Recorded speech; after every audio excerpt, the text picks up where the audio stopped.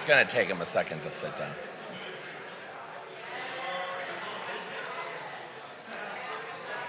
Take your seats, please. Thank you so much. If you could take your seats. Thank you, everybody. We're going to call tonight's West Hollywood City Council meeting to order. It is 5:03 p.m., and we are going to start with our land acknowledgement, and we have Rena Goldman to do that, if you wouldn't mind coming in. Rena.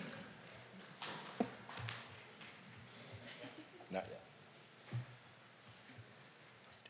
The West Hollywood City Council acknowledges that the land on which we gather and that is currently known as the City of West Hollywood is the occupied, unceded, seized territory of the Gabrielino, Tongva, Gabrielino, Keet peoples. Thank you so much. And next, I would like to call up Andy Harlan, who will be leading us in the Pledge of Allegiance.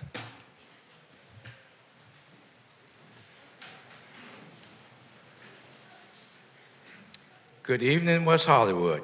It is my honor to lead you in our Pledge of Allegiance. Would you kindly place your hand over your heart and repeat after me? I pledge allegiance to the flag of the United States of America and to the republic for which it stands, one nation, under God, indivisible, with liberty and justice for all. Thank you, West Hollywood. Thank you, Andy. Madam City Clerk, may I get a roll call?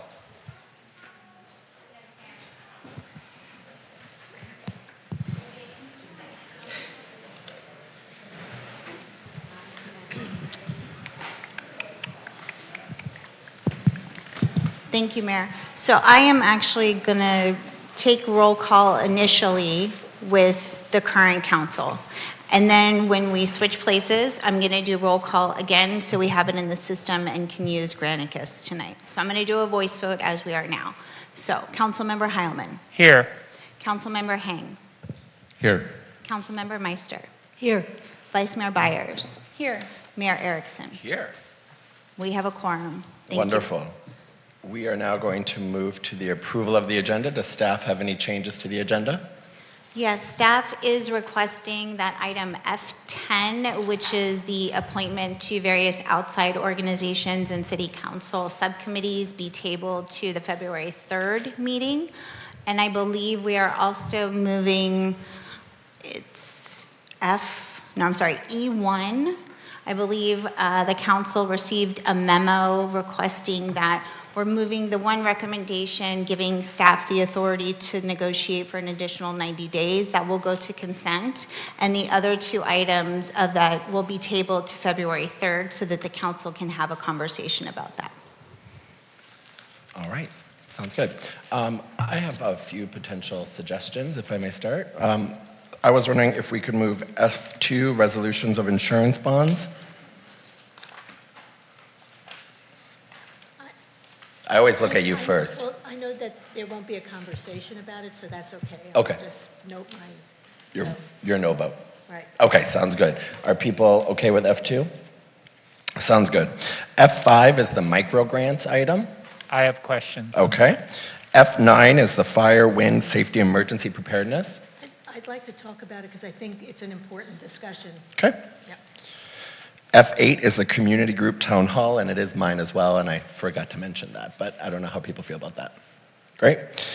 F7 is the community cleanup. Great. F6, the education forum on homelessness. F4 is the pre-approved list. Great. One more for fun. F3, pedestrian lighting. Great. Are there any other ones from my colleagues, or did I capture the sentiment of everyone? Wonderful. So just to reiterate for the public, we are going to be moving F2, the resolution of insurance bonds, noting, I believe, Councilmember Meister's no vote. We are going to move F8, the community group town hall, F7, the community cleanup, F6, the educational forum on homelessness, F4, the pre-approved travel list, and F3, the pedestrian lighting items to the consent calendar. Mayor, can I suggest that we hear E2, E3, and E4 together They're all related to the public safety update. Staff would recommend that we're going to do them one after another. What seems to have happened in the past is when we've combined these items, the discussion has gotten a little confusing and the recommendations have gotten confusing. But staff is prepared to go quickly through the presentations on each one. But if we can discuss them separately, it'd be helpful.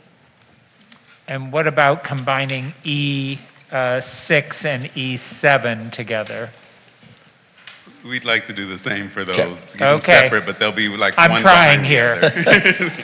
And then I was wondering if my colleagues wouldn't mind moving up F1 to being heard first, right after legislative, the emergency ordinance item, to get that done with before we have a longer conversation about public safety. I was thinking maybe we should get that one done earlier, the emergency ordinance F1, so moving that to right after legislative and before our unfinished business. Is that okay? All right, so we are going to move F1, the emergency ordinance in response to the fires, to take place right after legislative, which we have no business under.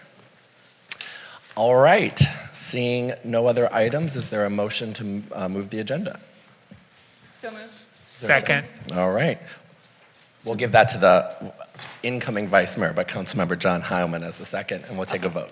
So we have a motion from incoming Mayor Byers and a second from incoming Vice Mayor Heilman to approve tonight's agenda.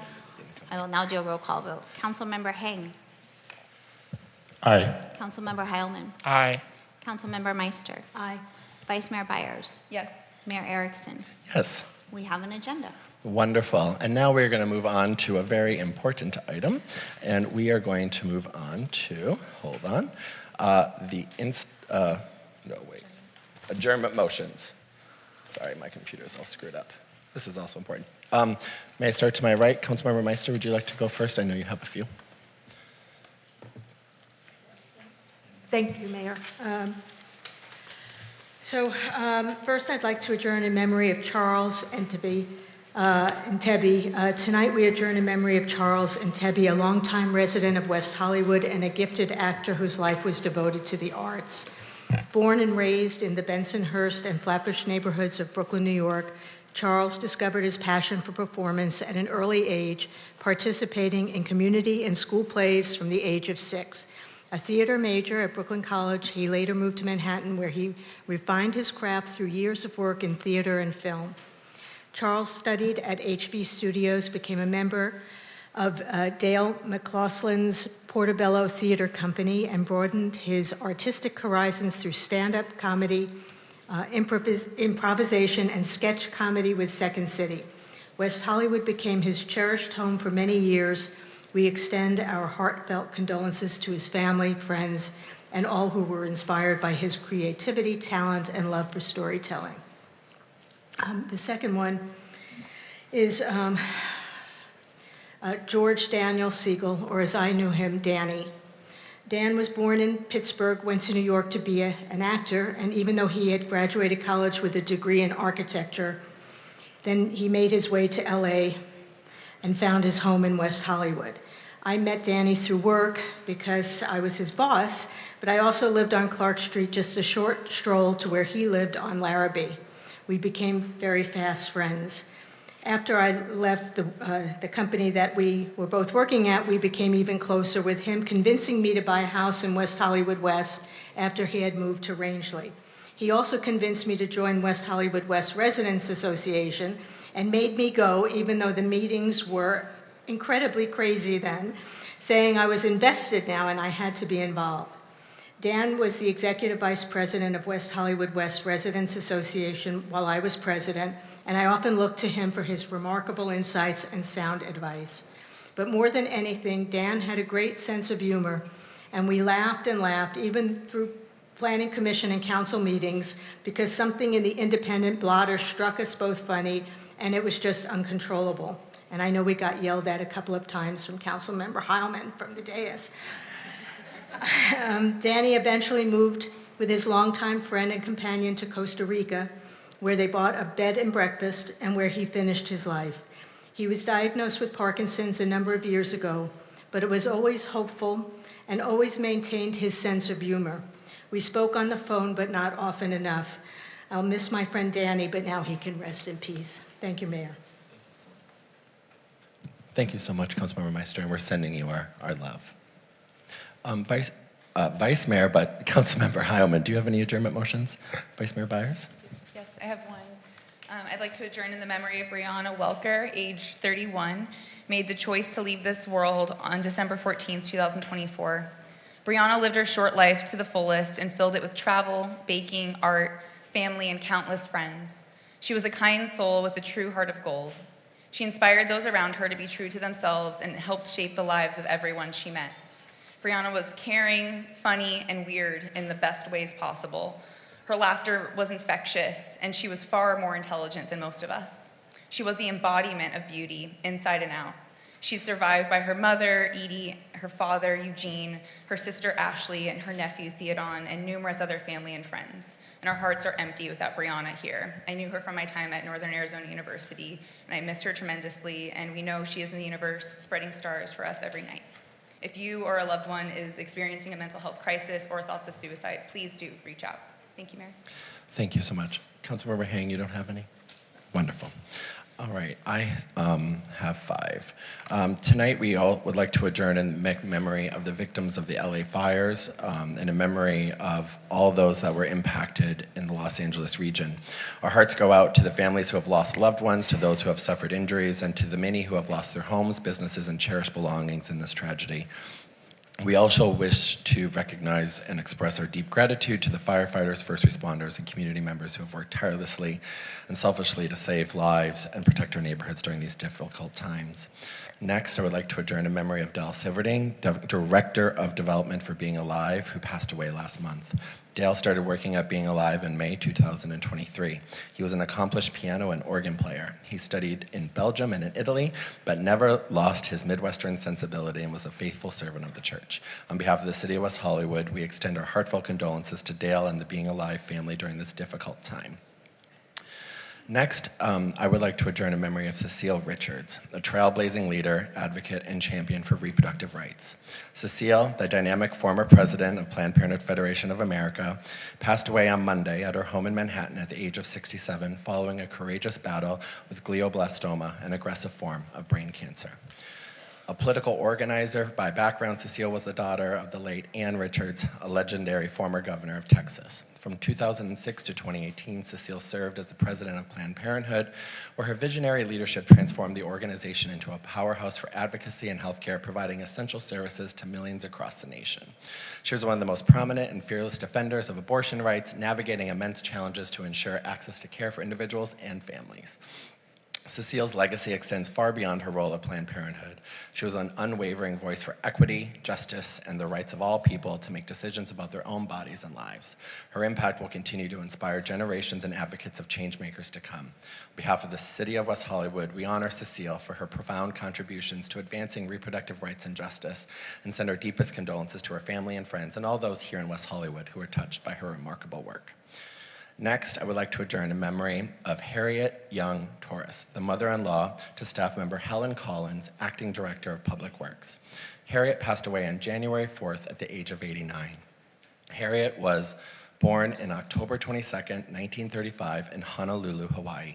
She retired from Transamerica and lived with Helen and her only daughter, Elena.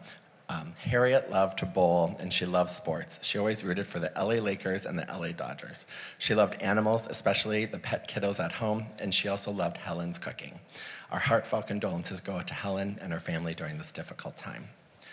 Last but not least, I would like to adjourn in memory of Nicolette Diemeyer, who was my mother's best friend's mother. Nicolette Diemeyer, a native of Milwaukee, Wisconsin, and longtime resident of California's East Bay, passed away on Tuesday, January 7th, 2025. Nikki was a loving wife to Ronald, her high school sweetheart of nearly 70 years. Their marriage is an extraordinary example of their enduring love. Keenly devoted to each other, they guided their children, Jeanette Diemeyer, Elizabeth Norris, and Brian Diemeyer. Nicolette's intuitiveness, kindness, curiosity, and sense of humor were among her many gifts. Often the quietest person in the room, she rarely accepted a profound impact her selfless spirit had on the lives of her husband, children, family, friends, and community. Her love of music, movies, theater, and natural beauty and artistry was evident to her family and friends. The family asks that when we think of their beloved Nicolette, please consider a random act of kindness in her honor. All right, that concludes adjournment motions. And now I would like to move on to having Robert Lewis administer the oath of office to the newly elected mayor, Chelsea Byers.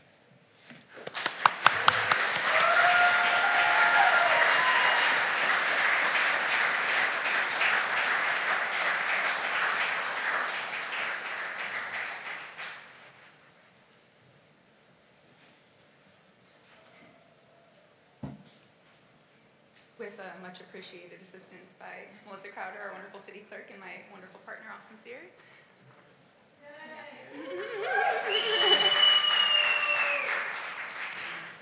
Hi, Chelsea.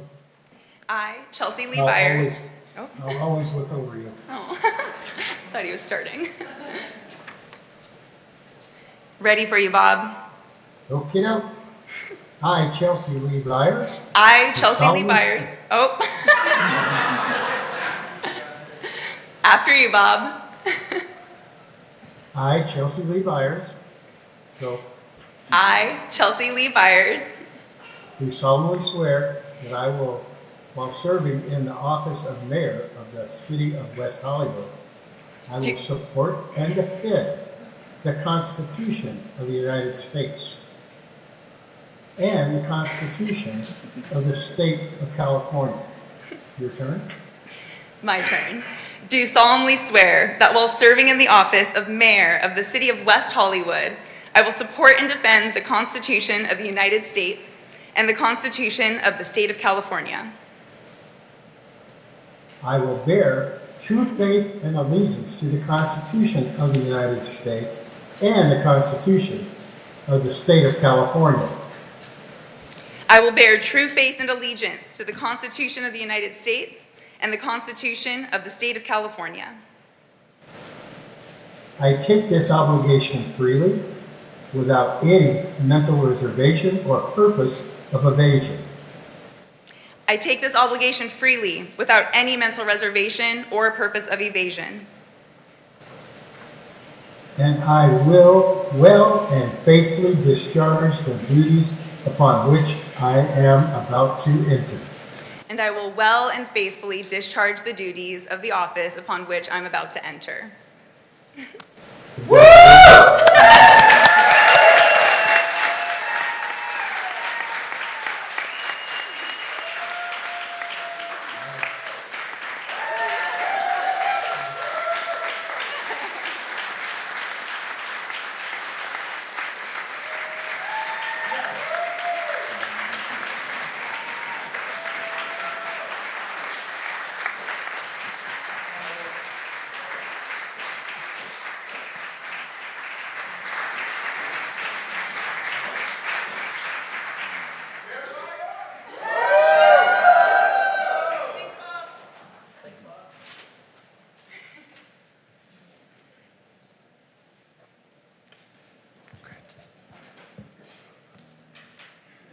I think we have one more person to swear in tonight.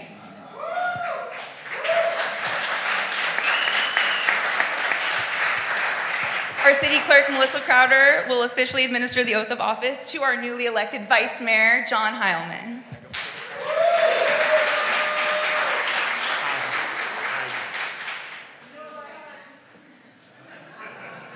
I, John Heilman, Do solemnly swear do solemnly swear that while serving in the office of Vice Mayor that while serving in the office of Vice Mayor of the City of West Hollywood, of the City of West Hollywood, that I will support and defend that I will support and defend the Constitution of the United States the Constitution of the United States and the Constitution of the State of California, and the Constitution of the State of California, that I take this obligation freely that I take this obligation freely without any mental reservation without any mental reservation or purpose of evasion, or purpose of evasion, and that I will well and faithfully and that I will well and faithfully discharge the duties upon which I'm about to enter. discharge the duties upon which I'm about to enter. Thank you.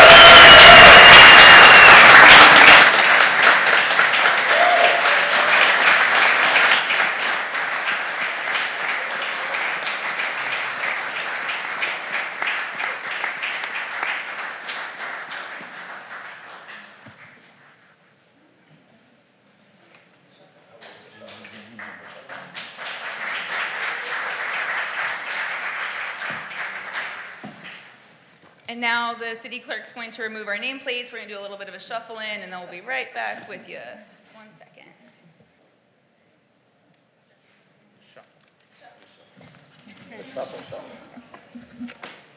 This is the reorganization of the meeting.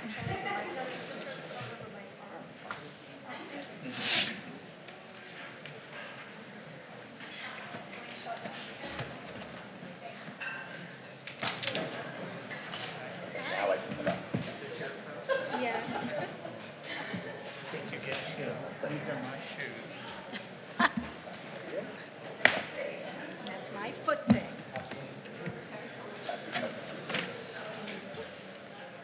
So excited. I get all this room.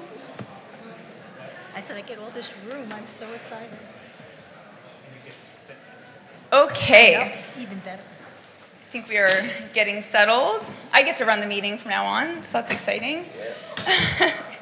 Our next item, which is also important on the agenda, is a presentation to our outgoing mayor, John Erickson.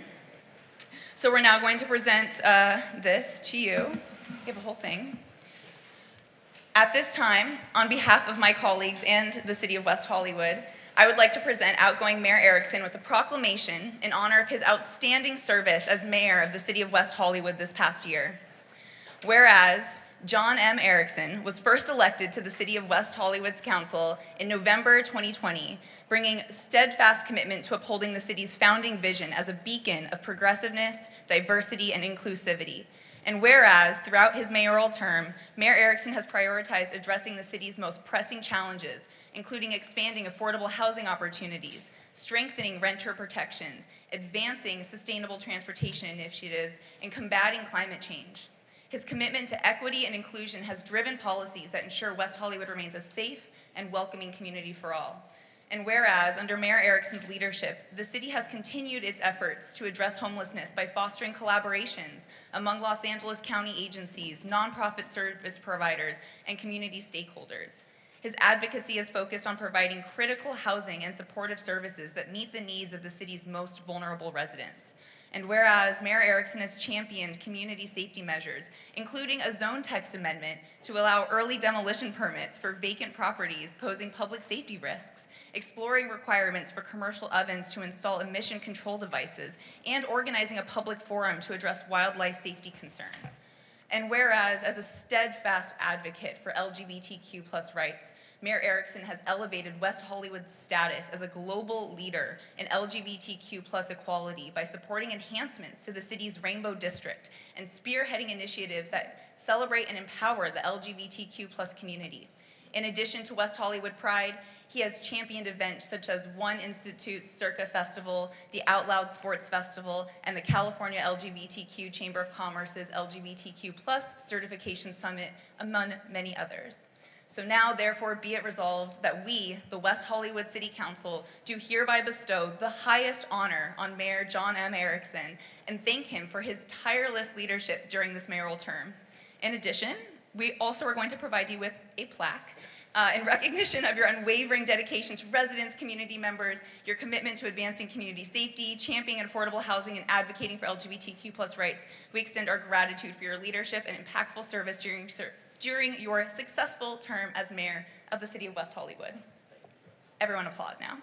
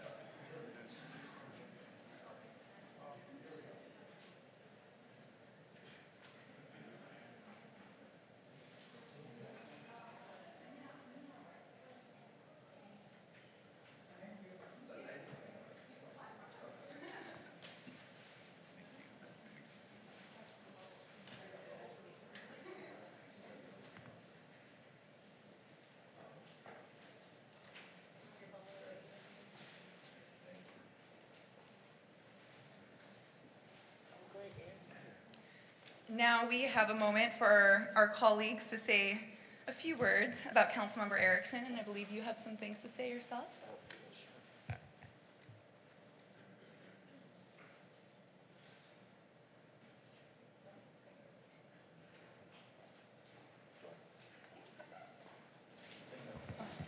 Would my colleagues like to add anything to the presentation for our outgoing mayor? Just thank you for your service. We appreciate it. It's not an easy chair to sit in. And also want to congratulate my colleagues, Vice Mayor Heilman and Mayor Chelsea Byers. Thank you, Mayor, former Mayor Erickson, and congratulations, our new mayor, Chelsea Byers. As Lauren said, being in the mayoral role is always difficult, and especially during an election year. Thank you so much for all the work that you put in this last year. Look forward to continue to work with you.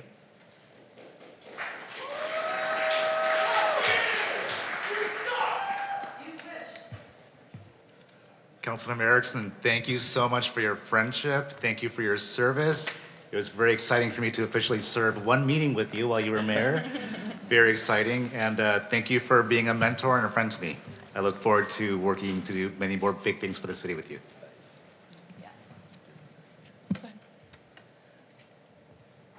I know the quickest and easiest way to my colleagues' hearts is to keep comments very efficient, especially with an agenda before us. And I just want to thank the members of the public, my former colleague and former Mayor Seppi Shine, who's in the audience today, as well as all my board and commission members, and everyone that's shown me such support. I also want to acknowledge former Mayor and Councilmember Abby Land, who's been a steadfast and supporter and individual. We are nothing if not a community of people together. Now more than ever, we need to come together and fight for what's right. And I know that with our new vice mayor and mayor and the current council, the city of West Hollywood will always make the right decision, and that's fighting for justice and equality for all. So thank you, and let's get back to work. And if my vice mayor does not have any remarks to share, I do have some comments, and then we will go straight into the public comment from the dignitaries, public comment, and on to the rest of the agenda, just so folks know. So I'll make my remarks, and folks who are here just for the swearing-in activities, there's a little reception planned for you outside, and you're welcome to go enjoy that after the conclusion of the remarks before we get on to the rest of the meeting. So. Thank you all so much for being here tonight. Thank you to our outgoing mayor, to everyone. We meet this moment of transition as a city in a larger moment as a region and as a country, a deep reminder of the inextricable links between us all. The Los Angeles region has endured a truly historic disaster, and my heart goes out to the many whose lives have been upended by the raging fires across the county. The loss of their homes, schools, cultural anchors, legacy businesses, places of worship, green spaces, and other places important to their communities is truly overwhelming. For many, this loss goes beyond the physical, the manifestation of dreams, safety, and security in communities that we hold truly dear. West Hollywood is a city that knows connection to a space goes beyond the physical. It's what it means to us and represents that we celebrate and fight to protect as much as the thing itself.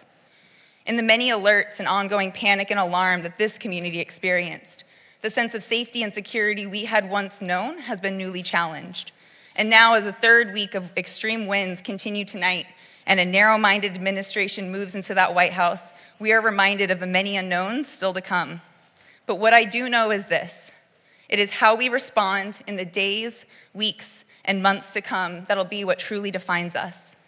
I have been immensely heartened by the fierce response from our community, the instinct to care and support others, the operation so quickly established to scale this care, and the recognition that we can learn and grow from this devastating collective experience that continues to unfold. I marvel at the work of our city staff and the bravery of the first responders who have been at the forefront of navigating response. I know our staff has pulled late night shifts and long hours for our city, many while navigating their own issues and fears on the home front, and even making arrangements to postpone this ceremony was added work. I am so grateful to each and every member of our city staff for how they've shown up through this time.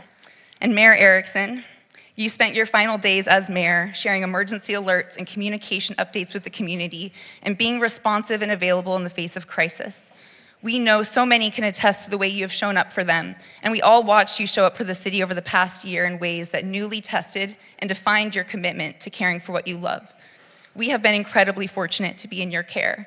As I ready to pick up this baton and carry forward the leadership role of our city, I thank each and every one of my colleagues for the support you've shown me and the unique leadership you bring to our city. Working together to strengthen the whole of our community and make this city more resilient and more prepared for the future ahead is our call, and I know each of us are ready to rise to this occasion. I see in this room longtime community members, new friends, dignitaries, and leaders from across the region. For any of you to take the time, especially in this time, to be here, demonstrates your care and investment in the success of this city, and it is so appreciated and welcomed. We know as individuals we cannot be successful doing anything alone, and this is even more true for a city. Last week, my family made great effort to come from Arizona to West Hollywood, some for the first time, to support my transition to this leadership role. While they were not able to come back to be here tonight, it is so important for me to take a moment to recognize the people who made me who I am. I come from a family of problem solvers, people who will learn how to fix something to make it better. Immensely creative and hardworking people who have supported me and celebrated me every step of the way. My ability to respond optimistically to challenges comes from the can-do, overcome-it-all attitude I grew up around. Growing roots in the heat of the Arizona desert is not possible for all forms of life, but the resilience found in my family gives me strength every day. Tonight, I was sworn in remotely by my godfather, Robert Bob Lewis, who, with his wife, Karen, have been known to me and my family as my whole life. My parents' relationship with them and their years of caring for me like their own was my first lesson in chosen family, an idea that we celebrate fiercely here in the city of West Hollywood. Bob's pool business in Tucson was my first unofficial internship, and exploring Tucson each summer at Camp Karen defined my youth. The love and care that family has shown to mine has shaped me and deeply influenced the way I care for others. And to my dad, my brother, and my beautiful mom, I love you so much and recognize the sacrifice you made to support me in all the many ways. Words will just never be enough to describe my gratitude. And to Austin, building home with you, as we have done over 13 years, is the greatest joy I know. Thank you for being my fiercest ally and supporting me and sharing with me your energy, your love, and your brilliance. Your dad, Richard, and Julie, too, have become family, and seeing us all grow together is truly just a joy I couldn't have imagined. Being together tonight, we signify not only a transition of leadership, but a new chapter of decision-making for us all. How will we live our lives knowing what we have seen and now know? How will we respond and move forward? How will we care for ourselves and each other? These decisions are ours to make each and every day. And while the federal administration will draw our attention elsewhere, the decision to remain focused on our priorities here in West Hollywood is ours to make. The strength in this city is truly on full display, and it is this bravery and solidarity and resilience we will need as we face the backlash of an administration that seeks to overwhelm our focus with threats and actions to divide our community, erase our experiences, and undermine our rights. The call to stay engaged on our most pressing goals is clearer than ever. As I said last year in becoming vice mayor, West Hollywood is well positioned to be a model and leader in how cities across the country respond to climate change, social service delivery, affordable housing, mobility, and so much more. Against a federal administration doing whatever that is, it is in cities like ours where our power lies to make real progress. All of the things we care about at a national level have local implications. Staying focused and reaching our goals here in West Hollywood is a clear way we can challenge this administration. Resilient communities are inclusive communities. We saw and felt the way that existed in our community as we heard the knock of our neighbors at our door, as we received the texts and calls from folks across town or across the country, as we rallied together in hours and days that followed to organize donations and coordinate volunteer time and mobilize our available community assets to make West Hollywood a city that could care for as many as possible in this time. And as we checked in with each other just yesterday while the spectacle of that new administration unfolded. When we know our neighbors and embrace each other beyond our differences, our mutual entanglement becomes a benefit and even a lifeline. And we are entangled in this city, in this region, in this country, all of our border lines drawn so close, all of our lives just stacked up on top of each other. We are so close and so connected. And there's nothing more important in the time ahead than getting to know each other and how we can better care for each other. I'm grateful to feel this closeness and connection tonight and ready for what's next as we move forward together. So thank you all for being here tonight. As I said, there will not be a formal reception. We have a very full council agenda ahead, but know that I am truly so, so grateful to the many of you who came out just for this moment. There are some treats in the lobby, and I hope you will enjoy them. I think we're going to take a quick pause as a council to allow for folks to make a transition outside. And if you're staying for the remainder of the meeting, we will get started very promptly. I know it's a very important agenda to the community ahead. But thank you all so, so much for your investment and care in this city and in me. It means a lot.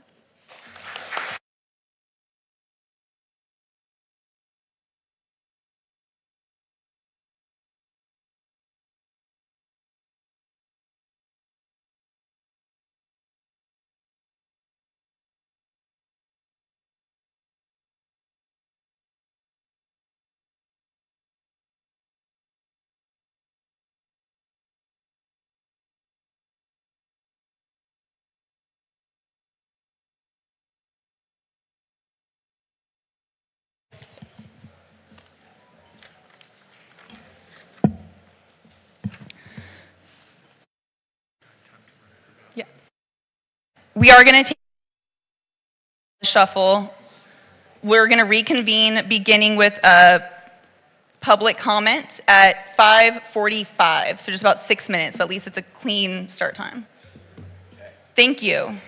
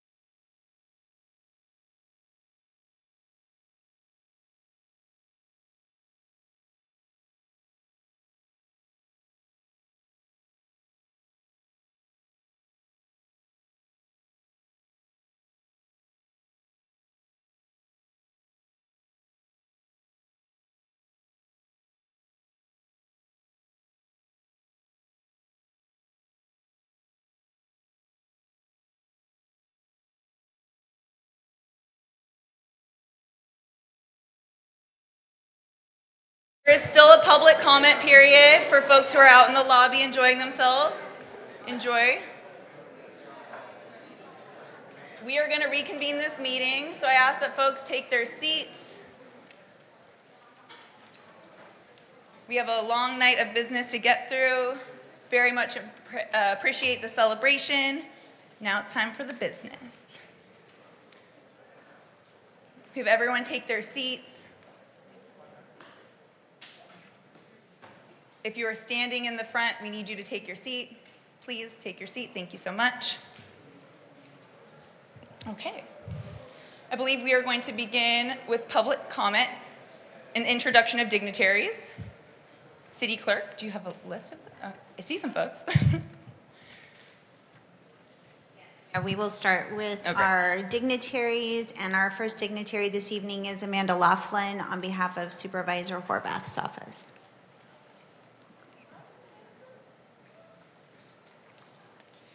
Hi there, good evening. Amanda Laughlin. I am Supervisor Horvath's Field Deputy for the West Hollywood area and West Hollywood City resident. On behalf of Supervisor Horvath, I want to extend appreciation to outgoing Mayor John Erickson for his dedication to serving a city and the people who live here. It is apparent that you clearly love both so deeply. And I'd also like to extend congratulations to Mayor Chelsea Lee Byers. We look forward to working with you and are excited to see what your steadfast and unapologetic enthusiasm and dedication will bring to West Hollywood. And last but certainly not least, congratulations to incoming Vice Mayor John Heilman on another term as Vice Mayor serving our great city. Thank you. Thank you. Thank you, Amanda. Our next dignitary this evening is former council member and mayor Seppi Shine.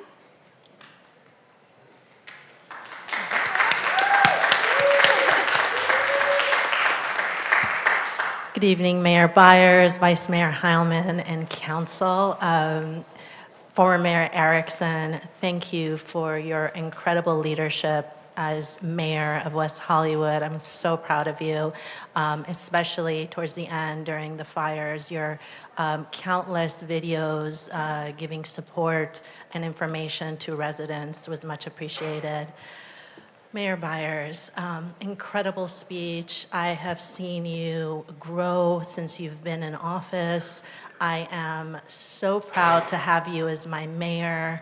I know that you are a person with incredible empathy, a golden heart, amazing foresight, and care for West Hollywood and everyone in West Hollywood. And you are all about inclusivity for all. And I want you to always remember that, no matter how much hate comes at you, no matter what the haters come and say to you, it's not true. And I know that because I've served alongside you. So I can't wait to see what you do next. Vice Mayor Heilman, congratulations. It's your first time as Vice Mayor and not Mayor Pro Tem, and definitely in this position many times, and congratulations. And thank you all for your service. Thank you so much. Thank you. Our next speakers coming up together, I believe, are Tristan Isidore and Freddie Pusa with the Culver City School District and Culver City City Council. Good evening, Mayor Byers, Vice Mayor Heilman, and council members. My name is Freddie Pusa. I'm the Vice Mayor of Culver City, but tonight I'm speaking on my own behalf. I'm also speaking on behalf of Council Member Yasmin Imani McMorrin. Mayor Byers, just want to say congratulations to you. What a glorious day for West Hollywood. I had a college professor who recently passed, but he lived on the border of West Hollywood. He always talked about the quintessential aspect of a human being, and to me, for you, that would be, commitment to the community. Whether it's housing, mobility, or the environment, you are always thinking about what's best for West Hollywood and what's best for the world. So congratulations to you. Vice Mayor Heilman, congratulations to you. Thank you for always bringing stability and wisdom to the city for all the years that you've served. It feels like yesterday that we were here installing you, and what a year it's been. You've led the city through so much with grace and always a little bit of sass. Thank you so much for your service. Congrats on re-election. Thank you so much, Vice Mayor. First of all, the hot chocolate's amazing, by the way. So I just wanted to get that business out of the way. But really just so excited to be here today. I guess, outgoing Mayor Erickson, just so much gratitude for your year and for your service. I mean, it does. I think that the Vice Mayor put it best. It does feel like we were just here celebrating your swearing in, and really just been a wonder to see all you've been able to accomplish over the last year and what the team's been able to accomplish. Wanted to just wish the new Vice Mayor and the Mayor a congratulations. I know Mr. Lockman, my new colleague, couldn't make it today, but he really wanted to be here to wish you all just that success. I'm really excited, particularly for you, Mayor Byers. I think we are all really inspired by and looking forward to your leadership at this really transitional time where when we all had to spend our MLK Day hearing just hate come out of our nation's capital, I think we know at this moment in time there is a lot of work that we need to do collectively. And so I really look forward to partnering with you on that. I know the council, maybe the Vice Mayor, has starts coming, but I have starts as well, so I just wanted to give this to you. And this is a celebration reminder, so congratulations. Thank you so much. Gave them so much time.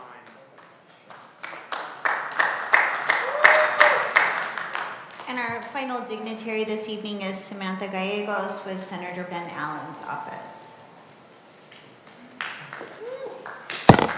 Hello, good evening.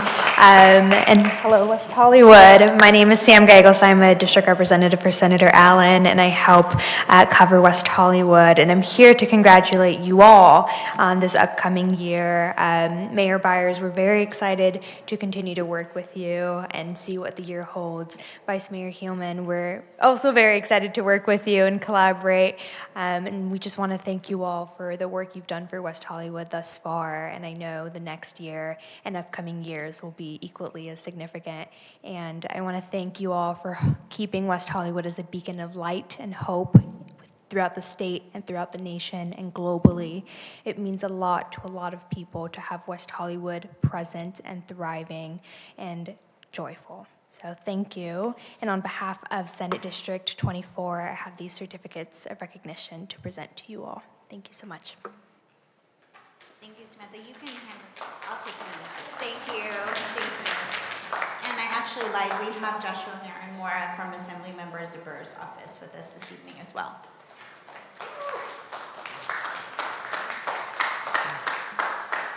Good evening, City Council, City Manager Wilson, City Attorney Langer.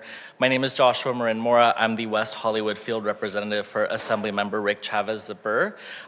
Before I begin, I just wanted to give a shout out. I see our sheriff's station, law enforcement officials are here, and on behalf of Assembly Member Zipper, I just wanted to give them a shout out and to thank them for the work that they have been doing and their efforts to assist other local first responders in light of the devastating fire. So thank you all for what you do, Captain Mulder, Lieutenant Lapkin, Sergeant Duran, and all of our sheriff's station officials.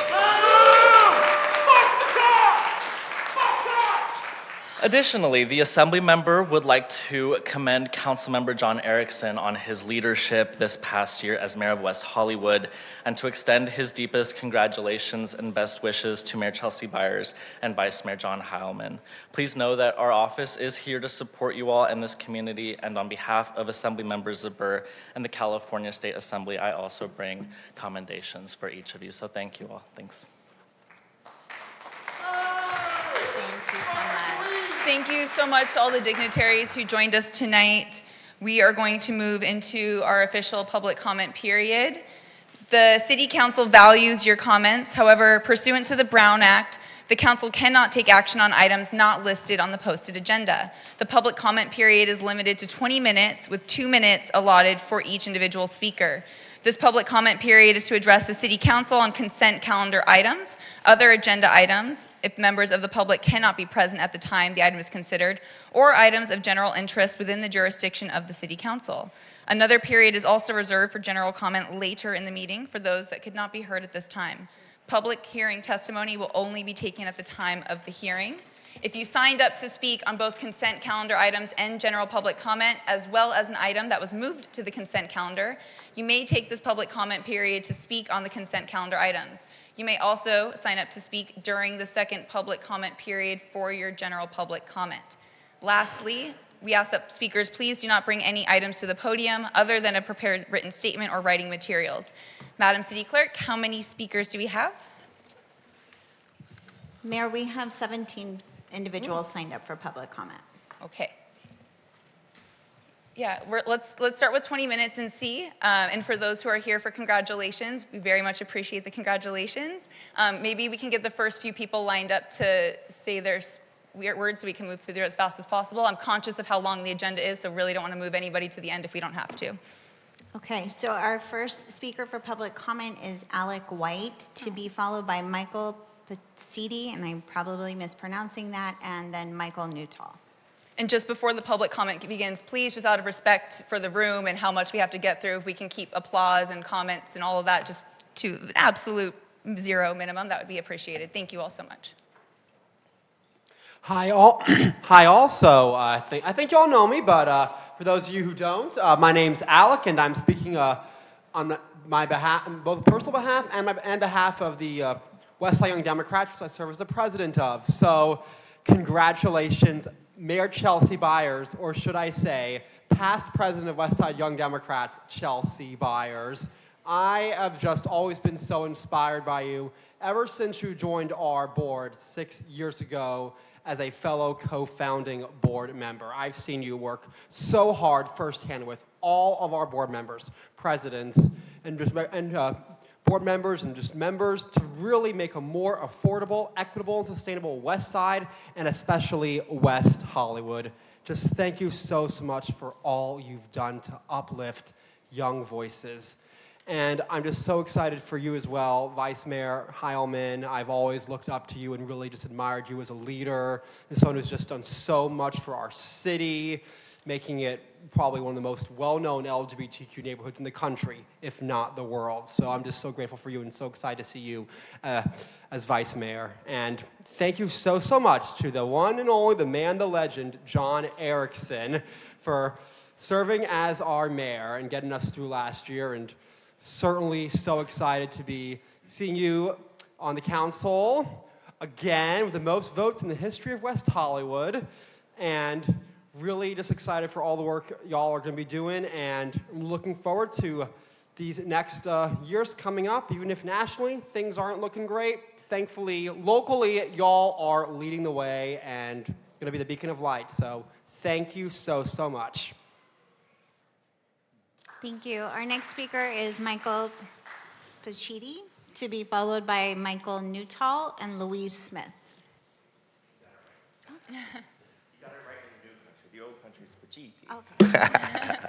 And I broke a rule. I brought my bag, but my friend painted it. So last time I broke a rule, I promise.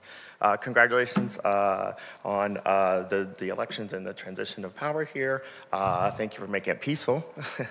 And looking forward to working with each of you. I live in Center City.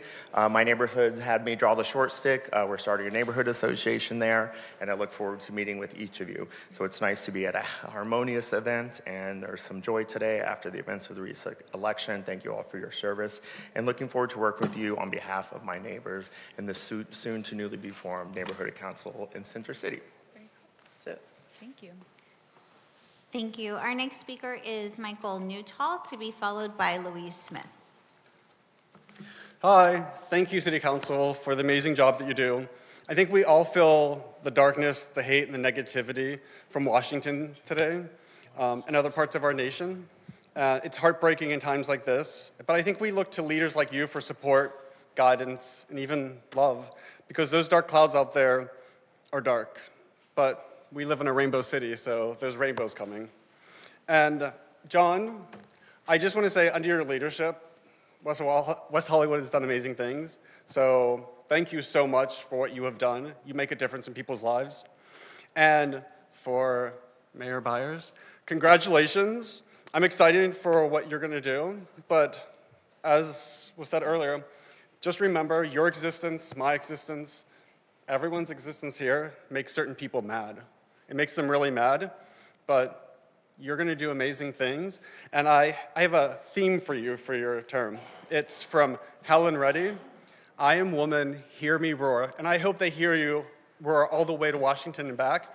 And I brought you a little gift to remember that This is about love too, and that people love you and admire you and are excited for you. And I'll leave that up here for you.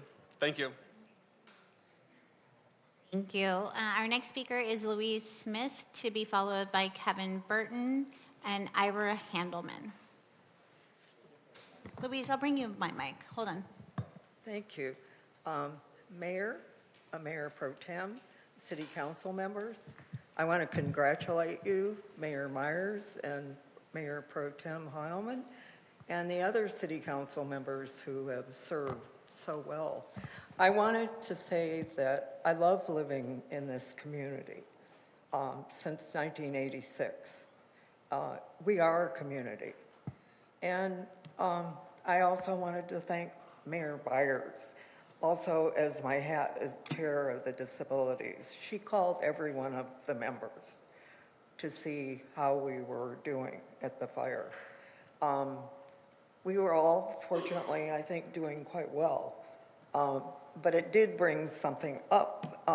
I do hope you take into consideration those members of the community that are elderly and or disabled, and not just mobility, but eye and hearing as well, that we can come together with something that we have to depend on our neighbors. Our first responders triage as to who they recover first.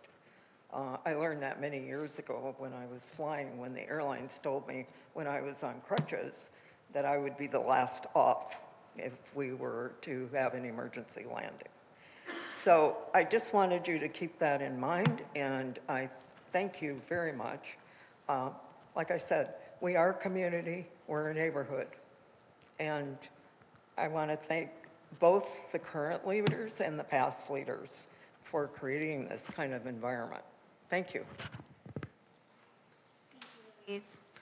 Our next speaker is Kevin Burton, to be followed by Ira Handelman and Felice Kaplan.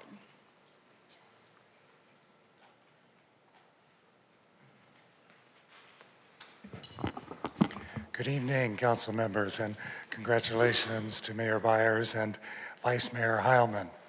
I'm Kevin Burton, a resident of West Hollywood, and I'm speaking my role as co-founder of the West Hollywood Bicycle Coalition to thank the city for installing a bicycle and pedestrian crossing at San Vicente and Rosewood, which has been many years in the coming. I learned about it about 8 years ago, although I'm told it's been many more years that the local neighborhood has been clamoring for this. This has a signal which can be activated either by pedestrians or by bicyclists, and it's a project worth celebrating as it increases the safety of both pedestrians and bicyclists crossing what was a very fraught intersection to cross from either side. And although not mentioned in the staff report, should be noted that bicyclists can also easily activate the crossing signal via buttons that are placed at the curb, easily within reach without having to get up on your bike, get off your bike, or to ride a bicycle up onto a sidewalk to access a pedestrian push button to activate a signal. And I would like to say that the Bicycle Coalition urges the city to install more such features or other means of bicycle detection at traffic signals throughout the city. Thank you again. Thank you, Kevin. Our next speaker is Ira Handelman, to be followed by Felice Kaplan and Karen Ayers. Honorable council members, you've all my friends. For those who don't know, I've been involved in this city before it was a city. I love this town, and I respect all of you. To Mayor Byers, I am here as a proud representative of the Jewish community. We support you, we congratulate you, and we will work with you to make this city to continue to be a beacon of light. John, we've been around a long time, and don't get mad when I say this, but Chelsea, I've known John way before you were born, so I don't want to bring that up. But and Lauren Meister, we've been friends for a long time as well. The road ahead is going to be difficult with what we have in Washington. I know the city of West Hollywood will fight. And John Erickson, I want some copies of those videos. They made me feel so much better when I looked at you. I don't know, was it TikTok or Instagram, you were great, and you did a good job. Danny, I know you're going to do a great job in your role, so I thank you all. And again, Chelsea, we love you. Thank you. Our next speaker is Felice Kaplan, to be followed by Karen Ayers and Adam Darvish. Felice? No. Oh, okay, we'll take Karen now, and then if Felice comes in. Yeah. Okay, so no Felice. So Karen. Thank you. Congratulations, Mayor Byers and Vice Mayor Heilman. I'm looking forward to seeing what's next for the city under your fabulous leadership. West Hollywood City Council approved an ordinance in 2019 to establish standards for a trap, neuter, return program for community cats. Since then, the West Hollywood Community Cats TNR program has been very successful, and the program has the potential to become a model for Los Angeles and other neighboring cities and communities. Who are our community cats? Any stray, abandoned, or feral cat in our city. I would like you, Mayor, Vice Mayor, and council members, to support a program to increase awareness and support of the West Hollywood Community Cats TNR program. This would mean directing city staff to increase engagement with community members to educate them about the program and provide opportunities to help with TNR, feeding, and fostering.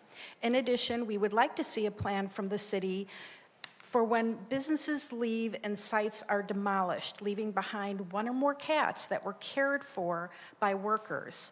We want the residents to know that the program could provide assistance for those who are being forced to move from rental units and are unable to take their cats with them. And we want landlords and apartment managers to know that they should never call an exterminator to get rid of cats on their property. For members of the public who would like to help, please go to the city's website at weho.org and use the search engine to find information about community cats. And those are the search words to use, community cats. Thank you. Thank you, Karen. Our next speaker is Adam Darvish, to be followed by Jesse Harris and Samantha from Plant-Based Treaty. All right. Well, thank you, Councilmember Erickson, for your service as a mayor and council member. Still need to catch up with you. And congratulations, Mayor Byers.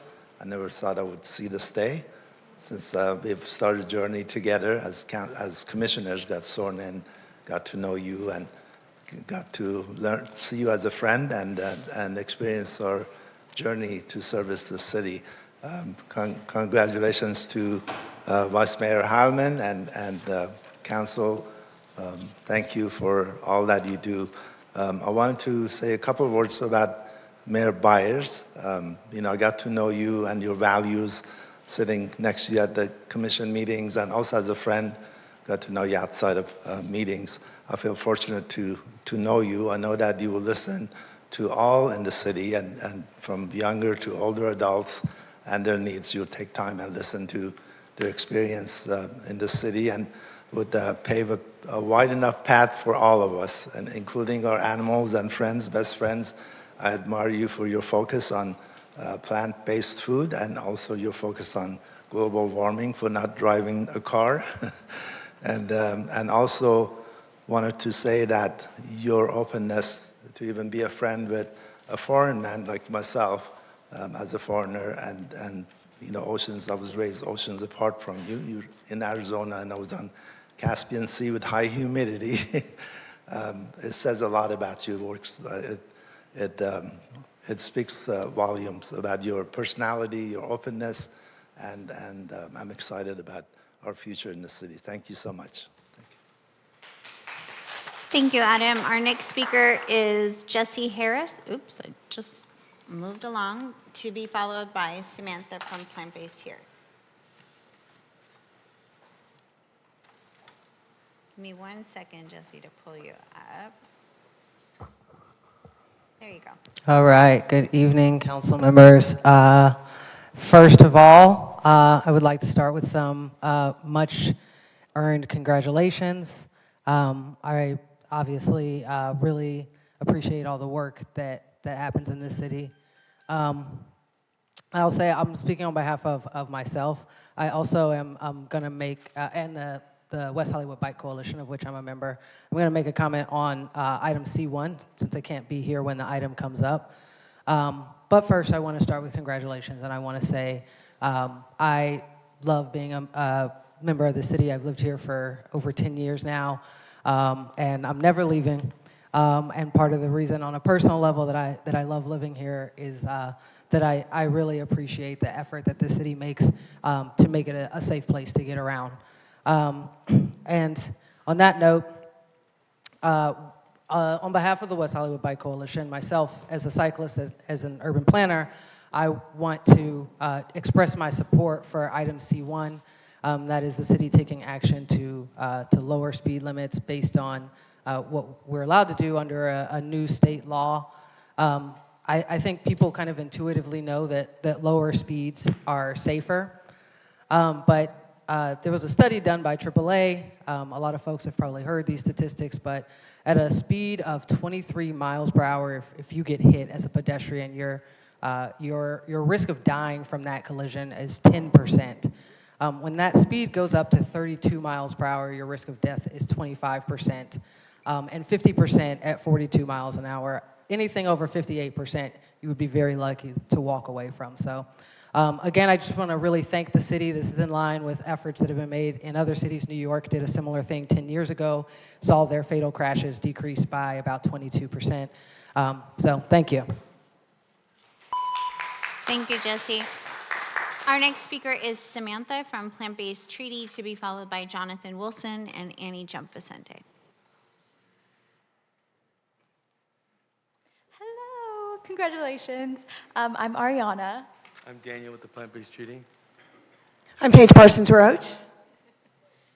Hi, I'm Sam, and we're from Plant-Based Treaty. Thank you so much. What an honor to be here. Congratulations, Mayor Chelsea Byers. Congratulations, Vice Mayor Hellman. And thank you, Mayor Erickson, for such an incredible year of leadership. Thank you all, City of West Hollywood. You guys are the beacon of light and hope for all of us. Thank you for all the plant-based initiatives, making sure that City of West Hollywood is sustainable and healthy. And we really love you guys. Thank you for all the advocacy, and thank you for all the great work. You guys are amazing. Thank you. Thank you, Plant-Based Treaty Group.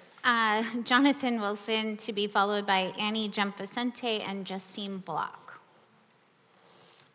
A lot of positive energy. I love that. I come to you as Jonathan Wilson, a resident, and also I am a business owner within the city of West Hollywood. I just want to say, thank you so much for all the work that you guys have done as a council so far. John Erickson, thank you very much for your leadership over the past couple of years, or the past 4 years plus. And then also I want to say, you guys are really our first line of defense. And I'm really excited to have you guys as the first line of defense. I'm really excited to see where this goes. Also, I want to make sure with our fearless leader, Mayor Byers, I'm excited to work with you over the course of next year, and I just want to say thank you in advance. And then Vice Mayor Hellman, am I the first one to say this is the first time you've been a vice mayor as opposed to mayor pro tem?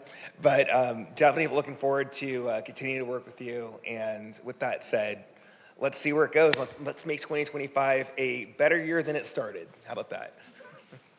Thank you, Jonathan. Annie Jump-Vicente, to be followed by Justine Block and then Carolyn Nagy.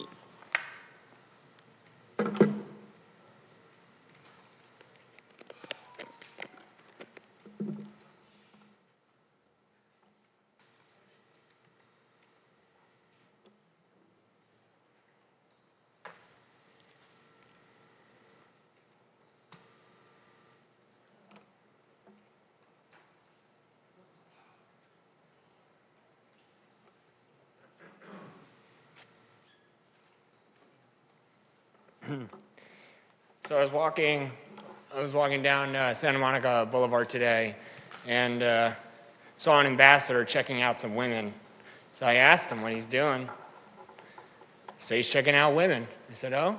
He said, yeah, I'm checking out real women. Oh, real women? What does that mean? So I pressed him, and I asked, right? Pressed with questions. I asked, I want to get clarity. And he said, ones with ovaries. You're smiling. You like that, don't you? You're smiling at the women. Why? Because they're pretty. So you're checking out women? Real women, yeah. Real? Am I not a real woman? Yeah, but you're checking out women. Yeah, they're beautiful, so you're checking them out, huh? Just like nature intended. Like nature intended. What do you mean by real women? You said it. What do you mean by real women, Olivero? I think you know what I mean. That's it. You mean with like a womb and a menstrual cycle and... Oh, so is that what determines what a real woman is? That goes through menopause in their 50s. Is that what a real woman is? Biologically speaking, yeah. No, you just said, you just gave a medical definition. Isn't that what it is, though? A medical definition? So you don't think that trans women can be women, is that right? He doesn't think trans women can be women. That's the people you have patrolling your streets. Erickson's inauguration last year, same fucking thing. Why is this becoming an annual routine where on the day of the inauguration, Annie Jump gets told that she's not a fucking woman, or something happens, or that her dog's gonna get killed by a fucking ambassador? Why? Why does this keep happening to me? Why does your ambassadors feel emboldened the day after Trump gets elected to tell me that I'm not a real woman? That women, there's a difference between real and fake women. Why? His name's Olivero. I watch him regularly come down my alley to fucking bully unhoused people constantly, and trans women specifically.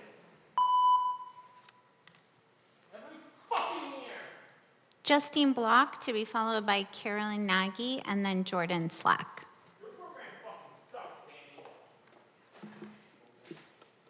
Good evening. I'm Justine Block, a longtime resident of the city of West Hollywood. I'm an environmental law attorney and a member of the former East Side Working Group and General Plan Advisory Committee.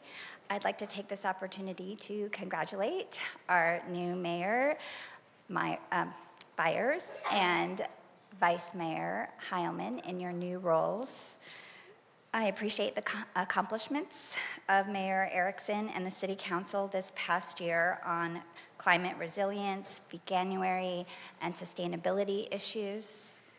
I particularly appreciate the city's leadership at this challenging time nationally and acknowledge the prior speaker's comments and where that's coming from. I also appreciate the city's first responders in their valor in handling the recent devastating fires that continue and the recovery that we're all processing right now. I am vegan for over 12 years and volunteer for local animal rights groups, and this past weekend over the Martin Luther King Jr. holiday, I volunteered with Plant-Based Treaty, handing out hundreds of meals. Their work is extremely inspiring, and happy to do any small part that I can to serve our communities at this time. And I look forward to the City Council continuing its work toward compassion for people as well as our earth and animals. Thank you. Thank you, Justine. Our next speaker is Carolyn Nagy, to be followed by Jordan Slack. Good evening, everyone, and congratulations, ditto, to everything that's been said here tonight. My name is Caroline Nagy, and I am a proud recipient of a 2024 West Hollywood Artist Grant. My project, Mellowmaniacs, combines arts research, musician advocacy, and live performance by featuring the stories and musicianship of independent musicians living and working in and around West Hollywood. I'm just here tonight to express my sincere thanks and appreciation to our City Council, the Arts and Cultural Affairs Commission, and the Arts Division staff, especially Grants Manager Eva Angeloff, for your generosity and time and support. Now, these individual grants provide vital funds that ensure our city will continue attracting and sustaining local artists and musicians. Because as I always say, where there are musicians, there is community. I urge City Council members to continue this important funding for local artists and arts nonprofits. I encourage all our city officials to come to my final presentation and concert tomorrow, Wednesday, January 22nd, from 7 to 8:30 p.m. here in the City Council chambers to hear how local musicians continue to influencing our artistic cosmopolitanism here in the city. This community event is free and open to the public and includes 6 of the musicians on a panel titled, "Please Stop Asking Me What My Day Job Is," to end together in concert, and of course, a reception afterwards. More information is on the city's calendar at weho.org. Thank you all for your service to the city, and I hope to see some of you tomorrow at Melomaniacs. Thank you and congratulations. Thank you, Carolyn. Our next speaker is Jordan Slack, to be followed by Wendy Goldman and then Ed H.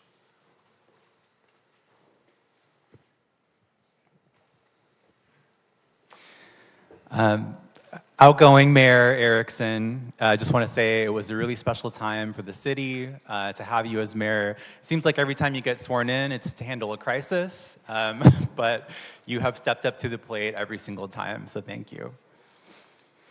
To Vice Mayor Heilman, I don't know you very well personally, but I know of you to be the sort of father of West Hollywood.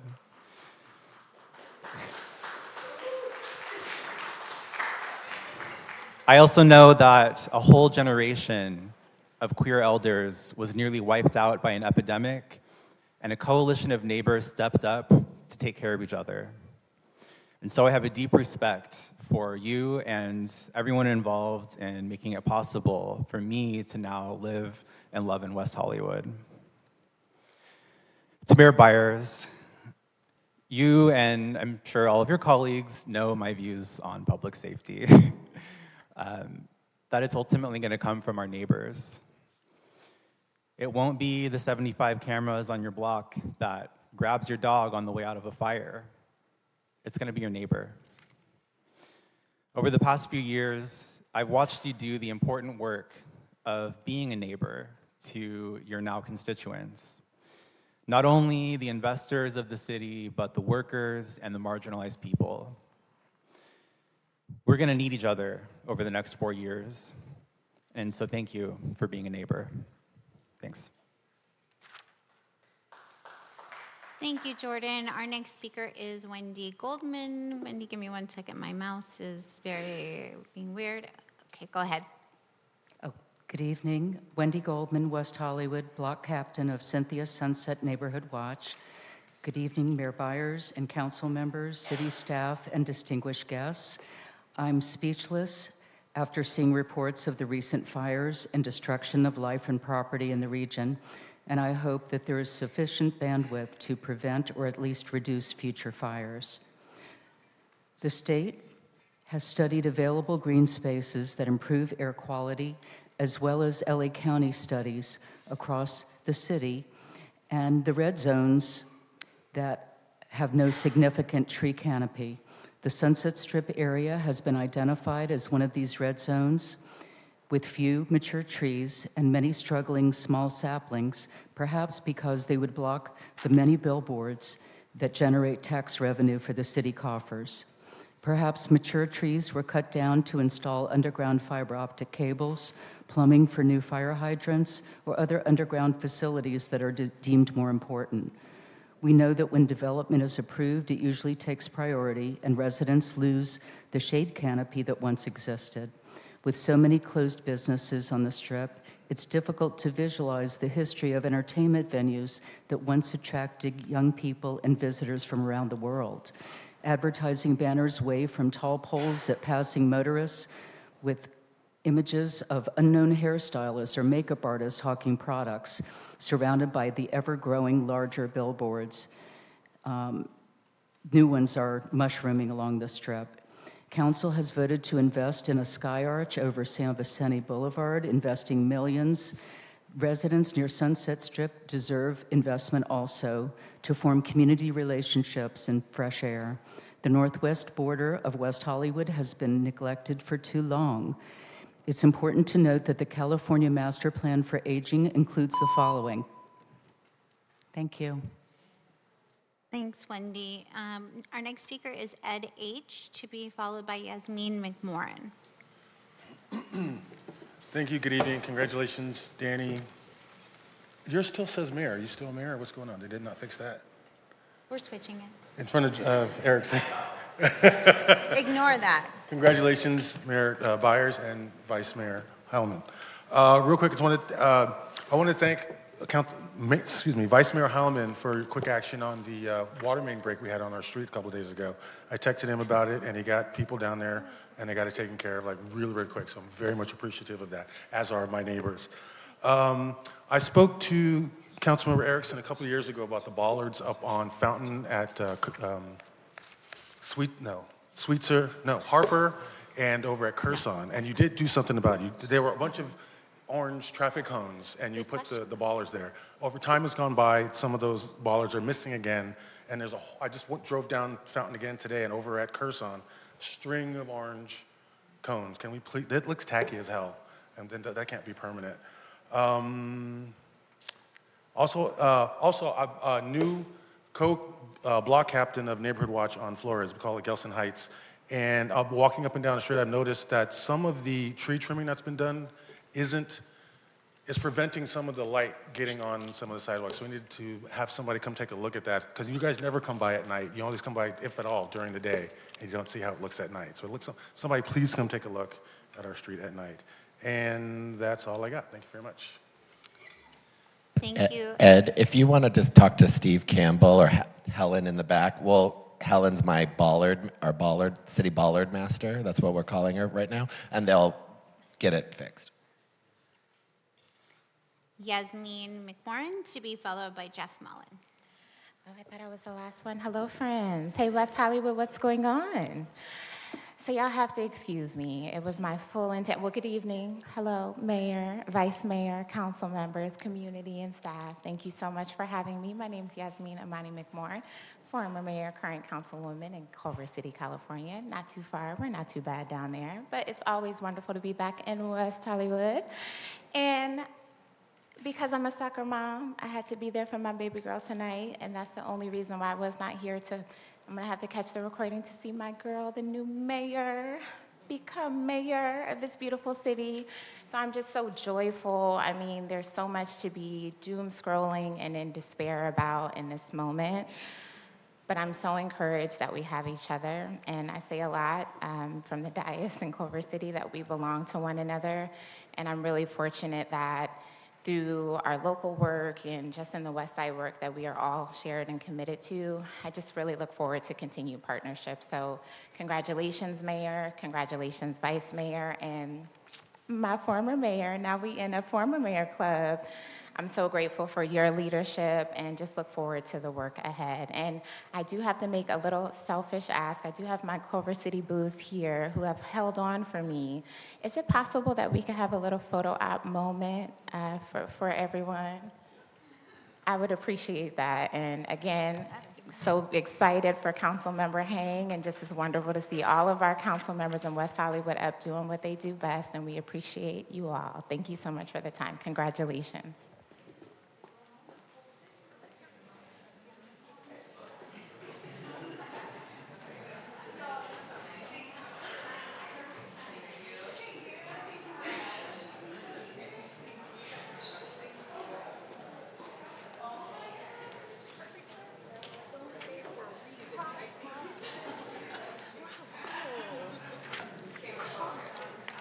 He'll be in a minute.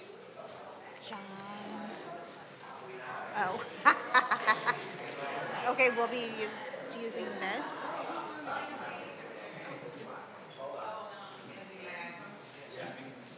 Christine, I don't know, Yola needs you. I know, I was like, I would just.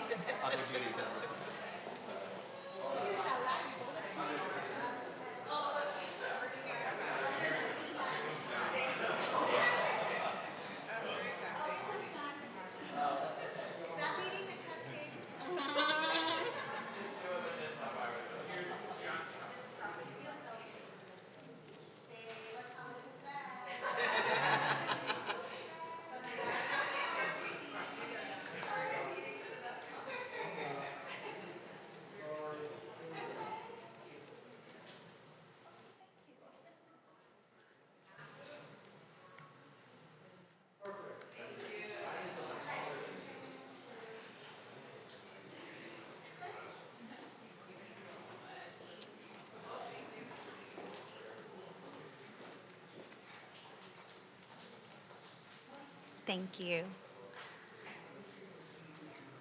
Okay, as the council gets back to the dais, Jeff Mullen, you are our final speaker in chambers, and then we have one individual in Zoom.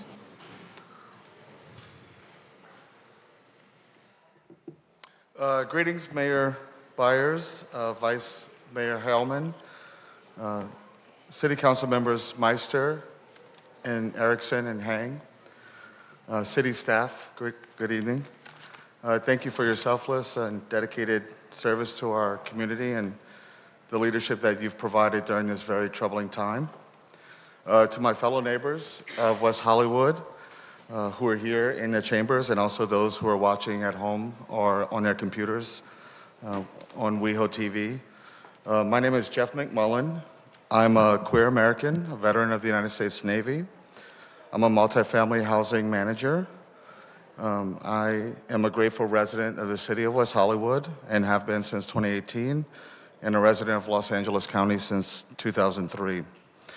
I would just like to say to Councilmember Erickson, thank you so much for your leadership as mayor. You've done a fantastic job, and the example that you set for your peers and for us in the community has been really exemplary. To Vice Mayor Heilman, congratulations on being selected as Vice Mayor. Your contribution to this community it can never really be fully measured. And as a resident who is so grateful to have found community here, I am so grateful for what you've done. And for Mayor Byers, congratulations on being selected as mayor. I have no doubt that you're going to do an exceptional job leading us here in the future. And also thank you for your service as vice mayor. We have a wonderful community, and it's because of the leadership that you provide and the example that you set for our residents. And I'm just here to acknowledge it and thank you. Good evening. Thank you. That was our final speaker in chambers. We have one individual in Zoom that we'll go to now.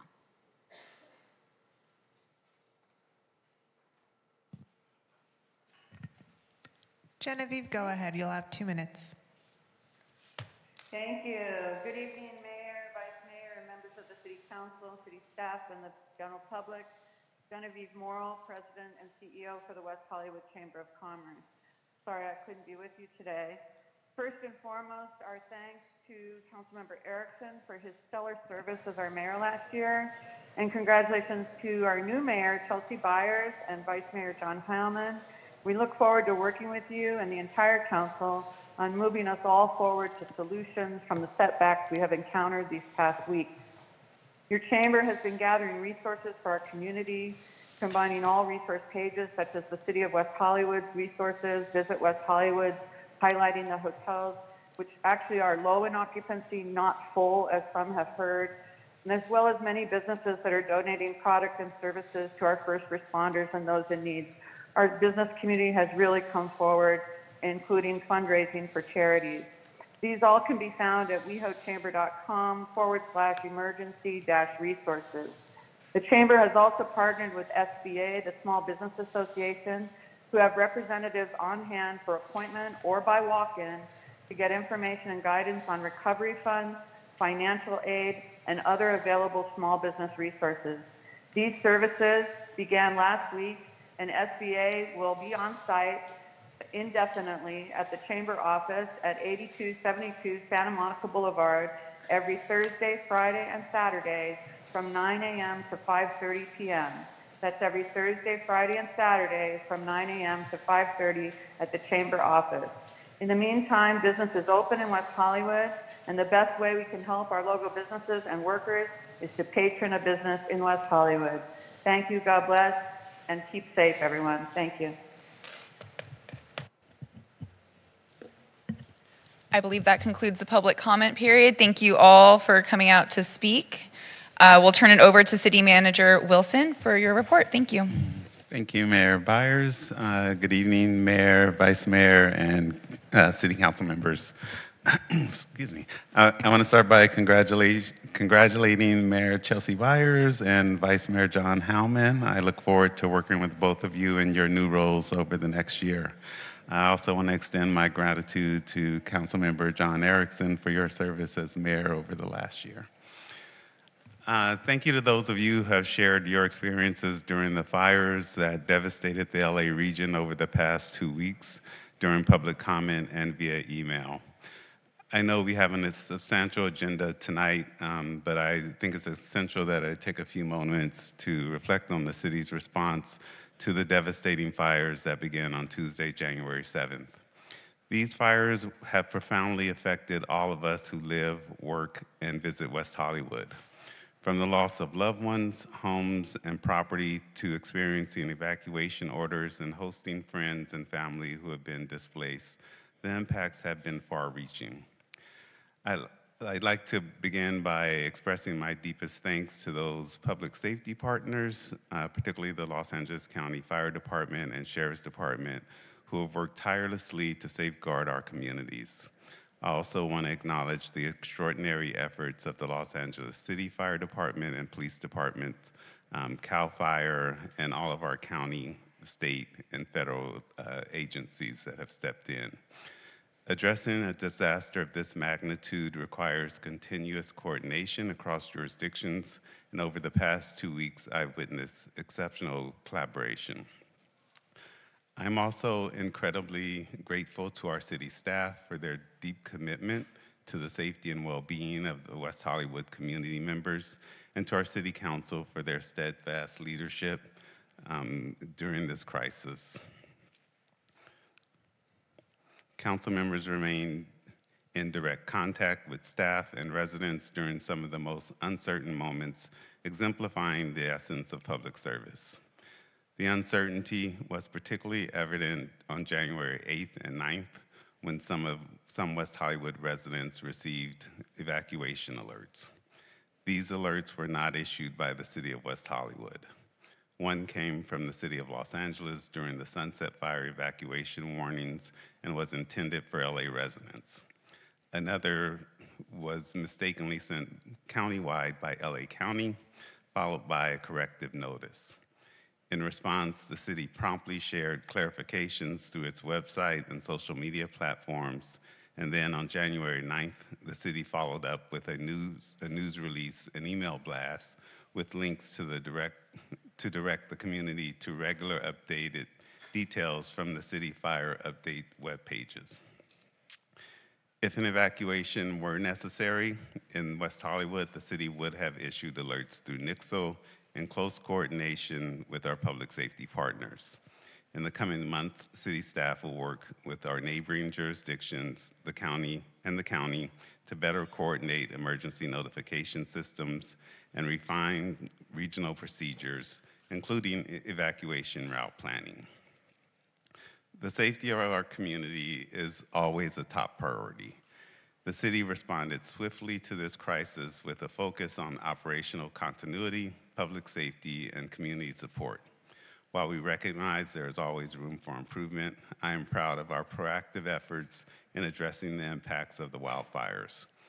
Among the city's key actions were partnering with the Red Cross to identify potential evacuation locations, establishing evacuation transportation services for those in need, creating and continuously updating fire safety banners, web pages, and social media to share essential information, providing fire safety updates via the city's main phone line, regularly updating city staff with situational awareness, prioritizing employee safety and operational impacts, issuing news releases and email blasts with fire safety updates, lifting residential parking permit restrictions to accommodate guests of residents during the evacuation orders, canceling or postponing non-essential events and recreational activities to focus resources on emergency services, activating an on-site city staff team at the city's Emergency Operations Center, the EOC, when the city received notification of the Sunset Fire, providing N95 masks to city staff and our service providers who work in the field, and making masks available to those providers to at-risk community members. Ensuring the city's human services response line was monitored 24/7 during the Sunset Fire emergency to respond to constituent questions and requests for assistance. Ensuring critical social service programs, including meal delivery and congregate meal service, mobile medical care, and crisis response services were operating during the emergency and immediately afterward. Opening our community centers and recreational centers as soon as it was operationally safe to do so that people had a safe indoor venue in which they could rest, charge devices, and otherwise take refuge. Publicizing the free crisis counseling sessions that our community partner Maple Center is offering to wildfire evacuees and West Hollywood community members, and exploring opportunities to address housing needs for those displaced by the fires through an urgency ordinance. The compassion and resilience of our community have been remarkable. Residents have opened their homes to evacuees and have volunteered and donated to the response efforts. As Genevieve Morrow just mentioned, local businesses, including local hotels, restaurants, and community organizations stepped up to support first responders and those displaced by the fires. The response highlights the very best of West Hollywood. City staff has initiated an internal debrief and assessment of our response to the recent fires. As I mentioned earlier, this process will include collaborative discussions with neighboring jurisdictions and the county to enhance collaboration for future events, a critical step for improved preparedness. Many of these agencies are still operating under emergency orders and are focused on addressing the immediate impacts of the fires. At the appropriate time, staff will engage in these discussions and subsequently report back to the City Council and the community with recommendations and plans for addressing similar incidents in the future. I urge the community to stay informed and vigilant as we move through the next few weeks. The most up-to-date information from the City of West Hollywood can be found at go.weho.org/fire-updates and on social media at WehoCity. Sign up for Nixle alerts by texting West Hollywood zip code to 888-777. You can also pick up a postcard with information on how to stay informed in the lobby, and it looks like this. Thank you, Mayor. That concludes my statements. Thank you so much. City Clerk, what is the fiscal impact on tonight's consent calendar? Thank you, Mayor. The fiscal impact on tonight's consent calendar with the addition of items E1, and for E1 it was recommendation 3 only that was added to consent.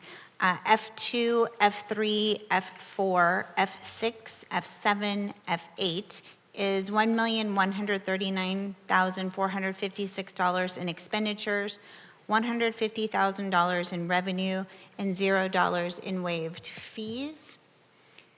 Terrific. I see we have a motion to approve consent. Hang on one second. And a second. We have a motion and a second, and you can start voting.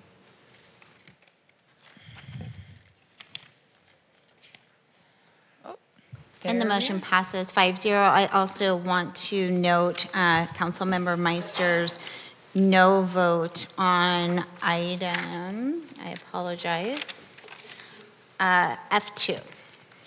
Thank you. Thank you. We will move into the public hearing portion of tonight's agenda.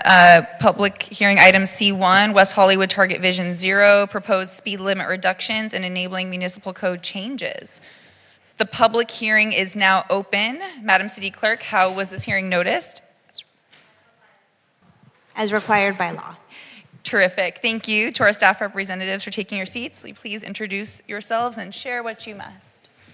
Good evening. Thank you. Good evening, Mayor Byers, Vice Mayor Heilman, and members of the City Council. Nick Marisich, Director of Community Development. I'm joined this evening by Francisco Contreras, Long Range Planning Manager, and David Fenn, Senior Planner, who will be giving tonight's presentation. Would also like to note that this item was put together in conjunction with the Public Works Department the acting director, Helen Collins, city engineer, John Gilmore are here as well. Thank you. Thank you.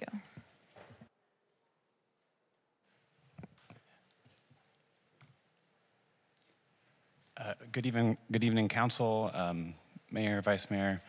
I just want to note we also have Sean Carney from our consultants DKS on the line who can answer any technical questions. He's available over Zoom. Would the Council like the full presentation on this? Yeah, it sounds like, no, everyone's saying abbreviated. Great. Sorry, abbreviated's great. All right, I'll go through it really quickly and hit the highlights. So my name is David Fenn. I'm a senior planner in the Long Range Planning Division, and we're here talking about speed limit reductions as part of the city's Vision Zero program to improve safety on our roadways. This is all moving forward as part of a recent state law that went into effect this June called AB 43. These kind of speed limit reductions weren't possible previously. Why we're doing this, we're looking at reducing speeds because even modest reductions of speeds can have a significant reduction in the number of crashes and the severity of those crashes when they do occur. Here's really the gist of what we're doing. We're looking at modest 5 miles per hour reductions around the city. Our highest speed corridors would go from 35 miles per hour to 30. Our other corridors would go from 30 to 25, and very narrow local streets would go from 25 to 20.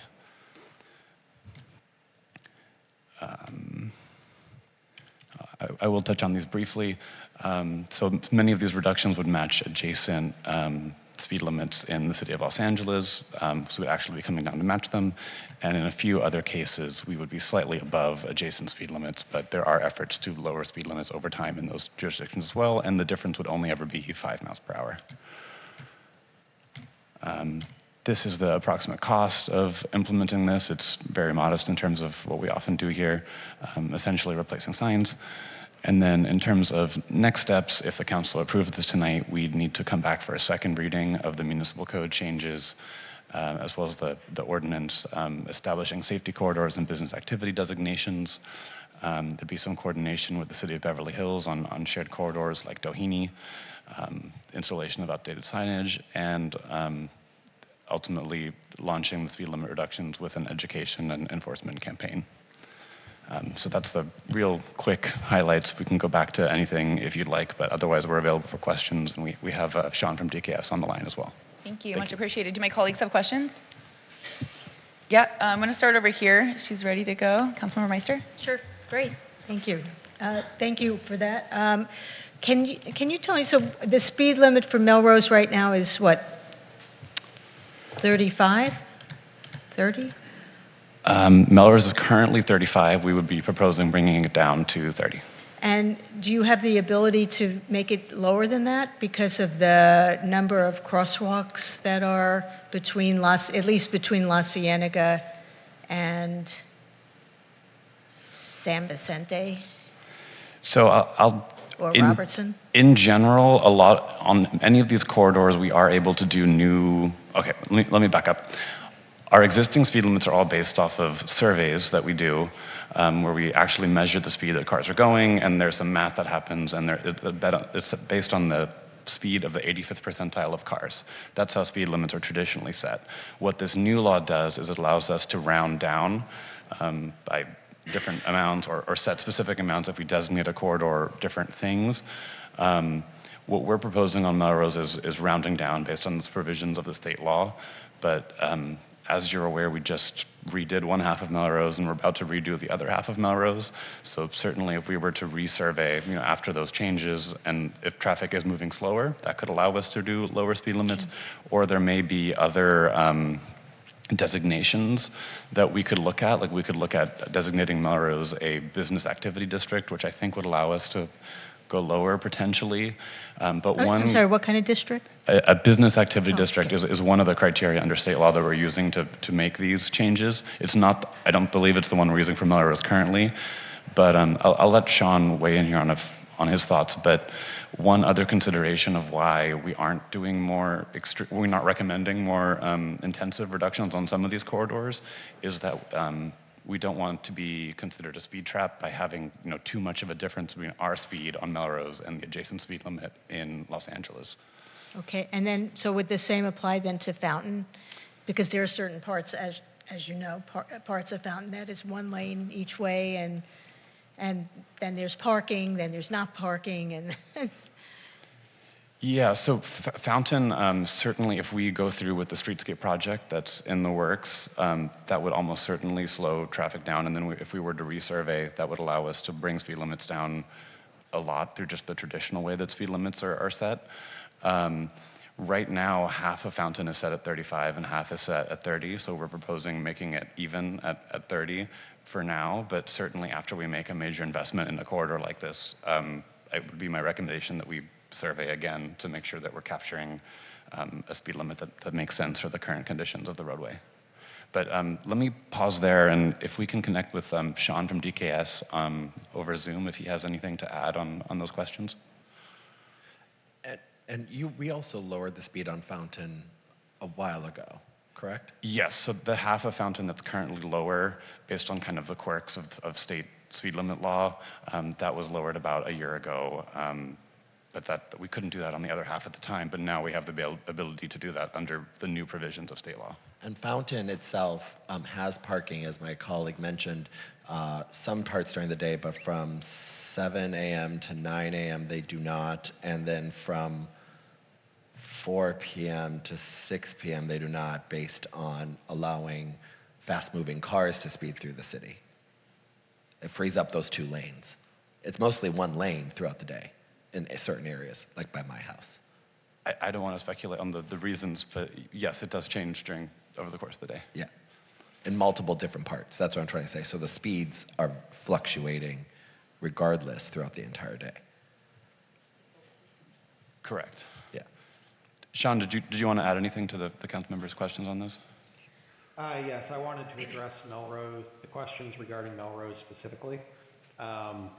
We are currently designating it as a safety corridor, which allows for that 5 mph reduction. There is an opportunity with Melrose in the future with the redesign plans that are going forward to reevaluate and potentially designate it as a business activity district with coordination from your neighbors. Right now, the main reason why it did not meet the criteria set forth by the state for a business activity district was the lack of pedestrian crossings meeting that minimum standard of every 600 feet or more frequently. You were barely falling shy of that criteria, and once the additional ped crossings are installed that you already have planned, it would meet that criteria, and then it would just be a matter of not being able to make more than a 5 mph step between adjacent speed zones when entering or exiting a business activity district. So that would be where the coordination with your neighbor would come in to move forward with that reduction further to 25 mph. Councilmember Meisters, that's okay, great. Can I move over to the side to my colleagues? Would you like to start, Councilmember Erickson? That's weird to say. So I guess in regards to this, I'm supportive of the item, but like specifically, how do we manage enforcement? I mean, if I was looking back at this, we could make the speed limit 15 miles an hour, right? And it won't make a difference. I could walk out right now on Fountain Avenue, plop a lawn chair, and watch 3 cars within 5 minutes shoot down at 60 miles an hour. And more so maybe when this meeting's done, I'll do it and I'll really see them flying. But I mean, what is LASD's response to traffic enforcement and how they're actually going to not only enforce this law in places like Fountain, but in other areas? So I don't, okay. Francisco suggesting we ask Danny. Sure, I love asking Danny questions. And Danny's outside, so we won't ask him questions. But I know maybe when he gets back. I mean, I understand that's not the intent of this item. The intent is to lower the speed limits, and we'll let LASD talk about that perhaps later. That's just one of my, I understand we have to do this in that way, but it's, I don't know, it feels for naught. Especially when you look at the number of speeding incidents on Fountain compared to Santa Monica Boulevard in the last 10 years. It's like 300 and some speeding tickets on Santa Monica Boulevard compared to roughly 2,000 speeding tickets on Fountain Avenue. And so it doesn't seem like even enforcement's working. So that's my question.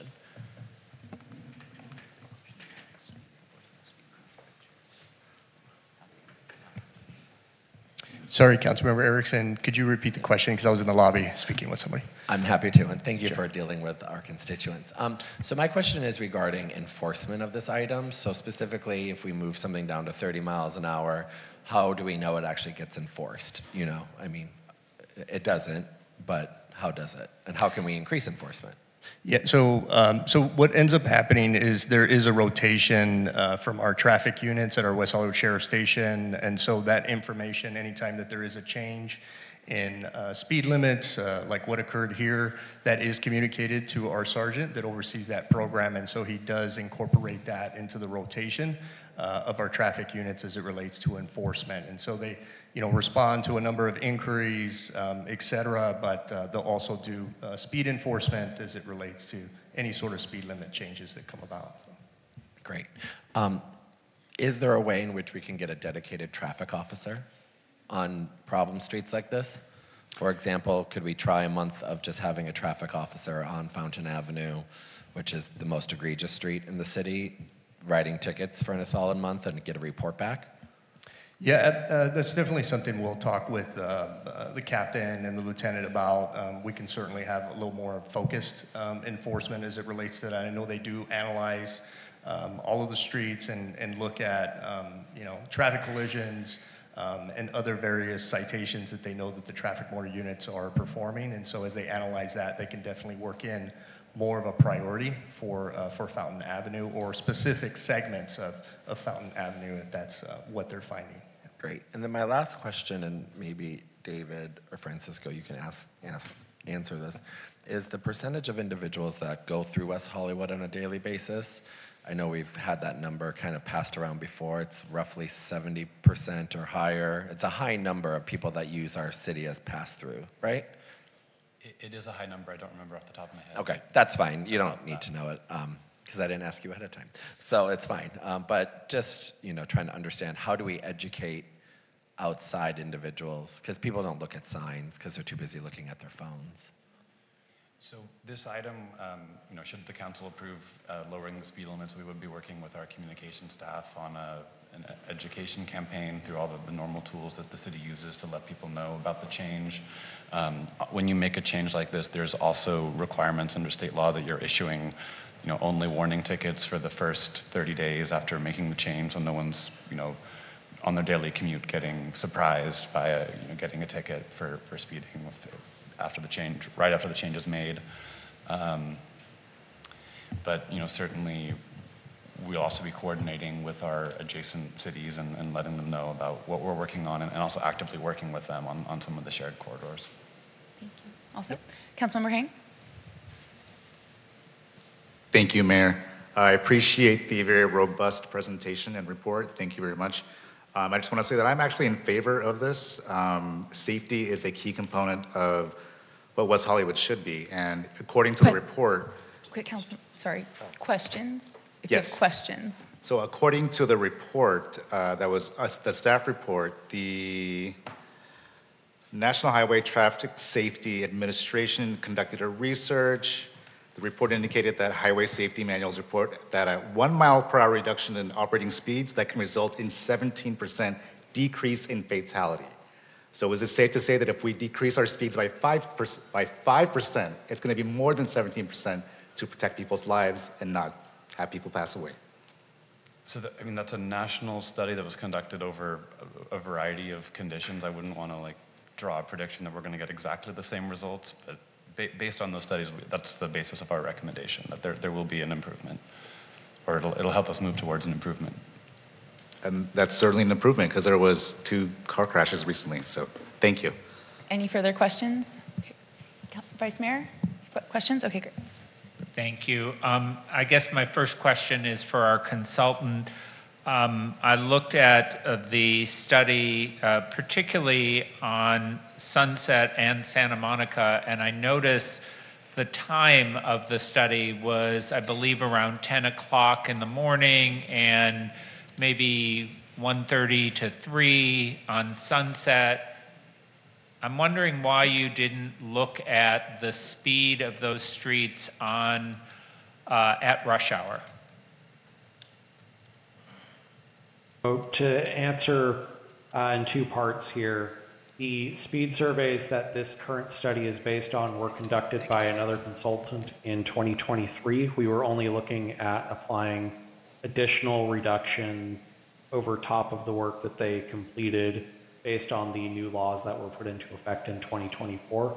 So I won't speak to specifically what times they collected those speed surveys. That being said, the state law in regards to anti-speed trap specifically states that speed surveys must be conducted at a time when there is free-flowing traffic to avoid the influence of queues developing at individual intersections. And that's just the way that speed surveys are required to be collected by the state. Thank you. It seems like that skews the information that's being provided, because if you drive on Sunset at around 5 o'clock at night, or you try to drive on Santa Monica at rush hour, you're not in any way approximating or approaching the speed limit. In fact, it's rare that you can go anywhere near the speed limit on Sunset and Santa Monica in particular. So that concerns me in terms of the data that we're looking at. But I appreciate that your response is that that's based on what state law requires. I guess my other question has to do with La Cienega, and I live on La Cienega, and one of the recommendations for reduction there is based on the fact that it can be considered a pedestrian street. I didn't really understand that as somebody who lives on it and drives on it regularly. So maybe I see David trying to answer that question. So I'll start here, and maybe Sean can jump in. But the specific rationale under AB 43 that we're using to make these reductions are they're basically specific categories under state law of when you can apply these reductions, but they're not necessarily like the high pedestrian bicycle activity for the purpose of AB 43, which is the provision that we're looking at using, is not to say that there is, a ton of pedestrians or a ton of, that there's a bike lane on that street or anything like that. It's specific criteria based on the land uses and the crosswalks and that sort of thing that allows us to round down. Sean, do you want to elaborate on that? I can expand on it. So what the new law specifically allows is previously the speed limits were set solely based on 85th percentile speed and what was happening within the roadway. AB 43 was a step towards allowing for adjacent land uses to be taken into consideration when developing speed limits along corridors. They are still primarily based on what is occurring within the roadway and that 85th percentile speed, as David has mentioned. But if we look at La Cienega Boulevard in particular, using that as the case example, a high pedestrian and bicycle activity area is one in which you have a large number of businesses fronting directly onto sidewalks, where you have on-street parking available, where you have widened sidewalks above the minimum standard of 5 feet, where you have either places of worship, hospitals, public parks, things that would attract pedestrians to be walking in the area. So the intent here is that we can lower the speed limits based on those adjacent land uses and make it feel like a safer environment for pedestrians to be there, because the adjacent traffic isn't traveling at such a high speed, because the adjacent land uses would encourage that use. Thank you. We'll get into discussion about that. This is more a question for David. The recommendation on the streets that are 20 feet wide, and it looks like based on the map, those are primarily in the Norma Triangle area.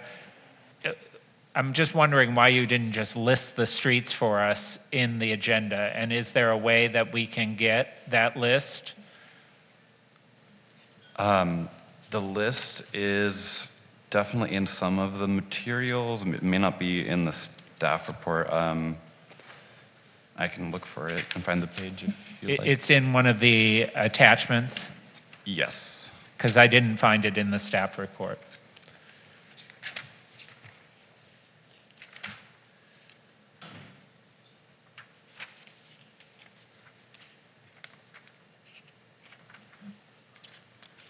That's okay. You can, as long as you can forward it to me later, that I would appreciate yeah, certainly that. we can do that.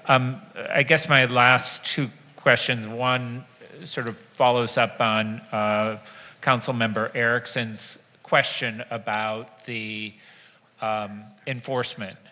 It doesn't seem like we're effectively enforcing the current speed limit, so lowering it, I'm not sure what that does. And then secondly, as I looked at the severe crashes, it appeared that only 11% of them involve excessive speed. And of course, we want to eliminate that, but what about the other 90 or 89%? Those, I think, are the result of people not necessarily going at high rates of speeds, but making unsafe turns, turning at intersections, and the kind of things that no matter what the speed limit is, we're still going to have those kind of problems. So as much as I want to reduce injuries and harm, I'm not sure this really addresses the problems that we have in terms of serious injury-causing accidents. So totally appreciate those comments. Vice Mayor, this is definitely not the only safety initiative that we're working on here. This is one that we're taking on as the long-range planning division as part of the follow-on implementation of Vision Zero, but our public works colleagues are doing a number of safety efforts, right turn on red restrictions, various infrastructure projects, signal upgrades, that sort of thing. There's a long pipeline of capital improvements to kind of adjust specific locations. In terms of enforcement, on top of what Danny said earlier, I wanted to share that as part of the plan that you all adopted, we have direction, and we are actively working with our state legislative partners to try to get added to the state speed camera pilot program. Right now, it's limited to a small handful of cities around the state, including, I think, locally Los Angeles and Glendale. And last year, I think Malibu was successfully added.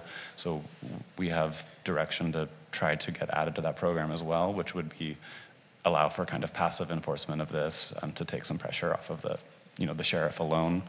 But certainly, we're working with the sheriff more closely on Vision Zero than we have in the past. We started having quarterly coordination meetings with them, and they're aware of these changes that we're moving forward with, or proposing to move forward with.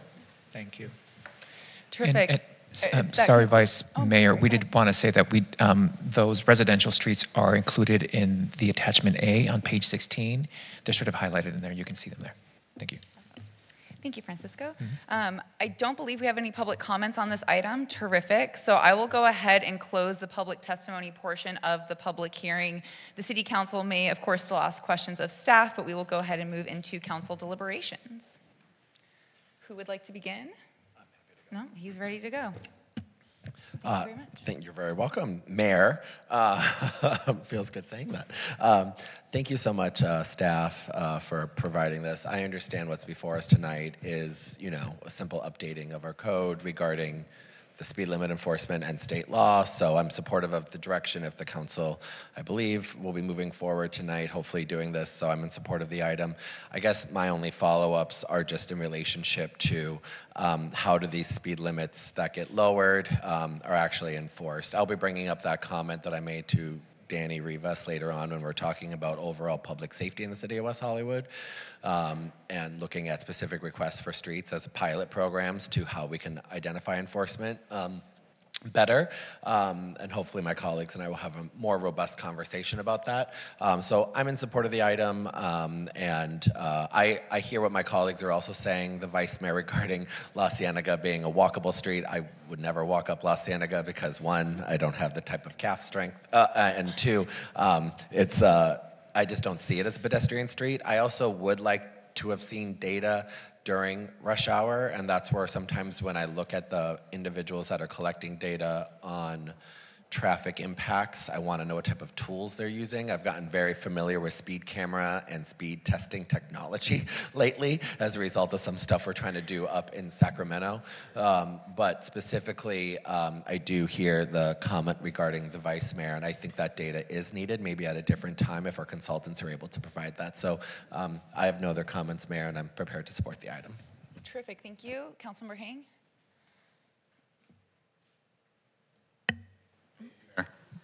Thank you so much again for the robust presentation. This falls in line with what the council had given previous direction for, Target Vision Zero. And for me, it's a safety issue. I certainly live off Fountain, and I have witnessed, I read about car crash after car crash, one fatality this year, and if we can lower the speed limit just a little bit, it might help save a little bit more lives. Thank you. Thank you, Councilmember Hang. Councilmember Meister? Okay. Thank you, Mayor. So I'm looking at page 16, the residential streets. That's the page, right? Would it be possible to lower all of the residential streets by 5 miles per hour? So the reason that we are limited to that subset first is the state allows roadways that are under 25 feet wide to just have a default of 20. So we could do that relatively easily without doing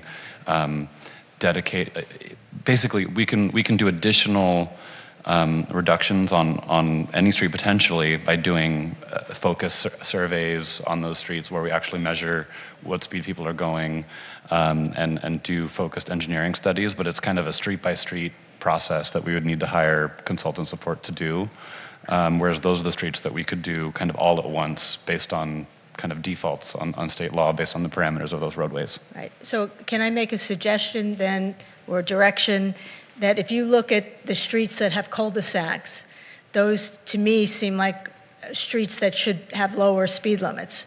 Because what happens, for example, on Huntley and Norwich, and although Norwich is not a cul-de-sac, but it's a funny street because it's one way, Huntley and Westbourne and Westmount and West Knoll, you have cul-de-sacs.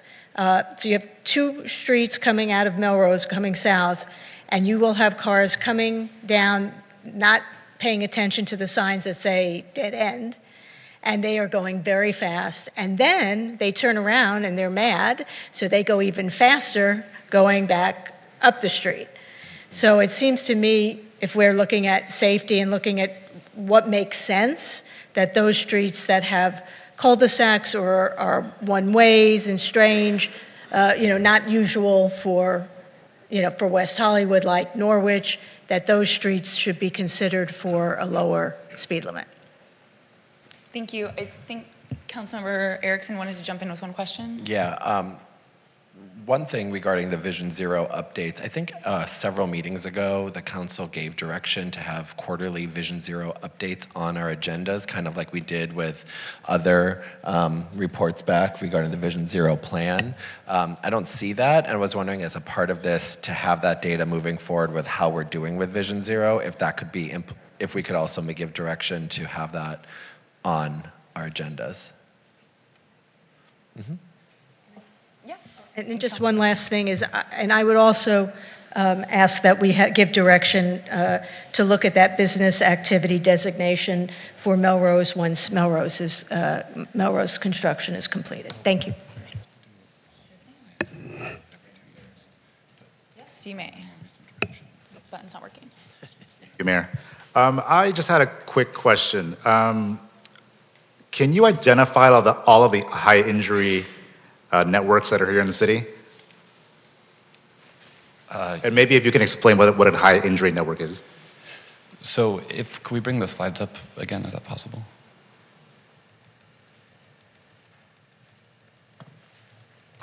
So the high injury network came from the Vision Zero plan that was adopted back in 2023. It's this top map on this screen. So essentially, it's the roadways that represent the majority of crashes in the city based on the years of crashes that we analyzed for the original Vision Zero plan. So it's essentially Sunset, Fountain, Santa Monica, and Melrose. And then we had 2 individual intersections, one on Doheny and one on La Cienega, that were included. So based on AB 43, a city can only designate 20% of mileage in the city to be high risk, high injury network? So that's a different category. AB 43 has a safety corridor designation, which you're correct, we can only designate up to 20% of our roadways as safety corridors, and they have to represent a certain percentage of the crashes. So there's a lot of overlap with the high injury network, but they're not necessarily identical. Thank you for clarifying. Thank you. Over to you, Vice Mayor. Thank you. I support some of this, but not all of it. And I think I have a very different view of this. Of course, we want to be safe and we want our streets to be as safe as possible. But one of the other big complaints that we get in West Hollywood is the amount of traffic and how difficult it is for the people who drive in the city to navigate. And it isn't just out-of-towners driving through West Hollywood, it's local residents. And when we start enforcement on residential streets, most of the people who end up getting tickets are the people who live on that street because they're the ones using their own street the most frequently. So I understand the goal here. I understand what we're trying to accomplish, but it seems like there's no balance with the other competing need, which is for people who are going to work or going to businesses to be able to get there and not be stuck in traffic. I suspect this is true of all of my colleagues who drive, and I suspect it's probably true of most people in the auditorium, that they have driven on Santa Monica, been stuck in traffic and cut up to Fountain because it moves more quickly, or they have, gone over the speed limit on Sunset on occasions, thinking that most of the time when they're on Sunset, they're slowed down to 5 or 10 miles per hour. And when they are able to drive somewhat faster, they feel like they're entitled to do that. I'm not, saying that everyone should go out there and speed, but I bet most people in the city have gone above the speed limit at some point when they're driving. And I think most people who drive on Santa Monica would say they want us to signalize the signals so that they can actually move on Santa Monica rather than have to stop at every single traffic light along the street, creeping along at 10 miles an hour. I understand the safety concerns, but there are also environmental concerns when traffic is blocked like that and doesn't move freely. So while I support, the residential streets in the Norma Triangle, I get the desire to lower the speed limit there. I also think Crescent Heights turns into a speedway with people coming down from Laurel Canyon, so I certainly support that. I don't support lowering the speed limit on our major corridors, east-west corridors, Santa Monica and Sunset, in part because it's rare that you can even get up to that speed. Secondly, I do support lowering it on Melrose. I think that makes sense given how it's been narrowed as a result of the construction. Living on La Cienega, it just seems pointless to me to try to lower the speed limit because no one's going to ever obey it, and I don't think the sheriffs can really enforce given the volume of traffic on that street. So and trying to categorize it as some kind of pedestrian-oriented street, I understood the explanation, but it just doesn't, it rings hollow to me. I want people to move slower. I want us to be safer, but I don't want us to adopt policies that are contrary to helping people move through the city when they need to get from the west side to the east side or the east side to the west side. So I can't support all of this. Thank you. If there's no other comments from my colleagues, I'll share. Oh, you have one more thing, please? No, go for it. Since Vice Mayor Heilman brought it up, I think, and this is separate from it, I think syncing the traffic lights it's a separate problem, but it's a big problem. And you ask anybody who's coming from, say, Beverly Hills, coming into West Hollywood, they will tell you that traffic stops the minute they come over the border. So, but that's not necessarily a speed issue. It's definitely a traffic light syncing issue. Thank you. Thank you. Thank you to all my colleagues for the comments. Thank you for the presentation. I'm supportive of this item in full and appreciate the addition from Councilmember Meister to think about the Melrose Business District. So I'm curious about how we time that or phase it in a way that you're able to do that without having to come back for big, robust discussion, but just are able to sort of indicate the business district is afoot and how do we move that plan forward. I see in this phasing of the onlining of the new signage, all of that labor, and so maybe part of the question around Melrose is just a question about phasing and timing so that we can make sure that we're not redoing effort and labor there if we're able to bring that speed limit down even further, which seems like it is sort of moving in that direction with the additions of the pedestrian crosswalks. For me, this is really about creating a context of a city that is more walkable, is safer for people, and I think doing that in this big comprehensive way with the new provisions the state allows for makes a lot of sense. I will say I walked up La Cienega just last night, so people can do it. I agree it's not necessarily for everyone, but the idea about making our city safer for everyone or anyone who wants to be out is right in front of us with the Vision Zero work. So I really appreciate this. I don't know if we have an official item on the table, but there's been a lot of things popping up and I want to make sure they're all captured. Our former mayor's making the moves there. And I just want to get clear what Vice Mayor Heilman would be saying no to, so that's taken into the record. It sounds like there's consensus everywhere else. But not It seems like the Councilmember Erickson has moved the item in its total.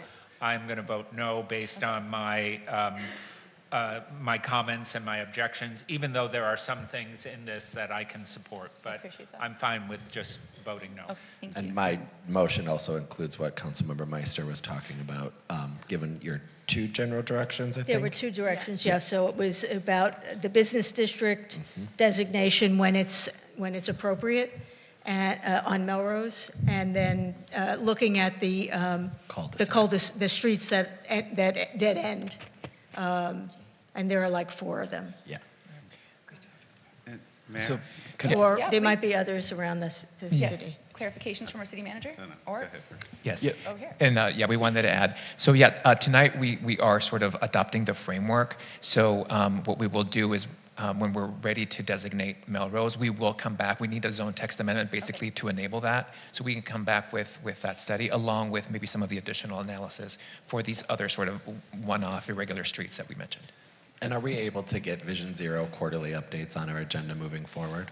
So that's what I was going to mention. Yeah. So staff doesn't recall that direction from before, Sure. so it'd be better to add that to tonight's item as a motion.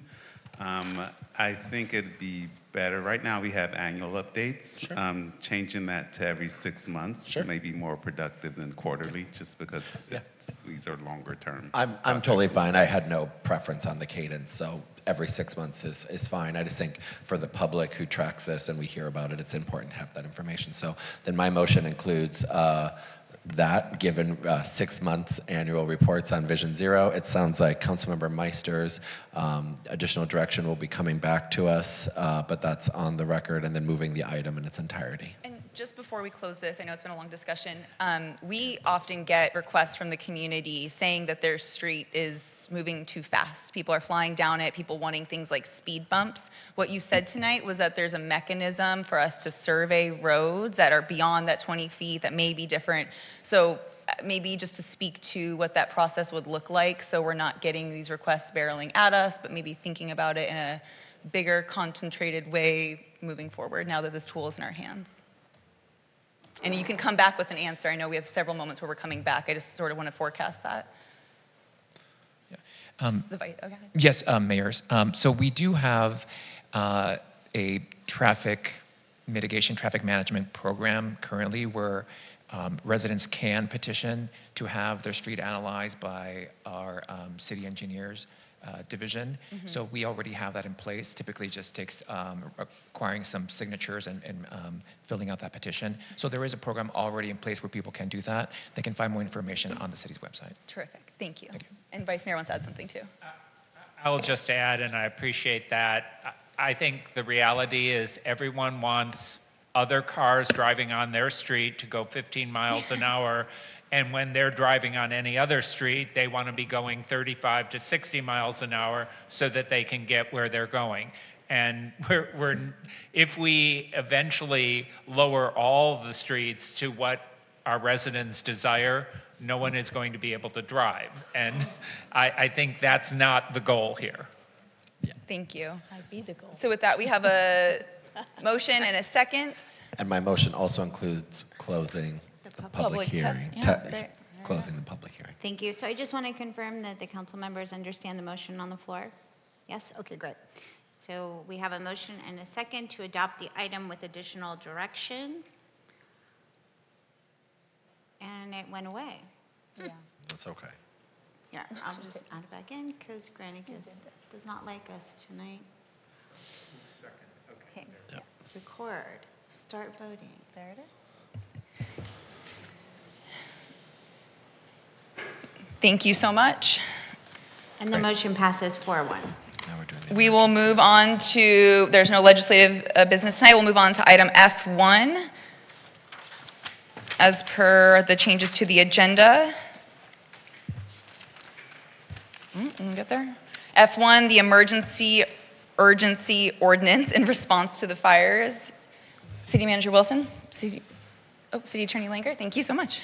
Yes, I can give the report this evening. As we know, the Palisades and Altadena areas have been devastated by fires, and thousands of structures have been burned, and thousands of people have lost their homes and are displaced, as well as a tremendous loss of commercial corridors and critical infrastructure. As the fires are still ongoing, it's not really clear when the road to recovery can begin in the region. But immediately after the fires started, the city started receiving inquiries from the real estate industry, hotels, concerned citizens of how the city could immediately assist in housing displaced people and where our local rules could be eased to allow displaced people to locate in West Hollywood for more flexible amounts of time. The need is urgent and imminent. A few regulatory options became apparent for consideration, and this item was brought forward to propose possible solutions to the City Council to immediately assist in the regional need to house displaced people. The first item before you tonight in the urgency ordinance is this. The city has a minimum 1-year lease requirement for rental units in the city. This rule is completely separate from any rules prohibiting short-term rentals in the city. This is a separate rule that the city of West Hollywood has put into place to require that that dwelling units be rented for a 1-year minimum lease term. So the proposal is to temporarily suspend the 1-year lease requirement for those offering a dwelling unit to an evacuee of the fires. This provides more flexibility in lease terms in that any lease must be longer than 30 days, but does not need to last for an entire year. Displaced persons may not yet know their long-term housing needs and may not want to commit to a full year in this location. So this provides flexibility, and hopefully some of the vacant housing stock can be leased to those seeking housing after the fires. The second item for consideration tonight is we have heard reports that hotels have been hesitant to allow their customers to stay for longer than 30 days for fear that this would create some sort of tenancy or trigger the city's rent stabilization ordinance. So the second provision of the ordinance is intended to make clear to hotels that if they do allow displaced people to stay, if they're displaced by the fires for longer than 30 days, the hotel will not become subject to the rent stabilization ordinance, and those occupants will not become tenants of the hotel entitled to tenant protections. This is a temporary measure intended to ensure that displaced people have a place to stay and a roof over their head. I will note that the transit occupancy tax does not apply to stays longer than 30 days. And we also understand that the city of Santa Monica, another rent stabilized jurisdiction, adopted similar provisions in response to the fires. The third item for consideration tonight is that the city does have a home sharing license that allows people to rent rooms in their homes for less than 30 days with a license and if the owner is present at the time. The city charges an application licensing fee for these home sharing licenses, and the licensing fee is proposed to be waived for those who represent that the home sharing will occur for fire evacuees. And lastly, the ordinance authorizes the city manager to direct resources and prioritize actions necessary to assist in emergency response and directs my office to report any price gouging to the appropriate authorities, which are the district attorney and the state attorney general, since price gouging is a violation of state law after a declared emergency. So the region was already in a housing crisis, and there is an immediate need for thousands of displaced people to find housing in the region, and there's an immediate need for people to find long-term shelter following this unprecedented loss in the region. If approved, this ordinance will go into effect immediately with approval of a 4/5 vote by the City Council tonight. I'm available to answer questions, as is City Manager Wilson and some of the executive team as well. Yeah. Thank you so much. Who would like to begin questions from my I just have a quick question. Oh, he's ready. Quick question here from Eric. Thank you so much, Lauren. Regarding this item, there's been a lot of confusion in the public regarding this item and what we adopted back in December with the ballot initiatives. They have nothing to do with one another, and that this item specifically is dealing with the 1-year minimum lease requirements. That's correct, and that was not a provision that was in the initiative measures that were adopted in November. Okay. Thank you very much. Vice Mayor Hellman? Yeah, my only question is sort of a practical one. How do we make sure that the person who is applying for home sharing or is in the hotel, how do we make sure that they are actually a person displaced due to the fires? So, I'm sorry. The reason we have the rules in place are to protect residents. I think I'm getting displaced by the fire. Sorry. But yeah, is there some mechanism that you've envisioned or that staff would create where the person has to sign something? Well, for the ability to stay longer in a hotel, obviously the people are currently in the hotel, so we know that they need housing for longer, and there's a TOT waiver form that can be filled out. For someone applying to live in rental housing, one, they'll be wanting a longer term, and two, they can provide some sort of documentation to the person leasing to them to make clear that they'll be okay offering a lease shorter than 1 year. So it's up to the lessor, the person who owns the property, to make sure that they're covered and that they're doing things correctly. And then with the home sharing license fee waiver, we can add something to the application to make them make clear that they understand what the rules are and what this fee waiver would be for. Great, thank you. I had one question just about the timeline, and it's sort of unknown at this point, but will we be in coordination with other jurisdictions to determine when, or how are we sort of thinking about that timeline, however far out it may be? So what's proposed in the ordinance tonight is allowing these suspensions and rules to be in place for 18 months, because we figured by 18 months recovery will not have happened, and but at least at that point, people will know where they want to stay for the long term, might be a little bit more settled, and will be a little bit more comfortable identifying long-term housing while they rebuild. Thank you. Any other questions? Councilmember Hing? Thank you, Mayor. So the responsibility on enforcement would fall into our code enforcement? Yes, although we have a complaint-based, some of these items are complaint-based anyway, and so I don't think every lease is not reviewed by the city in the normal course of business. So again, it's up to the lessor to make sure that if they're doing something that's less than 1 year, that they're satisfied that they're leasing to someone who's been displaced by the fires. Understood, thank you. If no other questions, I see we have 4 people signed up for public comment tonight. We can begin with Gerard Wright from the Greater LA Realtors. And next up, I have Eric Turek, followed by Meg Ostro. All right. Good evening, everyone. Gerard Wright with the Greater Los Angeles Realtors. Thank you for the opportunity to speak tonight. On behalf of the 12,000 members of the Greater LA Realtors, we want to thank the council for including this emergency ordinance to help families and friends who are victims impacted by the recent fires. And we are in support of F1. This urgency ordinance provides many housing providers the ability for them to do their part to help assist those who are in need in recovery and rebuilding efforts, those who need shelter to make those next steps, and even just to figure out a pathway forward because of their homes or their businesses were impacted by the fires.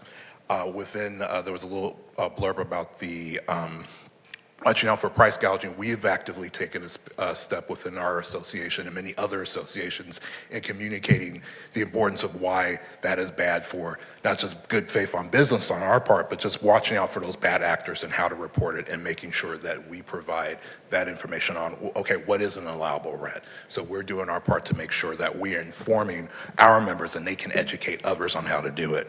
With the remaining 50 seconds I have left, I want to congratulate Mayor Byers, Vice Mayor Howman, and thank outgoing Mayor Erickson for the job and service you have done in the year 2024. And most importantly, kudos to our firefighters, our emergency services, and all those volunteers, because it took a village to make sure we all come together and to help the victims who have lost so much in the fire. So thank you all so very, very much for the time and attention, and we hope this moves forward. Thank you very much. Thank you. Eric Turek.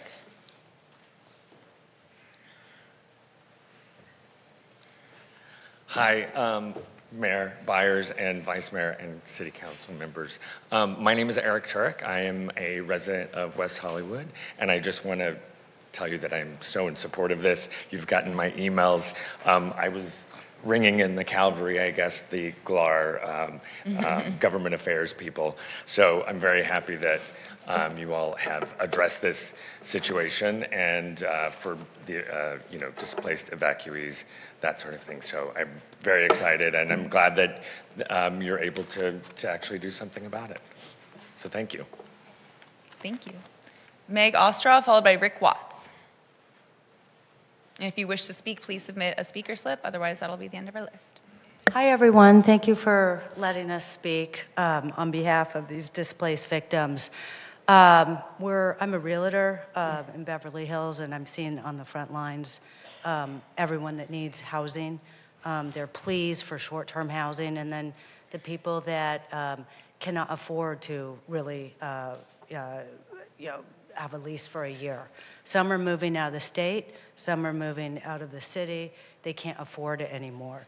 So a short-term alternative for a lot of these people, most of them families, is an option that we're happy that you all are considering on providing to these victims. And I'm just really standing here on behalf of them because, again, we're hearing their stories, and they're devastated. They don't know if they're coming or going, and what we're trying to do is help them.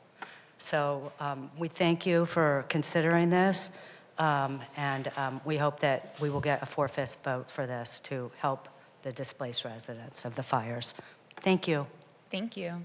Rick Watts, you'll be our final speaker, I believe. Thank you, Mayor and Council. Rick Watts, City of West Hollywood. I'm in favor of all 4 of the sections of this proposal, with the possible exception of the one obviating for a year, suspending for a year, the change in definition of short-term, and allowing people to rent those 6,000 or so units in West Hollywood that otherwise would have been wrapped into the ban on short-term housing effective January 1st. I think we need to be cognizant of the fact that those 6,000 units also need to be available for the intent of making that change last fall was to protect the supply of housing that was proposed, built, permitted for long-term housing in this city. I'm fully sympathetic of the persons that were displaced from the house, from the Palisades and from Eaton, and I think we need to absolutely work with the hotels in that part of the provision to ensure that that hotels are able to best rent to folks. But I just don't want this to end up being a camel's nose under the tent, to end up in a year from now with these other 6,000 units being pressured to remain exempt. And again, I want to thank you all for your response to this emergency, and also our first responders in the heroic work that they did. We really dodged a bullet. Let's please get these other abandoned properties, get rid of them before they really become another fire. Thank you. Thank you. Do we have the discussion, or would one of my, oh, yep, over here, Vice Mayor. I think Rick makes a good point in terms of the one-year lease. Part of the reason we implemented it was because landlords were using what were intended as long-term rental units for short-term Airbnb type of stays. And I'm very sympathetic, I support this, but I think we can't just rely on the landlord for verification. I think we need to set up some kind of process where they actually have to submit the new tenant's former address, so we know that they are actually people who were displaced, as opposed to the landlord engaging in short-term rental. So if we can give that direction, I don't think it has to be in the ordinance. If we can give that direction, I'm prepared to move the item as it's been presented. Councilmember Meister, you had something to add? I have some comments and questions. So first of all, I want to just confirm that we're not allowing short-term rentals in apartment units.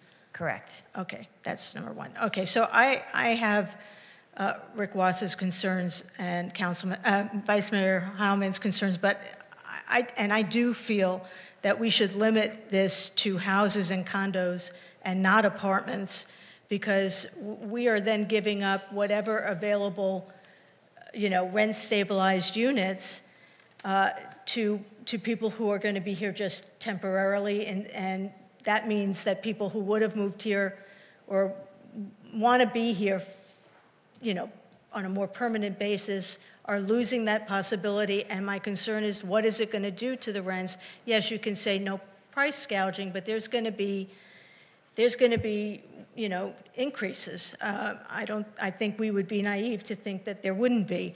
I think that the item on the hotels, having the hotels be allowed to rent for more than 30 days is absolutely fine. We have 2,600 hotel rooms across 20 hotels. They're only 50% occupied, when last year they were 60% occupied.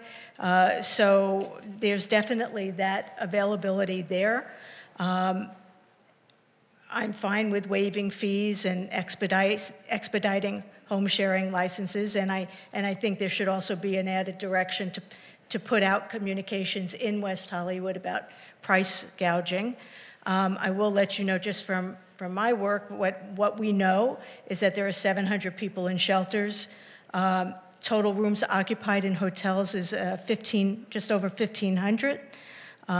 So about 3,500 people are in hotel rooms who are survivors of the fire. And there are still hotel rooms available in 123 hotels that they are using for transitional shelter. I think maybe we do this in stages. I think that people coming from, well, they're all different people coming. And I don't know that there's sort of there's people who are going to be able to afford a lot, and they're not going to be looking at our cheaper units. They're going to be looking at our houses and our condominiums. And then we have people who are at another end of the spectrum, and they're not going to be able to afford our apartment units or our houses or our condos. So I'm just trying to think about maybe doing that part, number one, more slowly by starting with housing and condos and the other options, and just holding off on rent-stabilized apartments, because I do have a concern that's going to affect more than just getting people some housing. Thank you. Councilmember Erickson? Thank you so much for bringing this up and bringing this forward in such a quick fashion. I know that with the cancellation of last week's meeting as well as this kind of was, very timely in everything that we were doing. I agree with what Councilmember Meister and Councilmember Heilman have said. I would love to know the logistical aspect, if that's amenable tonight for us to be able to do kind of those phased approaches. I share the same concern regarding giving up our apartment unit type of housing stock. I think keeping it to condos and housing is important first. I do know, in talking to some realtor friends on the west side, just last week over in Brentwood, on a Sunday, there's normally, and I think I shared this with you, Lauren Langer, there's normally like 15 to 20 open houses in a 4-block radius of where this one area was by the Palisades. And as of 2 days ago, all of them were done because most of the houses or condos were sold because individuals in the Palisades knew they're going to be rebuilding for 4 to 5 years, and so they've bought in something. They're able to buy something quickly, but they'll figure out the rest later. So people are kind of moving, very fast. I agree with that motion, the direction that we're going forward. I worry about unintended consequences, which is why I'm very hesitant about apartments at the moment, because I know that we have a lot of landlords in the city that do not update their properties, would use this to make a quick buck, and sadly, I think further infringe upon the individuals that have been displaced at the moment, and so that's my number one concern. I'm generally in support of the item, and I would like us to take that action, but I just want to make sure from the City Attorney Langer that if we were to give certain direction like this tonight, we can still adopt the urgency ordinance, and you could come back with maybe the how-tos for us to make sure the community knows, people are aware, and that we're following kind of all issuances of the price gouging and everything else. That's it. Councilmember Hang, do you have any comments? Thank you, Madam Mayor. I agree with my colleagues that there should be some sort of safeguards in the verification. I don't know if there's a way where we can adopt what possibly FEMA requires or the rental insurance company requires as some sort of documentation to show the city that it's just not some average person just trying to get a short-term stay. And I gotta admit, I'm a little torn. I do support the item in its entirety.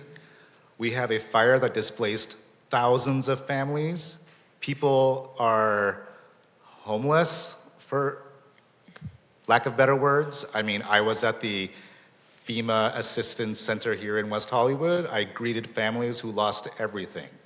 And now this is a time where West Hollywood can step up to the plate and be the example for Los Angeles County to open up our homes, condos, and apartments, as well as our hotel rooms, which we're already doing. I think that's just the right thing to do. But of course, there should be, and I understand my colleagues' concern with that, with our own housing supply, with our own rental market here within the city. But I do believe that this is a chance for the creative city to show the county, to show the state what we're capable of when there's a disaster, when people need help. They can always turn to West Hollywood because we're the creative and we're the inclusive city. Thank you. Thank you to all my colleagues for your comments. I wanted to see if the city attorney had any response to the ability for us to add some of the provisions about checking and, proof of impact? Yes, I think that we could come up with some sort of submittal requirement. I agree. It probably doesn't need to be dictated in the ordinance. We could probably come up with something administratively because we hear the concern and understand that you want some verification for people who are utilizing these emergency provisions. Terrific. I see a motion on the table. My motion would be to adopt this on an urgency basis, but I want to get clarification from the city attorney about the applicability to apartment units. That seems to be a concern that a number of people have expressed. Well, as written, it applies to all dwelling units. Right. You'll recall the rule used to not apply to single-family homes and condominiums.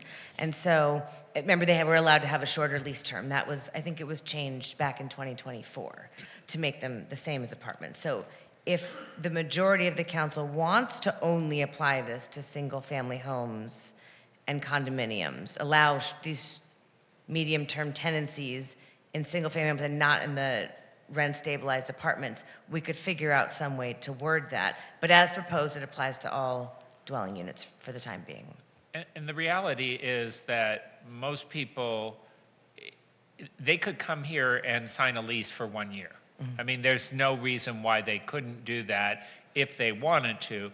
This is just giving some flexibility for people who are not yet certain. So I don't know that it's actually taking away a rental unit from somebody who would otherwise be renting it, because the people who are displaced could also rent it for a year. So I'm comfortable with it as it's written, as long as we have some administrative process to verify that the people who are getting the shorter term leases are actually people who've been displaced. Okay. Councilmember Meister.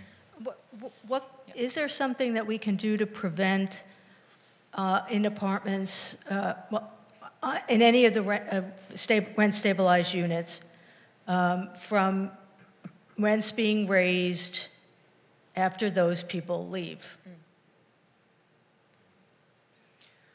Well, part of that is covered by the state price gouging laws because it impacts a variety of situations, including when a unit is vacant, what it can be rented at now, if somebody leaves. So I think that astronomical rent increases are covered by the state's price gouging laws, and we wouldn't need to do anything locally to regulate the rents. If you wanted to look at that further, we would have to report back. I couldn't give you all the options for regulating rents, as part of this item tonight. And it wasn't really proposed as what was to be discussed. Councilmember Erickson, you had a question? Yes, thank you. Hearing what Vice Mayor Heilman has just said, is it possible for us to, let's say, pass this item as is, but giving you direction to focus first on condos and single-family homes, and develop an implementation of apartment units and come back to us with how that would be done? Or is that kind of logistically impossible? It's not logistically impossible. Then I would amend the ordinance tonight probably to only apply to a certain subset of dwelling units, and we'd probably come back and amend the ordinance at a later date. It just means there's more time that those people can't be housed. I know. It's just a further delay in proposing emergency measures. And the reason I'm toying with where I want to go, I want to do this right away, and I see it, but I'm also worried about unintended consequences. And so I'm wondering that if people that lost homes, not saying people did not lose apartment buildings or other places where they lived, hearing what Vice Mayor Heilman said, that they can already come in, get a year lease, and move forward, if there was just a better understanding of how we could get a report back on, okay, so we've amended this ordinance, passes by 4/5 vote. In 6 months, can we hear back how many people that we've been tracking to that are now living in West Hollywood as a result of this ordinance? Because, for example, if we do this, and let's say, 200-300 people take advantage of it, okay, right? If we understand where they're at with that data and not in apartment units or in condos or wherever they are, but if we do this and let's say I'm not saying this is the case, 10 people use it, where was the goal? And yes, we're trying to help out people, but where is the goal and how are we doing it? So I don't know if my colleagues are amenable to some of that conversation. I mean, my guess is that because you have the realtors involved, it's going to be houses and condos. It's not going to be apartments. So why don't we start with houses and condos, and if we say come back in 2 months and let's reassess if we should have another ordinance that doesn't have to necessarily be urgency, that that opens it up to apartments, like Vice Mayor Almond said, someone going into an apartment or any of these things can say they're going to be there a year, and my guess is that they're not going to be held to it if they leave a month before. This disaster the rebuild is going to take much, much longer than 1 year. They're not even going to be able to get rid of the debris in 1 year. That I know. Vice Mayor? I understand that. I think there are also people who just don't know what they want to do. They were living in rental units in the Palisades or in the Eaton area, and they're looking for something desperately right now. They don't know whether they want to move back, and so giving a landlord the option, if a family comes to them and says, we don't know what we want to do, can we lease here for the next 4 months until we figure it out? I think that's not unrealistic, and I don't think there are going to be that many people that it results in an adverse impact. And there are apartments that, and Wendy tells me that part of her apartment building is vacant. So there may be landlords who say, yes, if you only want to sign a lease for 6 months, we're amenable to that. But I do agree with the idea of getting a report, and that's why I think it's important that there be verification. That way, the landlord or somebody has to submit it to the city, and then we can track how many people and how many units, whether it's a hotel or whether it's an apartment building. But again, that's more administrative implementation than the ordinance itself. Councilmember Hang? Thank you, Vice Mayor. Thank you, Mayor. I am personally, I think we should open it up to all apartments and houses and condos. This is a time of need where our city can be a leader, can be an example for all other cities across the state and across the county who aren't really that impacted by the fires. And Vice Mayor Heilman is correct. Somebody just might need a unit for 4 months while FEMA processes their $43,000 check. Or they might need a unit for just 3 months until their State Farm Renters Insurance cuts them a check.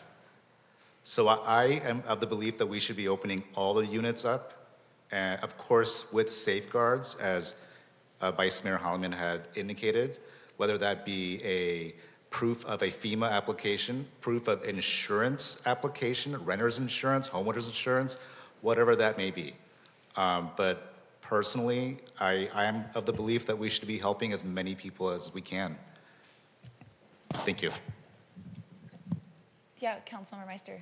So what I would say then is, in addition to those kind of reports, I think we should also be we should have some kind of requirement of landlords in terms of, their intentions with rent, and make sure that they follow through with that.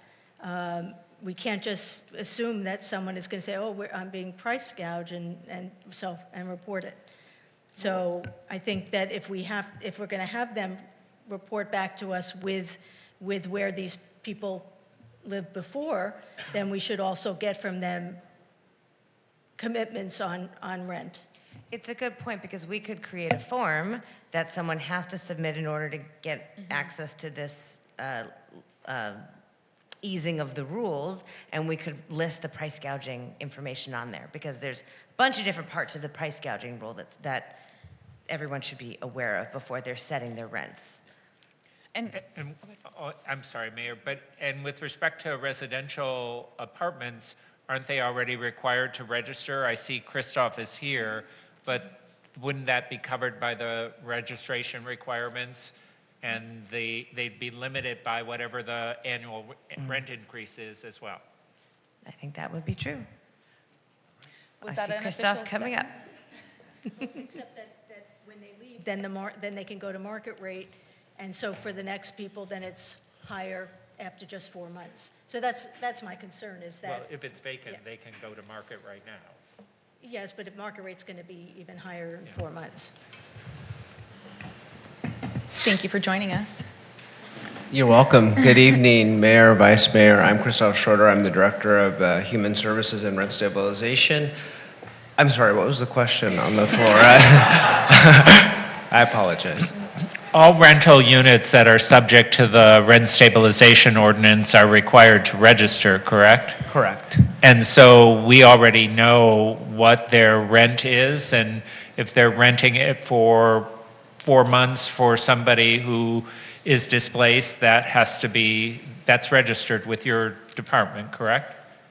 Yes, they would be required. Well, this would be an exception to the normal, it would be an additional requirement that they submit some sort of other information besides the registration form itself. Okay, so they would have to register. Oh, yes, correct. Yes, but we could also require them to supply information if it's less than a year that the person who's renting is somebody who's been displaced. Yes, if that's part of the ordinance and the administration that follows. Okay, thank you. Terrific. We You're have a welcome. second. Did you want to make any additional comments, Councilmember Hang?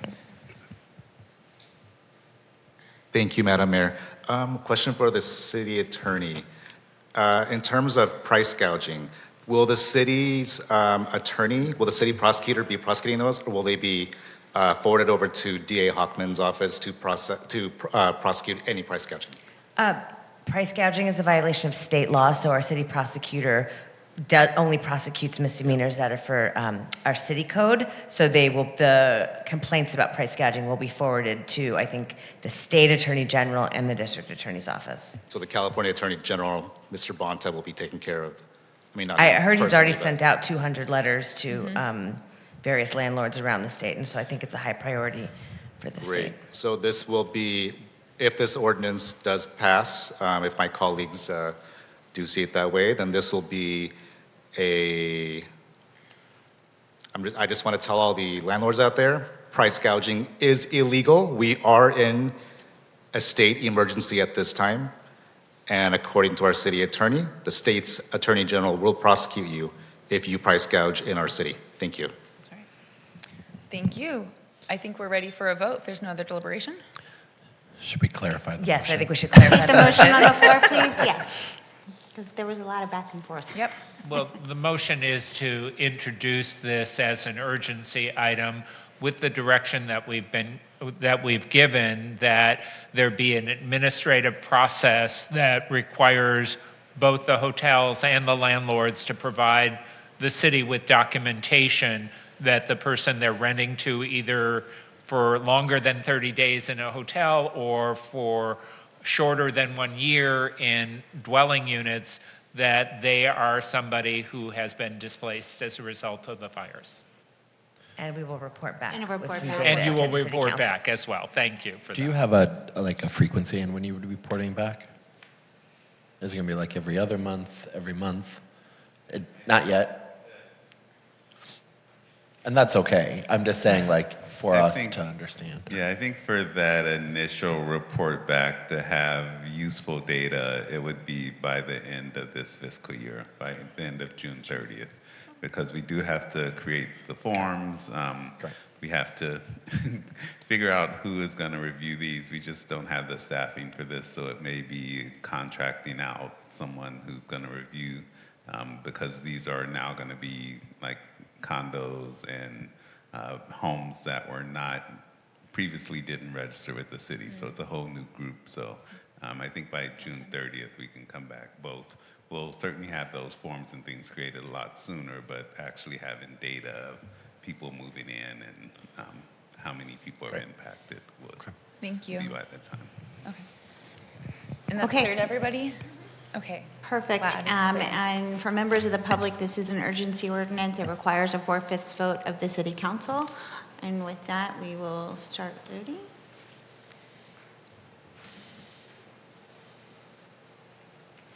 And the motion passes 5-0. Lauren, do we need to introduce this as well as on a regular basis? Okay, thank you. Terrific. We are going back in the agenda. I believe it's item E1 was moved in part to consent and continued on the rest, so we're looking at item E2. Do we want to take a break before we start this fun time? Do my colleagues need to take a quick break before we begin the public safety portion of the agenda? No? Looks like folks are good to go. Okay, great. So with that, we'll move on to item E2, the update on community safety and well-being strategy. Thank you so much to our staff who are getting seated. Will you please introduce yourselves and present? Do we need a full report from colleagues? Yes? I don't need a full report on this. I read the staff report was fairly good, but if my colleagues want to, I'm happy for an abbreviated, high-level one. Thank you. Okay, thank you very much. We've got one more colleague coming up to the staff table, but I'll get started. Hello, I'm Christine Safrit, Assistant to the City Manager and Acting Human Services Manager. With me at the table tonight to respond to any questions you may have are Danny Rivas, Director of Community Safety, Christoph Schroeder, Director of Human Services and Rent Stabilization, Nick Marisich, Director of Community Development, and of course at the dais with you is City Manager David Wilson. This item provides the second annual update on the West Hollywood Community Safety and Wellbeing Strategy and describes the city's progress to implement and advance the priorities outlined in that report. The Community Safety and Wellbeing Strategy was adopted by the City Council in 2022 in response to the emergence of social justice movements surrounding anti-racism efforts and policing equity, particularly related to requests for greater accountability and transparency from the LA County Sheriff's Department and an interest in improving the effectiveness of programs supporting public safety. The city's CSWB strategy was developed through extensive consultation with community stakeholders, an analysis of the inventory of existing community services, and consideration of the local and regional context in which we operate. The intent of the CSWB strategy is to bring together the city and local law enforcement partners, contracted service providers, neighboring government agencies, and other key civic groups to establish systems and processes that address complex public safety concerns and social risk factors. The city's CSWB strategy identifies 11 areas of strategic priority for the city.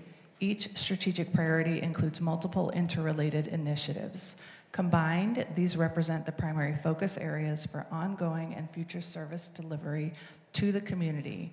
Since the CSWB strategy was adopted, significant progress has been made in a number of initiatives as described in the staff report and in attachment A, CSWB Strategy 2024 Progress Report. In addition, the city's recently adopted strategic plan leans into the CSWB strategy and includes a primary focus area related to community safety and well-being. A few of the many highlights in the report and that you are likely to hear more about over the course of this evening's business items include that the city hosted a variety of community trainings, including CERT, CPR First Aid, a Community Safety Academy, and initiated and completed 2 cohorts of the Civic Leadership Academy. Expanding the Security Ambassador Program to add numerous stationary kiosk locations throughout the city and implement a new Senior Safety Officer position. Began implementation of the public safety technology initiatives, including fixed live view security cameras and drones as first responders. These initiatives will be in operation by the end of the first quarter of this year. Placing 107 individuals in transitional or permanent housing and providing emergency shelter to 80 individuals, expanding the West Hollywood Care Team up to 24/7 operations, and more. The list goes on, but I will not.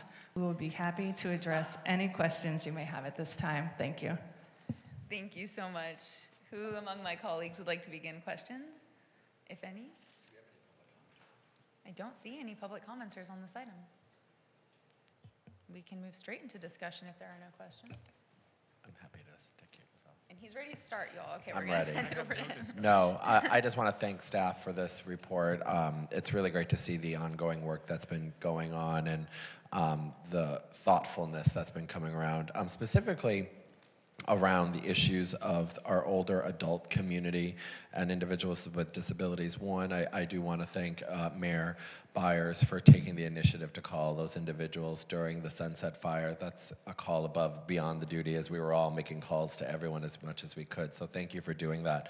But additionally, something that I've spoken about with staff regarding the care and well-being of individuals in our community is a need for continued engagement. And I was wondering if there is a way for us to look at how our community safety and well-being strategy could also include some type of new ambassador program for individuals to go around our community to talk to our older adult community, individuals most at risk in our communities, especially right now, and not only capture stories, but engagement. A couple of recent surveys have showed that most older adults are completely unaware of around 50+% of the benefits that they're actually able to get from local, statewide, and federal governments. SNAP, food benefits, specifically with food insecurity, as that was an item in here. Is there a way in which you could add that, or we could, and I was going to, bring an item about it, but I thought maybe instead of doing that, it would be a great way for us to make an investment into our community, maybe underneath the WeHo Cares team or a subdivision of that, and I just didn't know what the possibility of that would look like.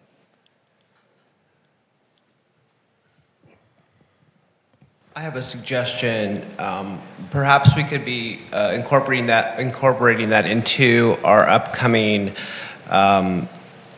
development for the RFP for the new social service contracts. So it'll be coming forward in the fall. We're beginning that process, and we'll be starting to inform the council of our progress as we move forward on that. Great. That will save Andy a staff report that she has to write. But specifically, if my colleagues don't have, that was my only really big comment on this, is that one thing that I noticed also when I was out there knocking on doors for nothing electorally related, but specifically when I was talking to people, I found myself talking to individuals for 30 to 40 minutes, and I probably was one of their first, if only, conversations that entire day, if not week. And so I would love to find ways that we can involve them in artistic communities, or just making sure that they're aware of a city like West Hollywood that's out there with the rich benefits. So if you could, and if my colleagues don't have any opposition to it, look at what that would be in the RFP process, I would like to make that suggestion, and I have no other comments. Thank you.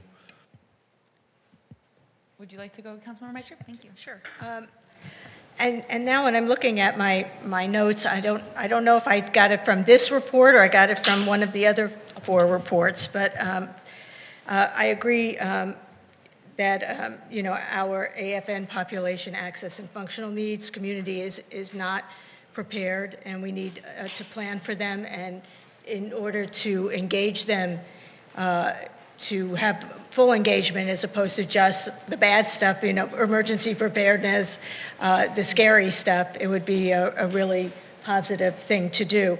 I kind of looked at the different priority areas, and so under homelessness, I mean, I'm seeing more and more homeless or unhoused people on the streets who are mentally ill or substance misusers, and they just can't live independently. They need facilities. I asked Block by Block at WeHo Park if they had seen the CARES team visit, and they said no, only when they're called. And I want to make sure that now that they're 24/7, we're hearing that they're proactively going around, but yet our people who are in the parks are not seeing them. I want to make sure that they are visiting all of our parks, including Hart Park, because there's been some issues there. I understand staff is working on mapping from the homeless concern line, but we're only 1.9 square miles, and I think that we know that some of the hubs are our parks, and we don't have that many parks, and also, go by the CVS store at Santa Monica Boulevard in La Cienega. That's my concern, is that we're not utilizing the tools that we have proactively. I was wondering how many calls were received on the 24/7 homeless concern line since October 2024. Does anybody know? Because that was when the homeless concern line went 24/7. It was in the report somewhere, I'm sure of it. Yeah, and that will be coming up in our report following this report. Okay, so that can wait. All right. The pedestrian cycling safety, that's what I was saying. I read all of these things all at once. So the pedestrian cycling safety, I would like staff to investigate the use of east-west alleys as potential bike lanes as a shared use with alleys. And if needed, I can work on a council item if that's needed. But I think that that might be another a safe place to have bike traffic. And it would also activate our alleyways. You know, we'd obviously have to do lighting and stuff and figure that out. But anyway, I would like to at least investigate that. I also wanted to find out, you know, if we've talked to LA County Fire yet about the fountain, the streetscape project. And if not, when are we planning to talk to them? We, staff have reached out to the fire department. I would have to check with staff for the most up-to-date status of those discussions, but yes, we are in touch with them and actively working through the fountain project. So yes. Okay, great, because it's better for them to give their input before plans are drawn. Then lastly on this item, on the older adult care and isolation, I just wanted to also make sure we're including information and education on fraud and identity theft. Because what happens is when older adults start getting into technology, and I just know this from experience with my dad, they're clicking on everything. You know, so, you know, and I've heard of people losing, you know, their bank accounts because of it. So I just want to make sure that we're going to include that as well. Those were my comments. Thank you so much. Councilmember Hang, over to you. Thank you very much, Madam Mayor. I thoroughly, as the freshman up here, I thoroughly enjoyed reading the report. I mean, as a social worker, this is my wheelhouse. I just had a question. Can we somehow add in more programs for for those of us in our community that are in the addiction recovery community? You know, I went to the Vibes New Year the Vibes New Year event at Plummer Park. It was a great community event. We have so many bars in this city. We don't have enough events just to celebrate the sober community so they can celebrate each other. So if there's a way we can add that in, or with the next service contracts coming up, because I would like to invest more programs in that community, because I feel oftentimes we're left out. And we shouldn't just be celebrating the sober community once a year on New Year's. That's all I'm saying. Thank you. Vice Mayor Heilman. Yes, thank you. Thank you for the report. It was very thorough, and it's great to see sort of the comprehensive set of programs that we provide as part of this sort of way of keeping our community safe, not just from criminal activity, but safe and healthy. Going back to Councilmember Erickson's comments about the SNAP program, I think when we began the poverty reduction program several years ago, many years now, that was one of the first things we did, and it may not necessarily require some kind of contract because the SNAP program itself has funding to try to expand and promote. So maybe look at what we did previously. I know we went to all of the senior buildings. We tried to do outreach to everyone who had a low-income tenant who was getting a tenant rebate. So there are a number of ways that we already identify people who may be eligible for that program. And there are some people who are eligible for it and simply feel like it's not necessary for them, which is sad because they're missing out on some of the benefits that they might be able to obtain. Yeah. I too, just to build off that too, wonder if the grocery stores, especially some on the east side, would be great places to intervene some of that information. Just thinking outside of the box and where people are showing up and may wish they had an extra dollar and can know how to grab it ahead of, for the next time. So I appreciate everybody's comments. The one thing I wanted to add to this too, and just everything that my colleagues have shared is so brilliant, thank you. The the drink test strips, am I getting all this confused? We've done an amazing job distributing those to the community. I know in Sacramento, the original assembly member author of the legislation is looking to hopefully broaden that. So I just want us to keep an eye out for that. If there's a renewed opportunity for us to do more distribution, to be ahead of the curve, building the toolkits that our businesses may need to implement that. The state gives us great ideas, but sometimes leaves us hanging on that implementation. And so it'd be really great for us to be thinking of how we can help close the gap for when that may show up. I do just want to flag, I see that there's a public commenter who signed up. So if my colleagues are okay, we've been kind of getting into deliberation, and I'd love to make sure that public commenter is able to join us. Rick Watts, if you would like to come up and speak on this item, I see that you signed up.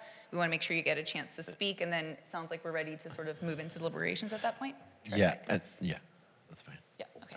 Thank you, Mayor. Yep, thank you. Rick Watts, City of West Hollywood. Yeah, I'm glad to hear a lot of these issues being raised here, not least of which is because I've got a number of seniors in my building as well as some elsewhere that I've been having to constantly help them with errands and work their way through paperwork problems over the last 2 or 3 years, including a gentleman in my building who is dealing with, he is increasingly having trouble verbalizing. He's 82. And it sometimes is more than I can handle. On the night of the big fire scare a couple of weeks ago, I was having to wrangle 4 different individuals to make sure that they were all ready to pile into my car along with a dog belonging to one of them. And I know that there were still a couple of people that I would not have been able to help that I've otherwise worked with, but were at other locations that I just simply couldn't get to in time. Had the worst happen, which thank God it didn't, but we came so close. I would add also, as far as checking in with those seniors, just before Christmas, my housemate had a very sudden and severe attack of sepsis that landed him in the ICU. And had I not been home, if I had been away for the day, he would not be with us today. It was that close. So we do need to pay more attention to these things, and I'm glad that you're addressing these. Thank you. Thank you. I just wanted to clarify my point. Yes, SNAP benefits, food benefits, all critical that we do, but I also wanted to invest a little bit more significantly in our at-risk community or older adults community in the ways in which we could create some type of or look at an RFP for that type of communication with them. So yes, everything else, but yeah. Christoph gets it. You get it. Yeah, okay, great. Great.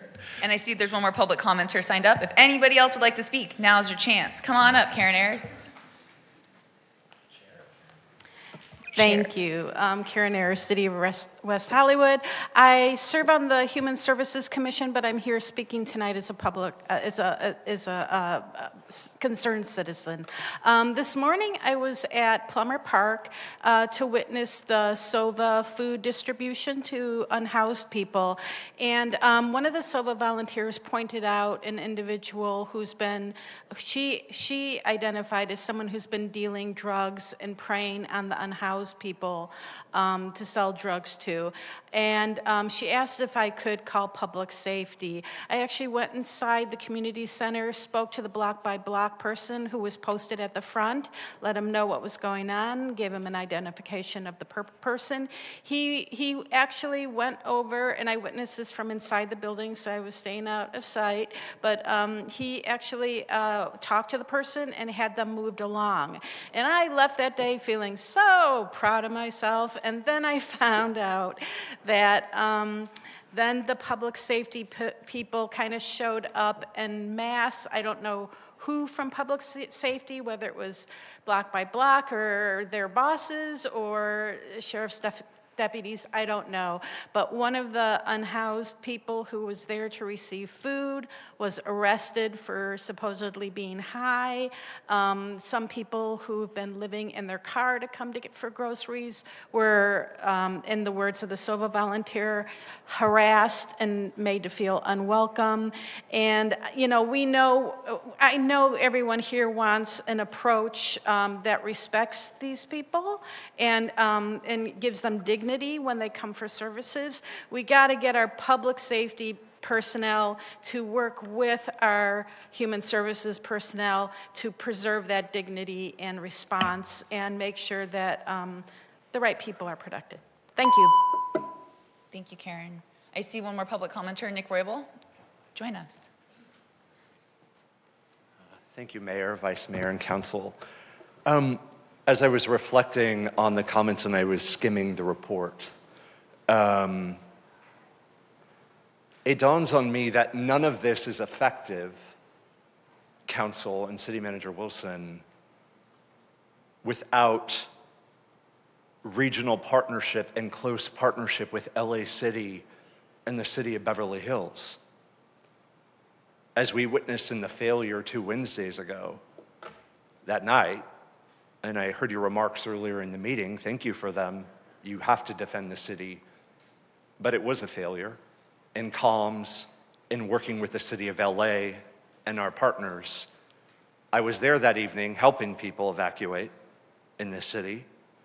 I had residents look me in the eyes and say, Nick, we didn't get the evac order, but people in LA did. Can you guarantee we will be safe?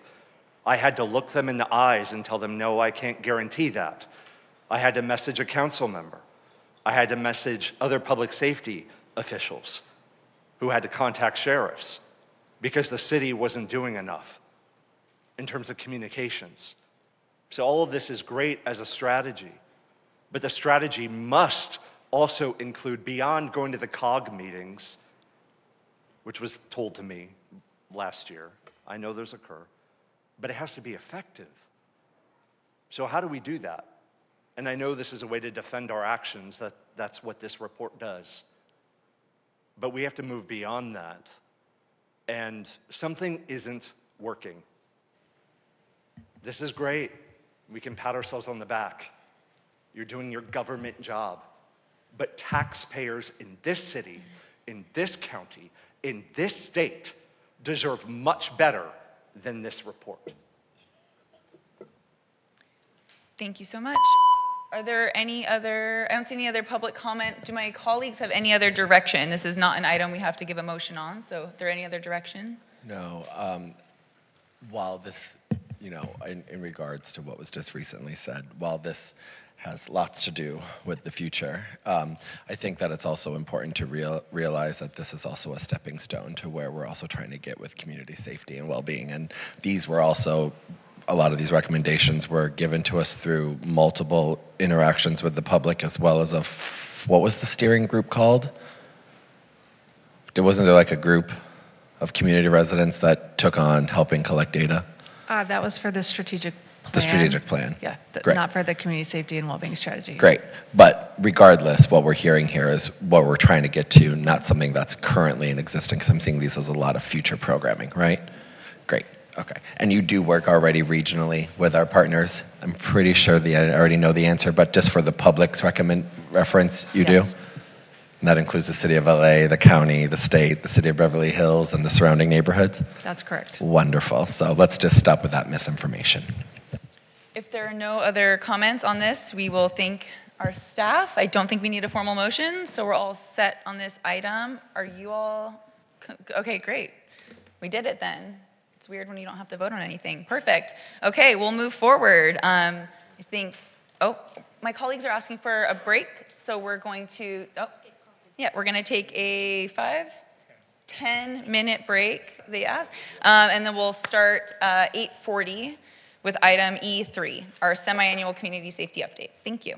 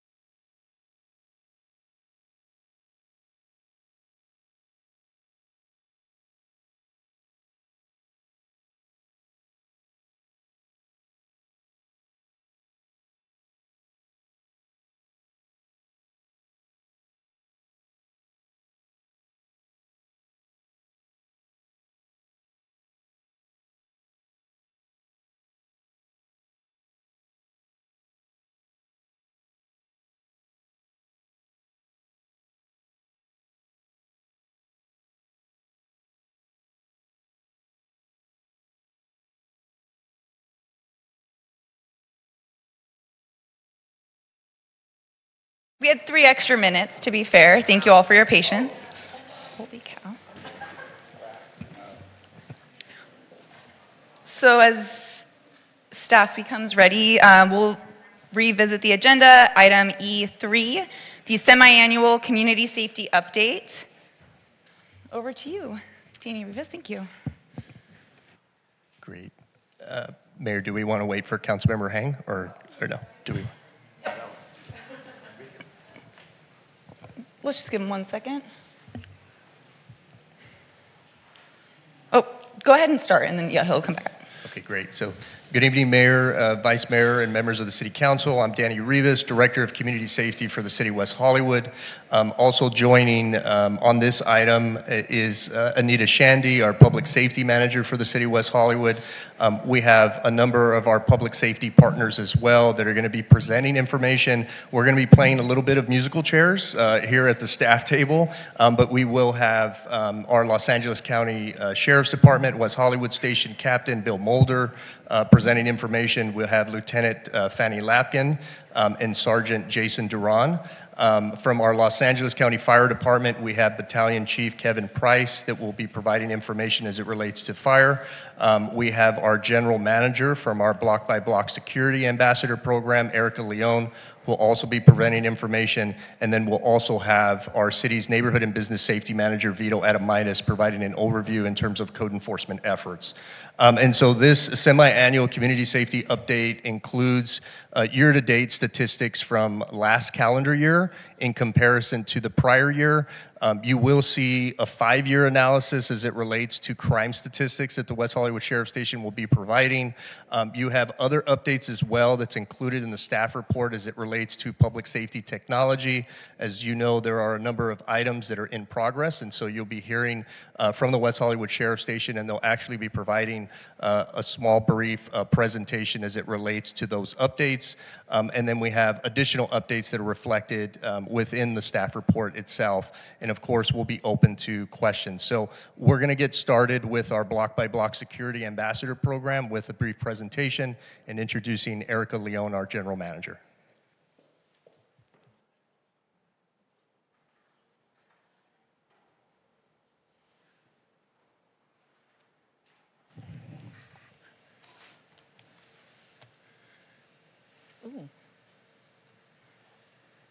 Good evening. The Block by Block Security Ambassador Program continues to perform residential and commercial patrols and the staffing of 12 kiosks and fixed posts at various city facilities such as City Hall and Hollywood Park and Plummer Park. In addition, ambassadors provide services to the Pickup, the City of West Hollywood's weekend trolley program. Services also extend to support weekly city commission and board meetings, as well as various park and major city events like National Night Out, Pride Weekend, and Halloween Carnival, just to name a few. City staff continues to support outreach efforts to inform the community about the Block by Block Security Ambassador Program. This includes communicating the expansion of the program in West Hollywood to community members, tourists and visitors, business owners, and developing messaging such as Block by Block, who our program is, and what services we provide. By distributing messaging via news and social media, creating digital and printed graphics and materials for mailing to further awareness, and building familiarity around the connection between our West Hollywood Sheriff's Department and our Security Ambassador Program.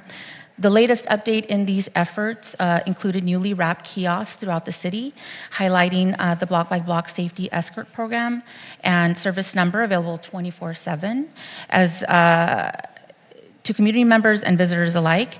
In addition, monthly safety and data trend updates to the Public Safety Commissions. Block by Block regularly participates in the newly formed Civic Leadership Academy, which encourages community members to learn more about city public safety and code compliance departments. From January through December 2024, there were 6,622 calls for service. This represents a 78% increase when compared to the same time last year, on an average of 20 calls received per day. Unhoused community member contacts, safety escorts, and business contacts all increased substantially this year in comparison to last year. The addition of specialized deployments to address increased unwanted activity in key areas of the city and the launch of several 24/7 kiosks have all added to statistical increases in data reporting overall. November 2024 also saw the launch of our new senior safety officer program. This program was created in partnership with the Parks Department to address increasing safety concerns that affected park staff and community members alike. Their specialized senior safety officers are unarmed and come with previous law enforcement experience. Their specialized skill set and extensive training in de-escalation tactics make them ideal candidates to handle mental health and substance abuse crises with the unhoused community.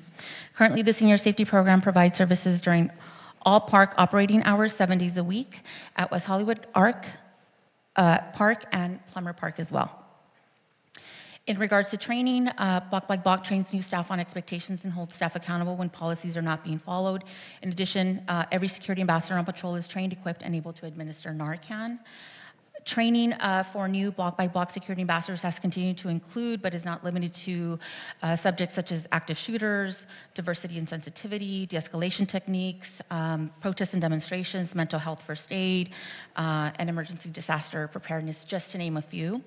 The above-mentioned training areas are provided as part of the onboarding process for new hires, but continue on a bi-weekly basis every year, meaning that just because they take the training once does not mean that they don't repeat the same training again during the year to make sure that that training is refreshed. That does not include additional training as required by city or state mandated training such as sexual harassment. In May 2024, Block by Block ambassadors participated in a 90-minute interactive in-person sensitivity-based training specifically focused on sexual orientation, gender identity, and gender expression, and the LGBTQ plus community. The training also covered terminology, language issues when interacting with the LGBTQ plus members of the public. The training was the first of its kind, tailored specifically to the special needs of the West Hollywood community, and has helped ambassadors become more culturally competent when working with the community, individuals in the community at large. Refresher training was held in November 2024 and was also participated by our new senior safety officers.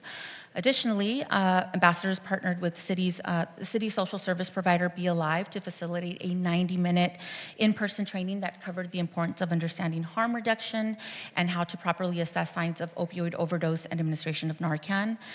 Since this vital training, ambassadors have successfully administered Narcan to 5 individuals in the community while performing proactive patrols. Be Alive also provided an updated training to teams as of November of 2024. It is also important to note that our increased partnership with WeHo Cares and Healthcare in Action has helped us address issues in the unhoused community, and partnerships with them have allowed us to create a warm handoff to expanded services with those partners. The Public Safety Department continues to meet with Block by Block leadership on a bi-weekly basis to discuss trends, areas of focus, or increasing concern and deployment adjustments. Block by Block reports have also been revised to capture the scope of services and work security ambassadors perform daily. This includes accounting for response times for calls for service and when made to the West Hollywood Sheriff Station and other agencies. Block by Block continues to its commitment to serve all members of the West Hollywood community. And that concludes my report. And Mayor and Council, if you guys have any questions for Block by Block before we move on to the fire department, I think this would be a good time. Makes sense. Yep, there's one, Councilmember Meister. Yeah, thank you. So in the report, it says that there were 6,622 calls for service or calls? Yes. Okay. Do you know how many of those were related to unhoused, and of those, how many were referred to the CARES team or Healthcare in Action? I don't have that information with me, but I am able to provide that for you, as we did start to create records of those calls when we transferred them over to WeHo Cares or HIA. Okay. If we can get that, that would be helpful. That's my only question. Any other questions for my colleagues for Block by Block? No? Erica, I do just have one question. And it's just, there was a public comment in the first round of comment, and you heard it. Okay. Thank you. Just wanted to make sure that was acknowledged by you. I appreciate Absolutely. that. Thank you. If there's no other questions, I think we're ready for the next round of reports. Thank you. Great, thank you. Now we'd like to ask our Battalion Chief, Kevin Price from the Los Angeles County Fire Department to provide an update regarding fire efforts. Thank you.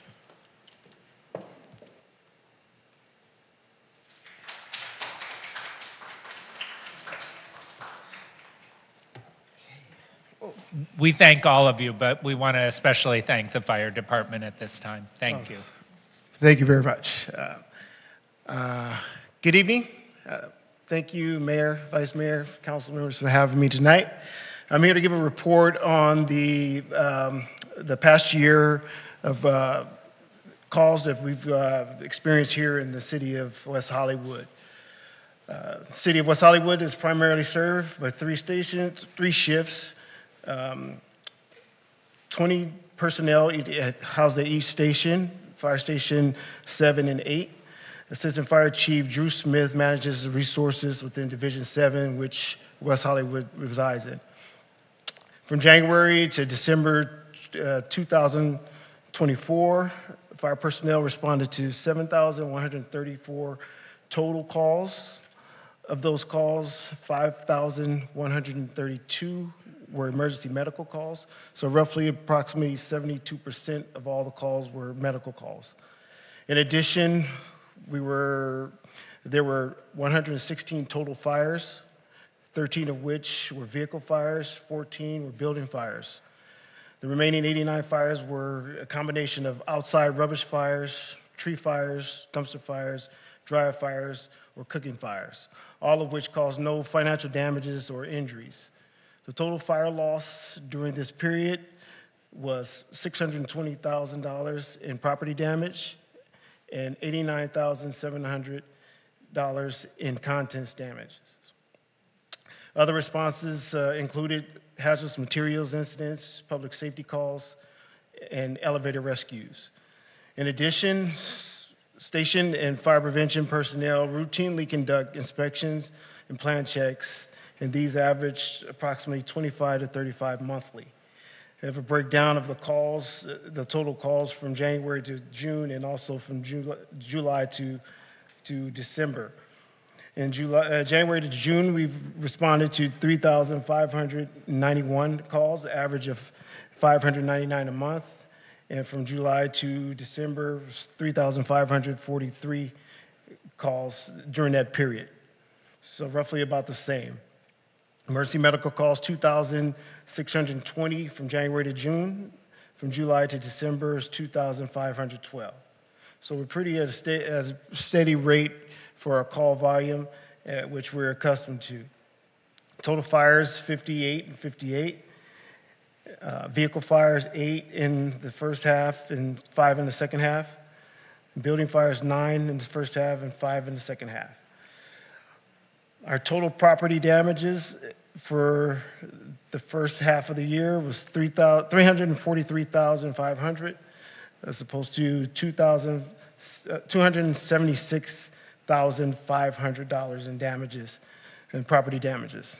Total content damages was $5,700 in the first half and $33,000 in the second half.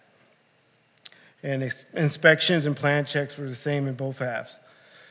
Some noteworthy incidents during that time period. October 10, 2024, there was a structure fire at 1146 Hacienda Place. It was a small fire caused by sparking electrical outlet, which caused a dresser nearby to catch the outlet on fire, which caught on fire.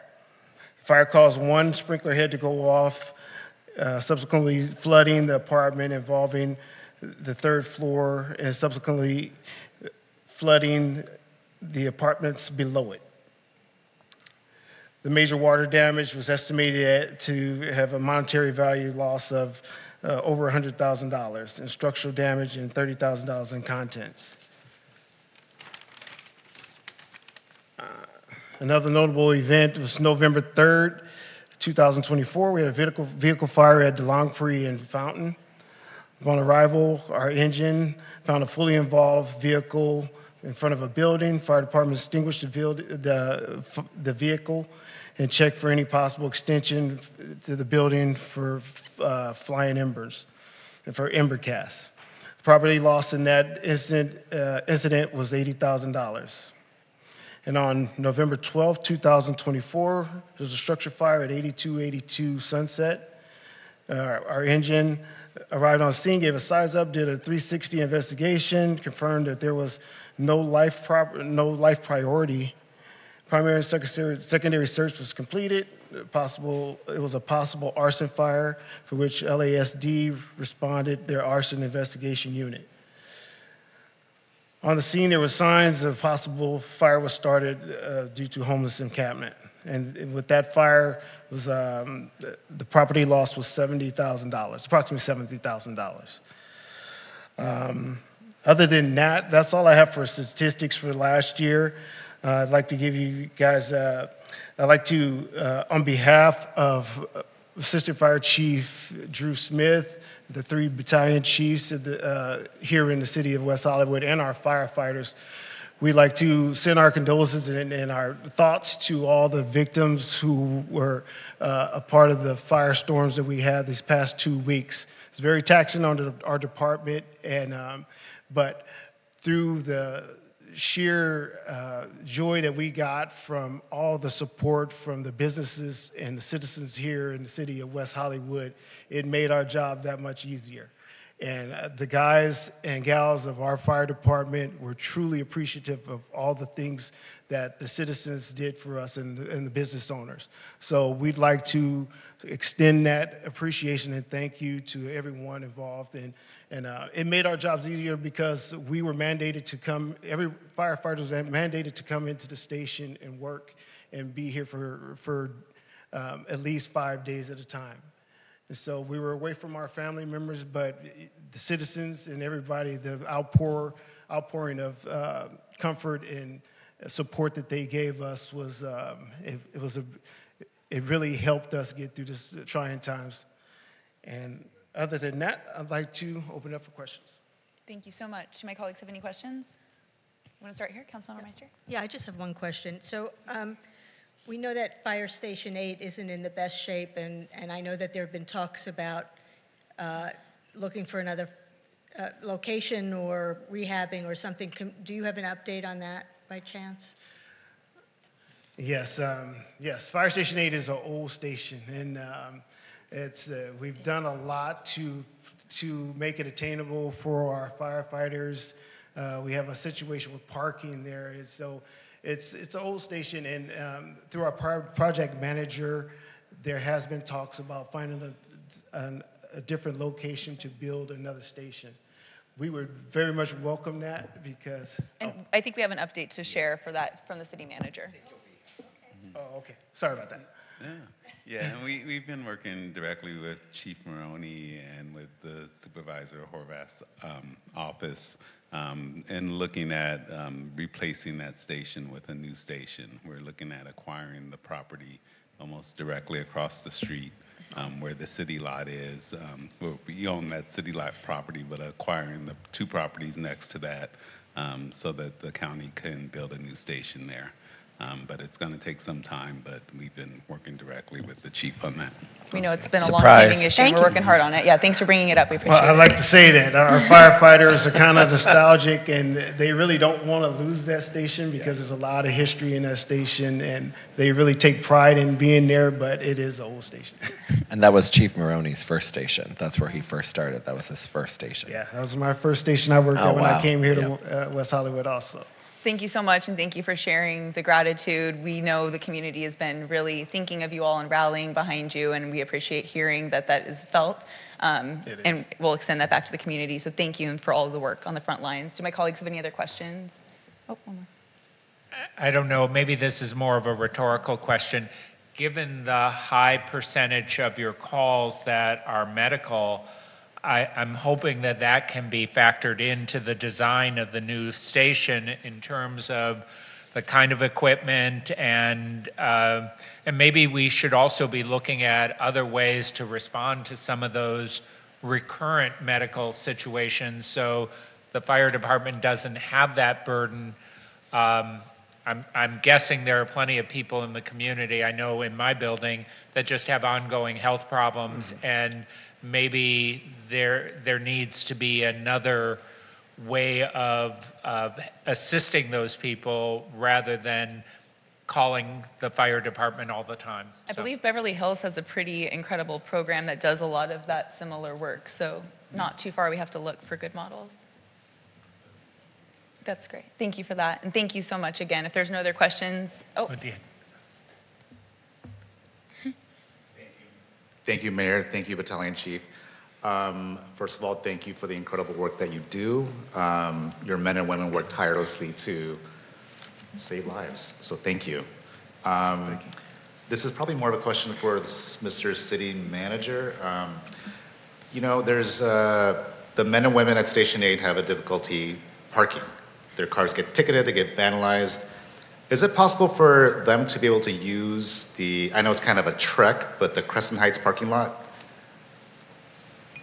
We actually have a parking lot right across the street. It just, there's a lot of challenges for them with shift changes and other things. But we have been in discussions with them about the use of that lot. I think for their needs, it hasn't worked out. I think Crescent Heights is even further away. But we will continue that discussion and continue to look at options, because any new station will be years off in building a new station. So. To follow up on Councilmember Hang's comment, last community safety update, I believe, we asked the city to look into the Charlie development. I remember when I was on the planning commission and we approved that building that was by the old car wash.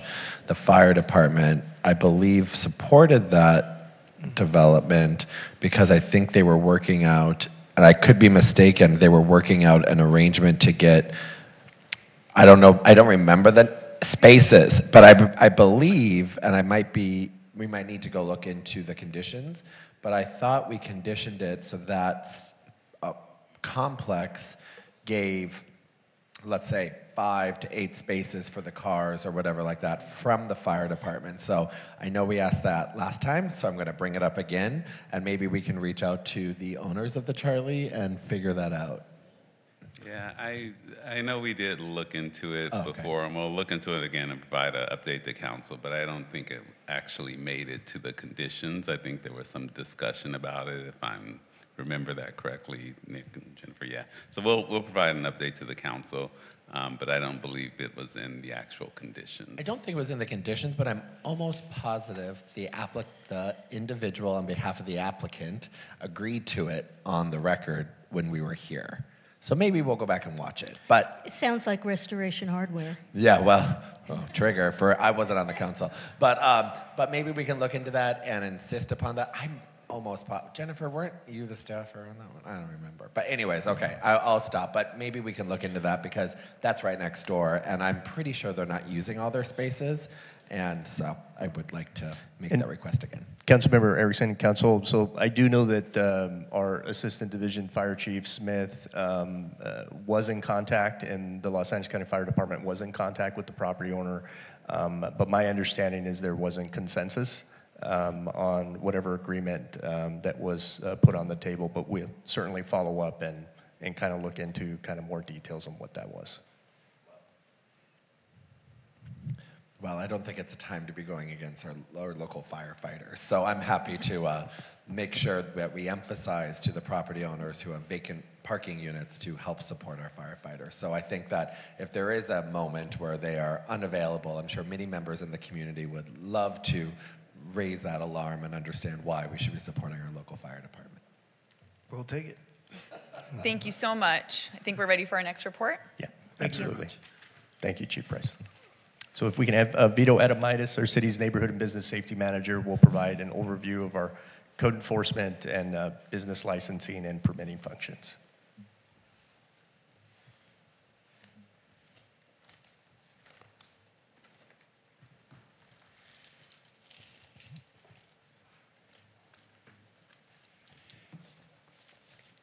Good evening. Mayor Byers, Vice Mayor Heilman, and members of the City Council.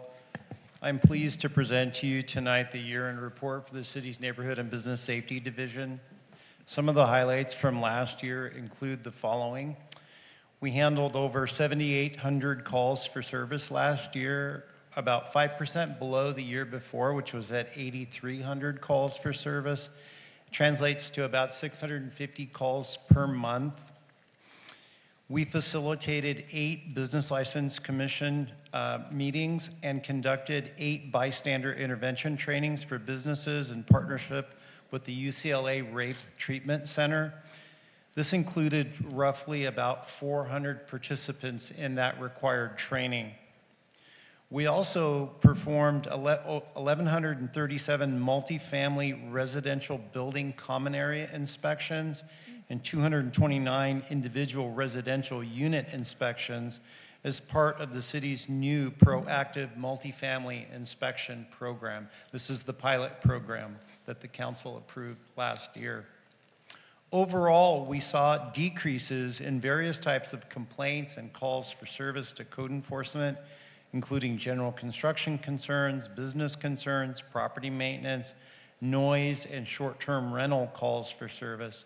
However, we did see a significant increase in calls for service regarding vacant properties. I might add that our officers are conducting weekly inspections of these properties in the city. We also issued 300 administrative citations last year, about 7% fewer than the year before. We saw increases in the number of business licenses processed and also business license renewals. Extended hour construction permits also saw increases last year, and special event permits, the numbers that we processed, saw about a 13% increase. We went to 446 permits in 2024 compared to 338 the year prior in 2023. When we look at the sum total of 5 years of calls for service, we averaged roughly 7,233 calls for service per year for 5 years if you average it. We had a peak last year at 8,304 calls for service. We also looked at the types of complaints over 5 years. And for example, the average number of calls for service for business concerns was 839. Calls regarding noise was 1,520. Construction concerns was 1,370. And property maintenance concerns, and this is over 5 years, an averaged 1,931 calls for service.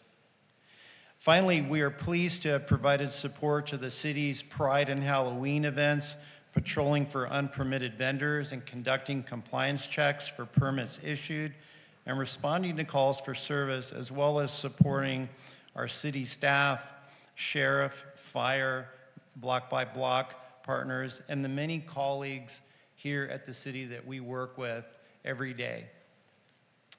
In conclusion, we'll continue to strive to provide responsive and professional service to our residents and businesses, and appreciate the support from the council and all of our staff here at the city, including our director, Danny Rivas, Anita Shandy, and all the great people that I get to work with every day in providing this service to our community. That concludes my report, and be happy to answer any questions at this time. Thank you so much. Is there somebody who'd like to begin with questions? Does anybody have questions? Oh, Councilmember Erickson. Thank you so much. I wanted to follow up on our smoking cessation program that we've had. Do you have the numbers? And I don't know if I saw them in the report because my eyes are bleeding over now from all the numbers. But specifically, have we gotten calls for service for the smoking cessation programs in our units? If so, do you have a number? And if not, maybe it's a longer conversation about educational outreach and other ways that we could help with some individuals. I've heard comments about cigarette smoke. I know not cannabis smoke. very careful to make that delineation. But do you have those numbers by chance? Councilmember Erickson, I don't have the exact number, but we don't get very many calls regarding smoking.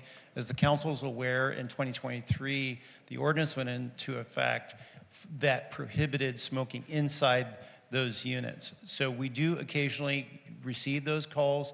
There is an education component that generally solves the issue that we get complaints about. And in the event we aren't able to solve that, we can obviously escalate and pursue other measures to obtain compliance. Great, because the process, from my understanding, is it's education, and then if it continues, but you have to catch the individual, and that's when the fine would exist, right? And that's always been the sticking point. You have to be there to actually catch the individual. Yes. Okay, great. Is there a way that it could be added to our next RSH building blocks newsletters that get sent out, or other informative ways that the community, that communications puts out this type of information? I just know that in my block, there's a lot of individuals that have kind of noticed smoke in a very different way. One, as a result of people worried about fires, I understand, but two, they're more cognizant of it and they're approaching me a lot more, and I didn't know if we could help with an education aspect, but that was just my question. We're happy to do that. It's easily done. No other questions? Oh, Councilmember Hain. Thank you, Madam Mayor. Thank you, Mr. Neighborhood Business Safety Director. How many staff does your department have? So the total staff, including contract staff, is a total of 16 staff. So we have 2 contract staff assisting us in the multifamily inspections program. We have a total of 10 officers, and we have a technician, a code enforcement technician, a code enforcement specialist, an admin for assistant to our admin team, and also 1 temporary contract employee. So the total adds up to 16. Thank you, sir. So between January through December 2024, 16 people, West Hollywood, 16 people handled 7,856 cases in our city. That's how dedicated this neighborhood business safety team are. 16 people handle almost 8,000 cases. So I just wanted to give you recognition for all the work that you do. Thank you. Thank you. Thank you so much. I don't think we have any other questions or comments. Appreciate you. Thank you. Thanks, Vito. If we can now have our Captain Bill Mulder from our West Hollywood Sheriff Station, and Lieutenant Lapkin and Sergeant Duran provide a report regarding statistics for last year. We are being recorded. And you may see it on social media at some point, correct? Not that.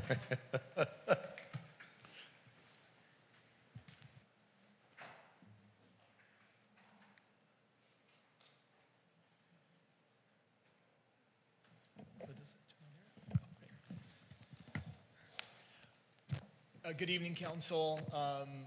Mayor, congratulations. Vice Mayor, congratulations. City Council, City Manager, City Attorney, our city staff, and our wonderful West Hollywood community. Welcome tonight. First, I want to say that our hearts go out to all the victims of the fires. Our thoughts and prayers are with them through this very difficult and challenging time. Today we'll be presenting our community safety update for the period of January through December of 2024. This will be an abbreviated update, not to bore you with my long, boring talk as I usually do. But for January through December of 2024, our citywide Part 1 crime was down 11%. And our Part 2 crime was also down 11.25%. For the same time period.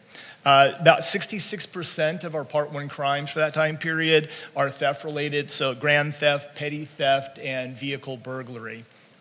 For the Part 1 crimes, the west side was down 3%, city center was down 23%, and the east side was down 18%. Since 2022, Part 1 crimes continue to trend down, which is a good thing. Our current concerns remain robberies, residential burglaries, and pickpocketing. Our 2024 robbery totals were actually down 18% when you compare them with the previous year of 2023. Residential burglaries were up 11%. That was from 96 incidents to 107 incidents. So it's something that we're still focusing on and working on, like all these other ones that I'm mentioning. Other burglaries, the category of other burglaries, which were not residential, were down 30%. Grand theft was also down 20%, which is good. Our grand theft numbers have been higher over the years, so that's good. Vehicle burglary was down 50% as well, but petty theft was up 23%. The station has been addressing all three of these crime categories and others using our patrol deputies, our cops, our entertainment policing teams with special operations addressing these issues, which include like saturation patrols, undercover and plainclothes operations.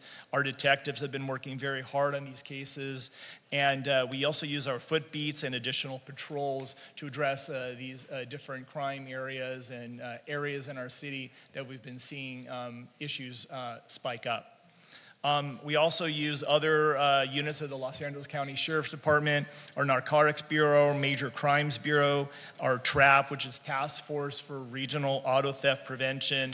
We use our reserves. As you see, we have reserves here today doing an outstanding job. Our reserve from our Narcotics Bureau also do foot beats throughout the city, which of course, as you know, reserves are only paid $1 a year, so the city is getting some good value with great deputy sheriffs doing foot beats in our city. And we do also various other operations throughout the year to address these situations. Our deputies continue to work very hard on behalf of our community and trying to keep our community as safe as possible. As you know, some of the new things we're doing is our public safety technology regarding many different public safety technology components. Back in 2023, the City Council approved ALPR, automated license plate reader cameras. At that point, we only had one. You approved 39 additional, so now we have 40, and they've proven to be very effective, not only to our patrol operations, finding stolen cars or vehicles where we have people that are wanted for crimes such as murder or assault with a deadly weapon or robbery, a variety of crimes, but also for our detectives using the ALPR cameras as a tool to find people who come into the city to commit crime. And then last year you approved the real-time watch center drone program, additional surveillance cameras through the city. We are currently outfitting one of the rooms at our station, should be done really soon, to accommodate all the computers and so forth to run the drone program for the surveillance cameras, and then also for the ALPR cameras too, into one center to process and use for that information when we have a crime occur. So that should be up and running this first quarter of the year before the end of March, so we look forward to having that come to fruition. We also have started a wellness program, as you know, at our station.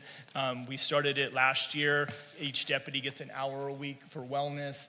And just a couple council meetings ago, I thank you all for supporting our gym, our wellness program at the station. It's vital in this day and this time for our folks to have these opportunities to for wellness, for not only mind and body, and that also helps them be better at their job when they come out on the street.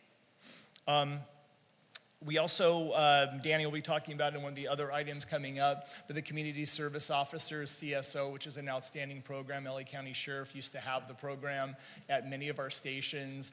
And unfortunately, that program was no longer with our department, but other stations have contracted out for that program, which is what I guess we're looking to doing too, and it's been an outstanding program for our department over the years. It's a good way to, for the lower crimes that are not robbery or assault, kind of the lower category of crime for somebody to come out. A CSO is a unarmed civilian employee who goes out and takes those reports, basically. So it frees up deputies then to do more serious and focus work and focus on other kind of more severe crimes in the city. We also are looking forward to coordinating a collaboration between our COPS team at our station, entertainment policing team, and the care team here at the city and other social services, where we kind of do joint operations and go out and for our unhoused and address some of those issues and assist them in that in a kind of comprehensive operation. We're looking forward to coordinating that with them in this new year. And as you know, that our deputies here at the station have been working hard not only in the city, but recently with the fires. We do have staff that have been going out to the fires.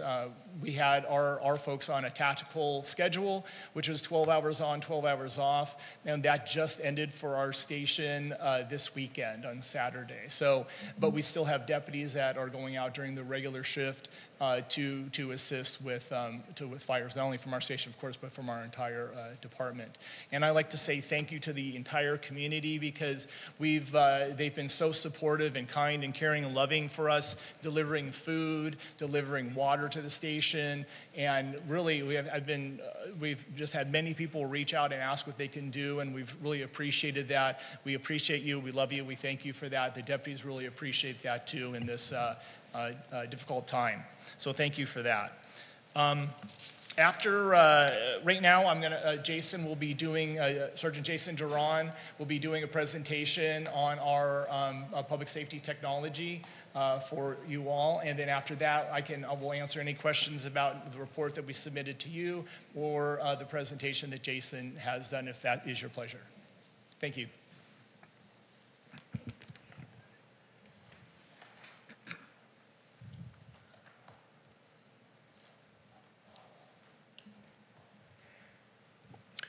Good evening. So I'm going to go over our public safety technology package and speak about the Drone as a First Responder project. Some of you may have seen this PowerPoint before, but I'll go over it quickly just to get through it and give you guys a brief overview. So the city of West Hollywood is approximately 35,000 population, but as you know, it can swell to a nighttime population on a weekend of up to 100,000 with major events and whatnot. The city is 1.9 square miles, and we have 64 patrol deputies that are assigned to our station. We currently have no dedicated helicopter unit assigned to West Hollywood. What that means is that if we were to need a helicopter, we would have to call our Sheriff's Department Aero Bureau and ask for that helicopter to respond to our area, which would take time. And to be frank, we're kind of on an island here in West Hollywood, so the helicopter isn't always available as we need it. Our class airspace from the FAA is Class G airspace, which means it's the most unrestricted airspace that there is. There's no current flight patterns or anything that restricts our airspace over the city of West Hollywood. To give you an idea of how the drone will work, again, this is not to scale, so don't get scared.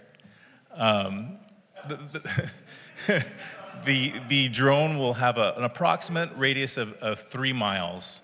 And for orientation, to get an idea of how far that is, if you were to draw a straight line from Doheny and Santa Monica to La Brea and Santa Monica, that straight line would be approximately 3 miles.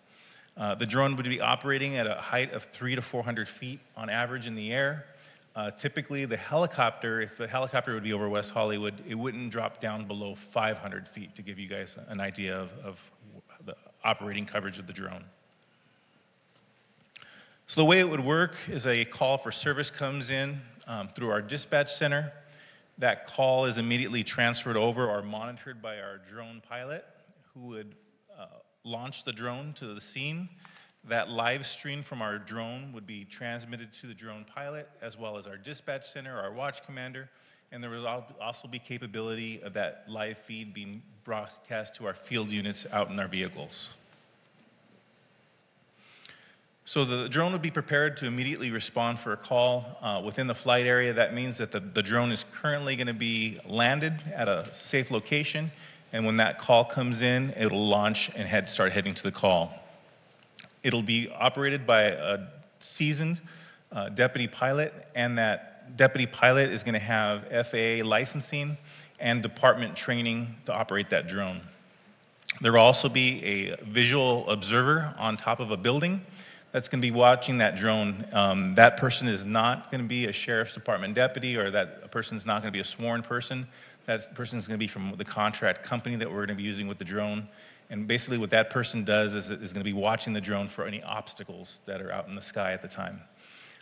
One of the other great parts about the drone that's the company that we're going to be contracting with is they have what's called geofencing, which prevents that drone from running into big items, things like buildings, trees, things like that. It'll have collision avoidance where it won't be able to do that. When it approaches a building, it'll immediately stop if we're piloting it towards the building.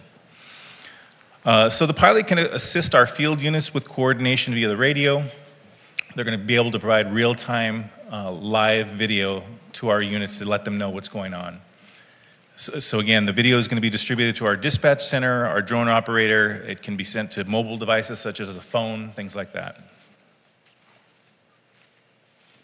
So some of the things that our drone's going to do is it's going to provide real-time, valuable information to our first responders. It's going to help in de-escalating and rapidly evolving situations. So we're going to get into that a little bit more shortly in this presentation with a video. But basically, the information that drone is going to be providing to our first responders will help our first responders either scale up or scale down our response. And you'll see in the video that we're going to show shortly that it really did de-escalate a certain situation that happened somewhere else. So it can either confirm or dispel some of that information that's going to be received over the phone. As you may or may not know, some of the information that we receive over phone isn't always accurate. So when our guys respond out there, we're not always getting good information. So this drone is going to help us get that good information and possibly reallocate some of our resources to things that are needed in different parts of the city. This bird's eye view the drone is going to provide is going to give great information to our field supervisors as well as our units of the situation that's occurring out in that field. It's going to enhance the safety for our first responders as well as our community. Some of the things that our drone does not do. We're not going to be conducting random surveillance on our community. That means that drone is not going to be up there hovering around looking at our community. In fact, when our drone first launches to go to a call, the camera on the drone is going to be pointed skyward at the horizon so that it's not accidentally filming people down on the ground until it gets to the call, and then the camera will go down. Same thing when it returns back to its docking location. Once it's done with the call, camera will be pointed back up towards the horizon so it's not filming people down on the ground. It is not weaponized. We do not have any type of projectiles. Nothing's going to be coming from that drone. It does not have automated license plate reader capabilities. It does not use facial recognition. It does not put the community at risk. These drones are extremely safe, and the technology package that's in them has a lot of safety backups that are integrated into the system. We're not going to track community members' movements. That means we're not going to use it to track people going to and from certain locations, things like that. So this is that incident that I spoke to you about de-escalation of an incident. This video was provided to us by Chula Vista Police Department. Chula Vista incorporated their drone program in 2018. They were the first police department in the nation to use drones. They're currently using 4 drones within their city limits. They provided us this video, and it's a great video of an example of how that drone worked out.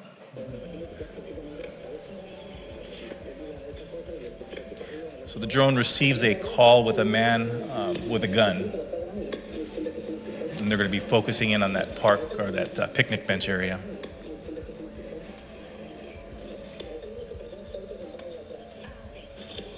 You can see the person appears to have what looks like a gun in his hand.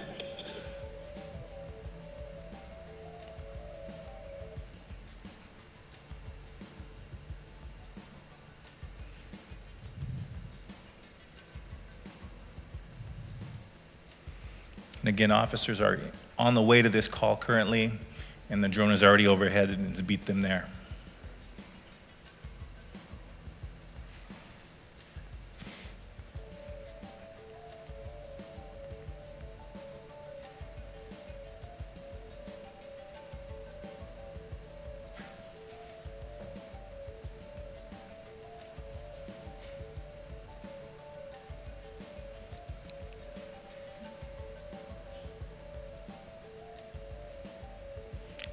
Now, if you look closely, you can see that that person is using that what appeared to be a gun and lighting a cigarette with it. It's a lighter, not a gun.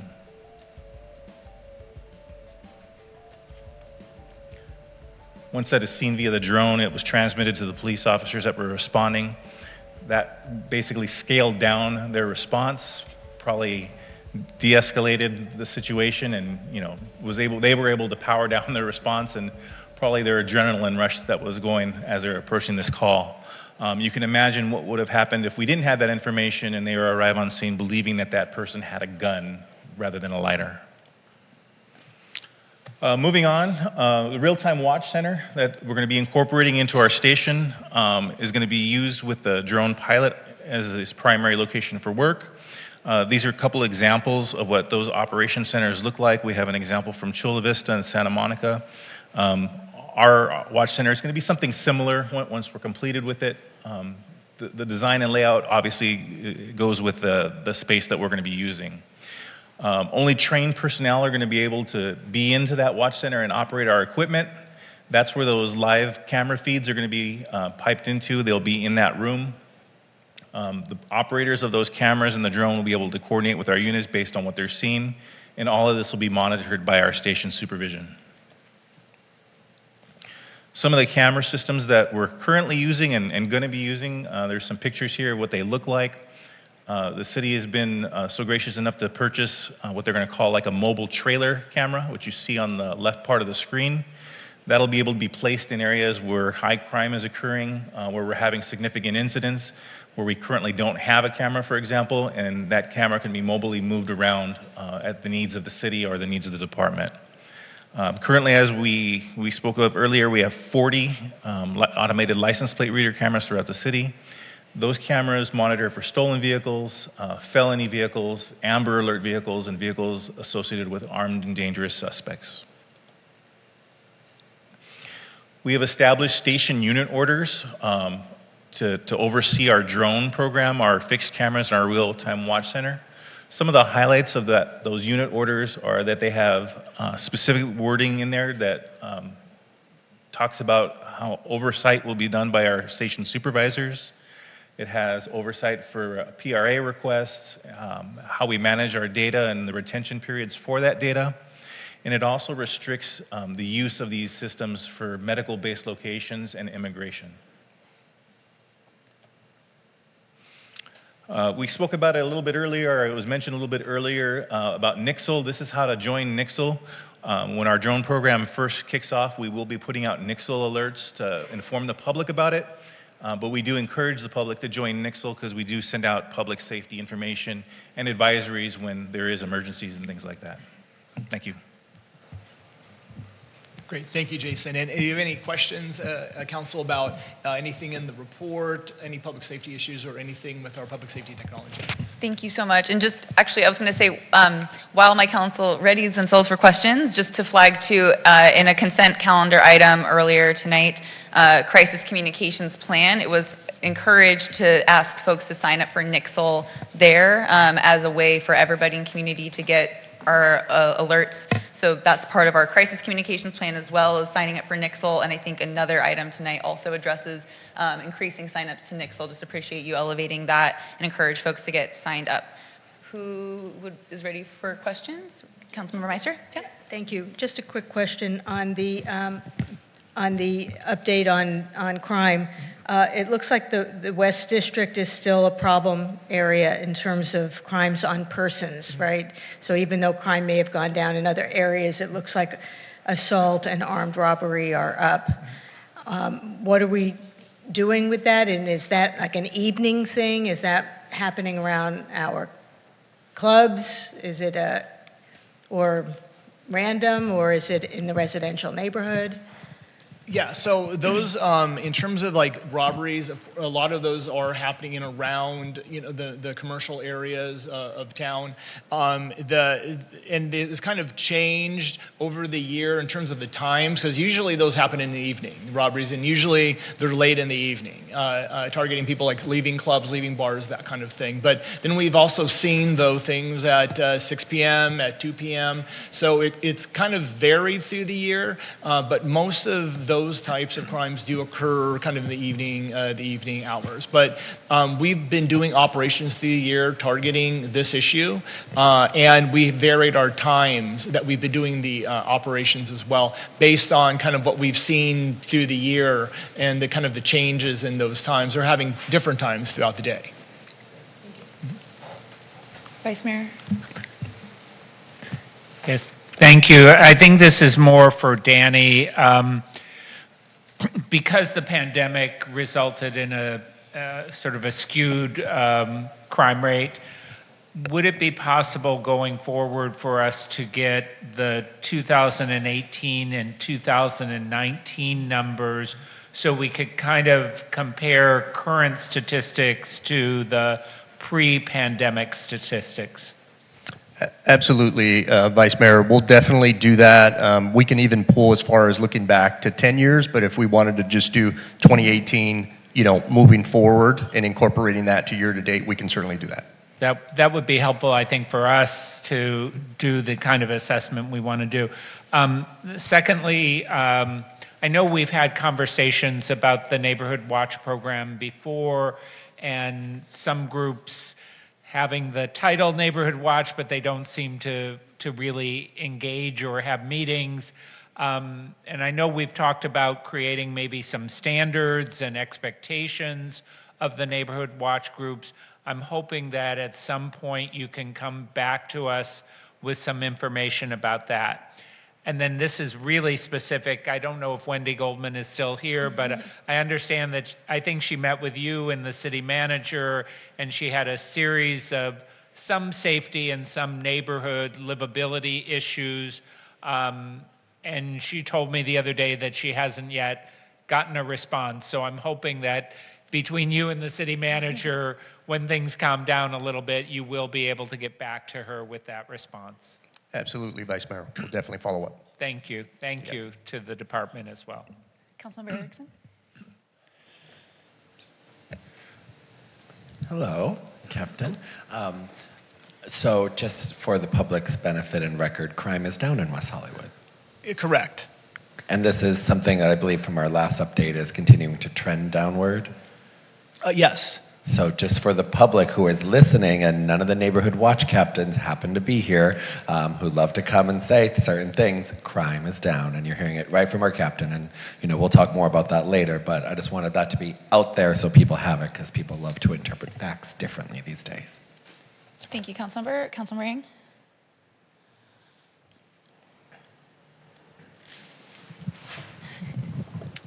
Thank you, Madam Mayor. Thank you so much for the robust presentation. It is very clear the department does a lot for our community to keep us safe, and crime is down as a result, so thank you so much. This is just a question for my own benefit, not so much for the report, but when a deputy is on IOD, does the department replace that body, or how does it work, so to speak? Yeah, so usually what will happen is the department gives us overtime to pay behind impairments. And so IOD, injured on duty, and if they're off as a result of an injury, that's considered what they call an impairment. And in that impairment, the department gives us overtime behind that. And there's different things they will give us overtime behind if we don't have somebody here, if they're maybe off on bereavement leave, or if they're just even on vacation, extended vacation time, then there could the department, to make sure that we can hire the right amount of deputies, gives overtime. And that overtime money they give us is not charged to the city of West Hollywood. That's just the department acting to make sure we fulfill the contract. So thank you so much for clarifying. So the staff members that are here to fill in the IOD spots, right? Let's say people are out on comp, they're on a disability retirement, or they're waiting. This is my wheelhouse, that's why I'm asking you. So those staff members that come and replace those bodies, are they going through the sensitivity trainings that our in-house deputy sheriffs here in WeHo go through? Yeah, so most of the people that are filling behind those spots are deputies from the station. So the vast majority. And if you're not deputies from the station, then if you're deputies from the outside units, these are deputies, most of them have worked the station before or have worked here overtime for many years. And the vast majority of them have gone through all the training that our station and our department provides. Thank you so much. And as the former mayor pointed out, crime has gone down, and I want to thank your staff for catching a looter on the news. That was a West Hollywood deputy sheriff that caught a looter who was trying to rob people during a disaster. So kudos to your department. Thank you. Oh. I was just going to respond to it. Thank you. Yeah, it was our deputies were helping out, of course, with the fire for the Palisades fire area there on a location on PCH near the Getty Villa, and there was an indication somebody who told them that somebody was impersonating a fireman and was trying to steal stuff. So they were able to find that individual and arrest them. That individual, what they said had actually like a statue from the villa in his possession as well. So they were able to make the arrest of that individual. It is on our social media regarding that case, if you'd like to see it. Thank you. Thank you. Thank you all for your work and for your quick response and for the backup support you provided to all different jurisdictions across the region in this time. We really appreciate you. And Sergeant Duran, I appreciate you bringing the full presentation. I was there for the virtual town hall and the in-person town hall regarding the program, and I know community members are grateful for the opportunity to hear about the program. This was an item that was a part of a consent agenda item earlier, but just regarding the contracts approved for the real-time watch center cameras that are going around. I think in an initial presentation, we saw 44 as the number of cameras, and then the next update, it was 50, and the contracts approved for 54. My question is more about how we're determining the placement of those cameras, and I know the ALPR camera program in Norfolk, Virginia is under some concern given the number of cameras and the question about whether there are too many for the square mileage. So that's sort of where my line of thinking is. How are we determining the amount of cameras, their placement, and are we concerned about a threshold that could be getting to a place that would draw some concerns?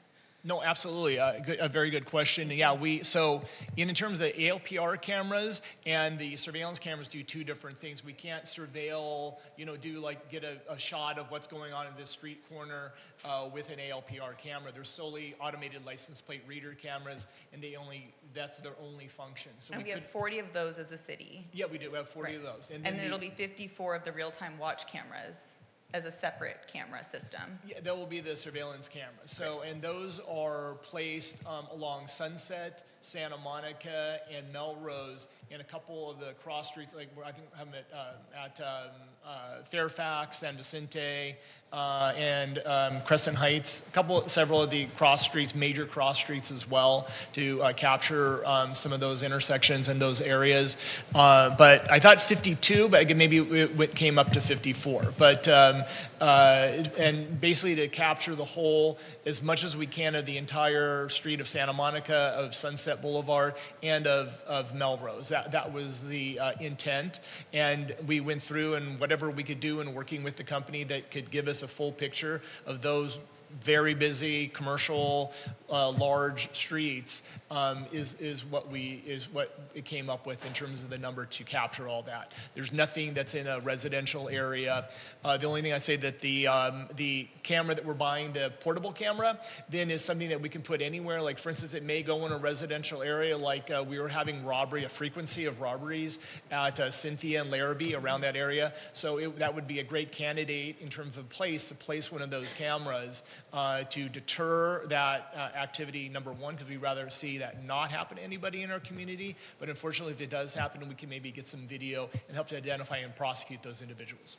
Thank you. The information is really helpful. I know we're creating a public information campaign alongside it. The town halls are part of that. Will there be a map of the placement of those cameras available? I know they'll be visually, people will be able to see them, but will the data to that extent available for people about where they are? Yeah, we probably won't place out a map exactly where they are because we really don't want to also send that information to bad guys who are coming to commit crimes here and there. So we will say that they are along those areas, those main thoroughfares, and like you said, you can see them. They'll see them, probably see them up on a pole. But we'd rather not put that information out so that people that would want to come here and do our community harm know where those are located. Okay, and you, just to confirm, Santa Monica Boulevards, like bus shelters, things like that will be captured as part of it. I know there's been a community member who's long asked for a camera placement on a specific bus shelter, but just so those sort of spaces will be captured part of the... Yeah, so our request and our goal is to cover the whole entire Santa Monica Boulevard, Sunset Boulevard, and Melrose. And that was the request to the company. They came back with a plan that they say indicates will cover the entire street. Now, if we do find areas that that maybe are blind spots or are not covered, then we can add an additional camera to make up for that. But our goal is to cover those entire thoroughfares. Thank you so much. Appreciate this. Any other questions? All set. Thank you so much. Appreciate the report. Oh, I'm so sorry. No, we're good with the reports, but then we have public comment. Do we have any other reports from your end? The only thing that I also just wanted to bring to the council's attention in the community is, as two attachments to the staff report, there is a crime prevention plan. And this is something that I know the council has asked for. And so essentially that plan details the approach that the Sheriff's Department at the West Hollywood Station takes in addressing emergent issues and crime prevention. And then the second plan is the Jewish Community Safety Plan. And again, that was a directive that was brought forth by the City Council. And so I just wanted to make mention of that and to the council that that is attached as well. And the West Hollywood Sheriff Station staff here at this table, and I know others were heavily involved in terms of putting all of that together. So thank you all. Thank you so much. And before we close this item, I know we have two public commenters, so I didn't want to move too fast. Rick Watts, if you'll join us for public comment. And then we have Ramses Setempre. So sorry. Oh, I got a thumbs up. I think that's right. Thank you, Mayor. Rick Watts, City of West Hollywood. Before I forget, and this, I'm kind of jumping ahead a little bit onto F9 on the fire and safety emergency Rick, preparedness. If it's for F9, can we keep it for F9? Okay, I'll come back then. Okay. Thank you. But I do have That's things on this, and this is on the with respect to the fire incidents. I know that we slept a lot better over on Sweetser Avenue, knowing that 1280 is no longer there. So I want to thank you, Danny Rivas, and for the sheriff's deputies who've responded to so many calls over there, and the fire folks that have been over there for at least 2 fires that I'm aware of. To that end, I also want to remind council, and I'm sure you folks are all aware of this, is the number of vacant properties in the city that are, many of which are problem properties. And any one of those, had any of those caught fire when our fire personnel were all busy elsewhere in the city on those 2 nights a couple of weeks ago, we could have had big trouble. So I just ask that council and public safety move forward as expeditiously as possible to raise the pain level to the landlords that are responsible for those properties, to get them to either get them occupied again and rehabilitated or tear them down. Thank you. Thank you, Rick. Ramses?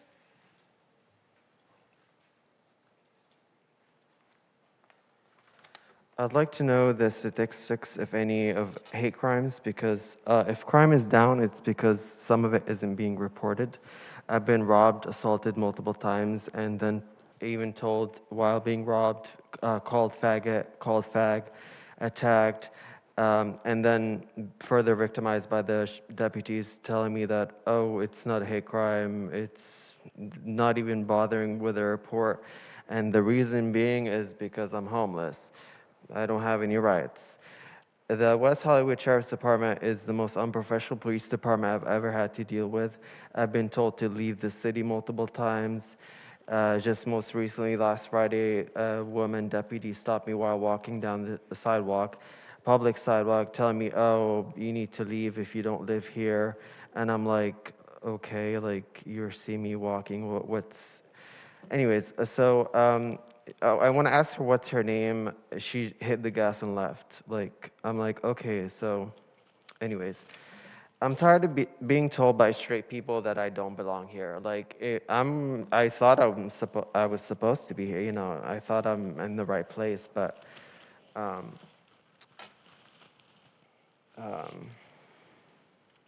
so yeah, homeless lives matter.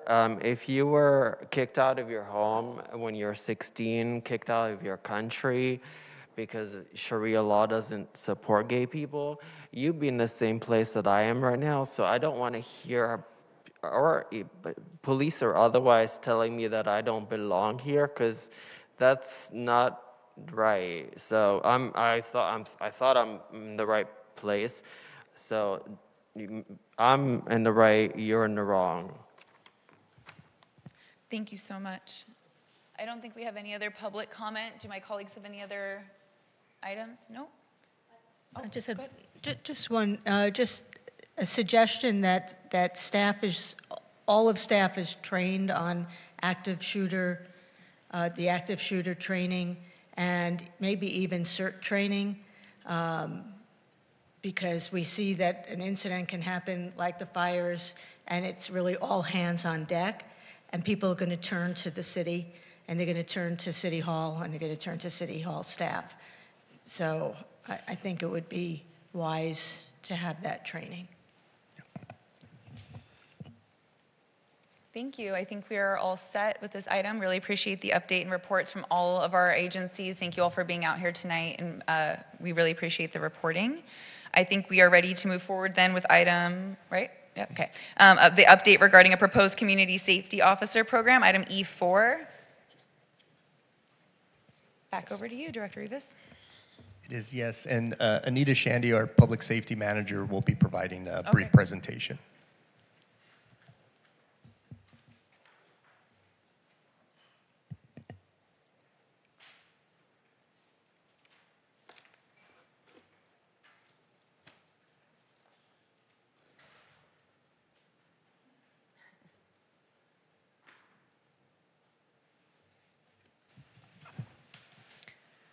Good evening, Mayor, Vice Mayor, and members of the City Council. I'm Anita Shandy, Public Safety Manager.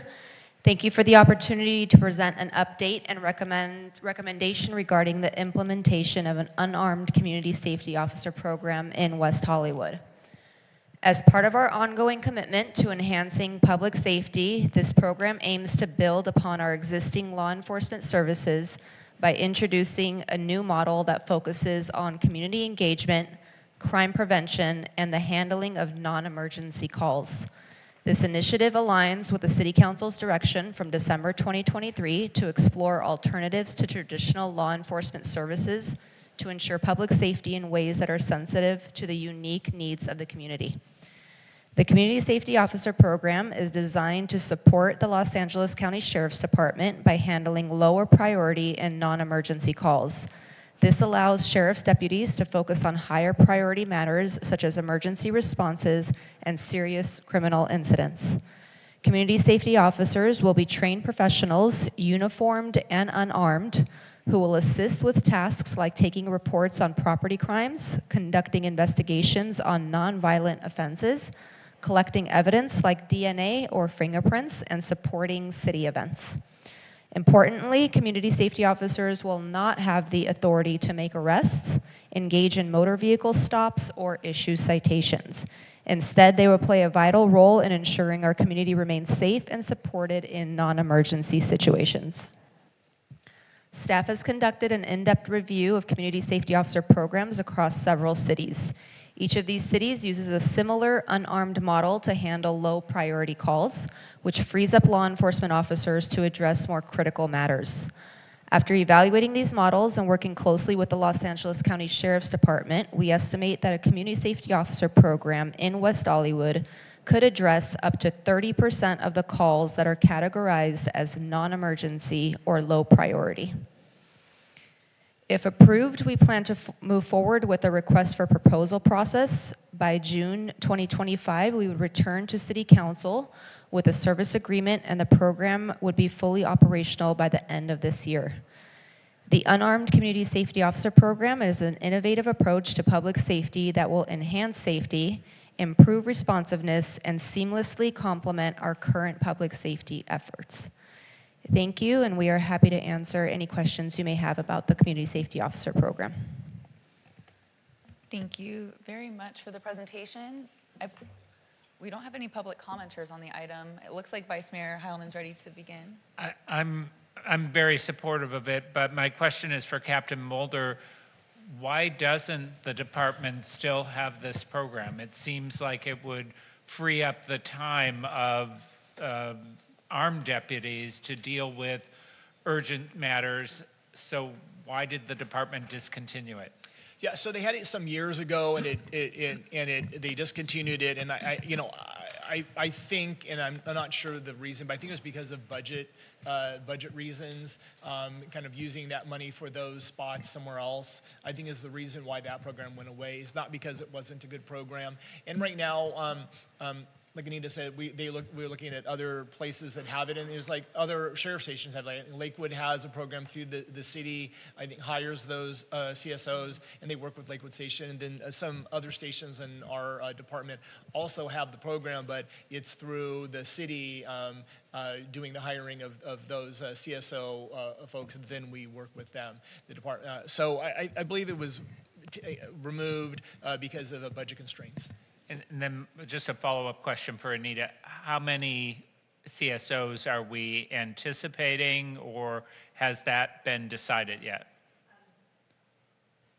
So currently, we are, if we get the approval to move forward with this process, we would start to look at data a little bit further in terms of times that we would deploy the community safety officers in the community, as well as the number of community safety officers that would need in order to supplement the services by our sheriff's department. So we would do further analysis on that, gather more data, and bring that forward when we bring forward the proposal after the request for proposal process. We would include that information when we return back to City Council. So the RFP is essentially asking for a per person cost, and we would then decide whether we want, one or two to start, or more than that, or we could change over time.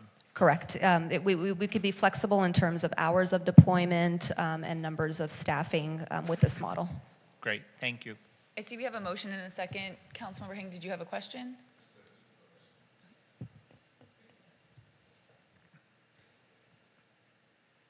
Thank you, Mayor. Thank you very much for the robust presentation.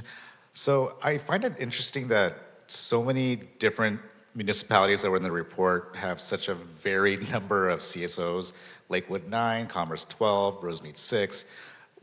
What is the department or what is the city using as a standard to determine how many bodies? And then my next question following that is, so some of these cities have like 5 cars, 4 cars, 2 cars. What would be the ask for West Hollywood? Yeah, great question, Councilmember Heng. And so the reason why you're seeing variables in that information in that chart is some of those cities have part-time versus full-time, or a mixture of that, right? And so for us, I mean, obviously going through the request for proposal process, we wanted to be sure that we would bring this item before the council, see what the appetite was in terms of moving forward, and then going through the request proposal process. Our idea based off of our initial analysis, and that's looking at year-to-date crime data, but that can certainly change if we're going to be looking at maybe 6 months from now or 9 months from now. But right now, as it stands, we were kind of looking at maybe about 18 hours each day.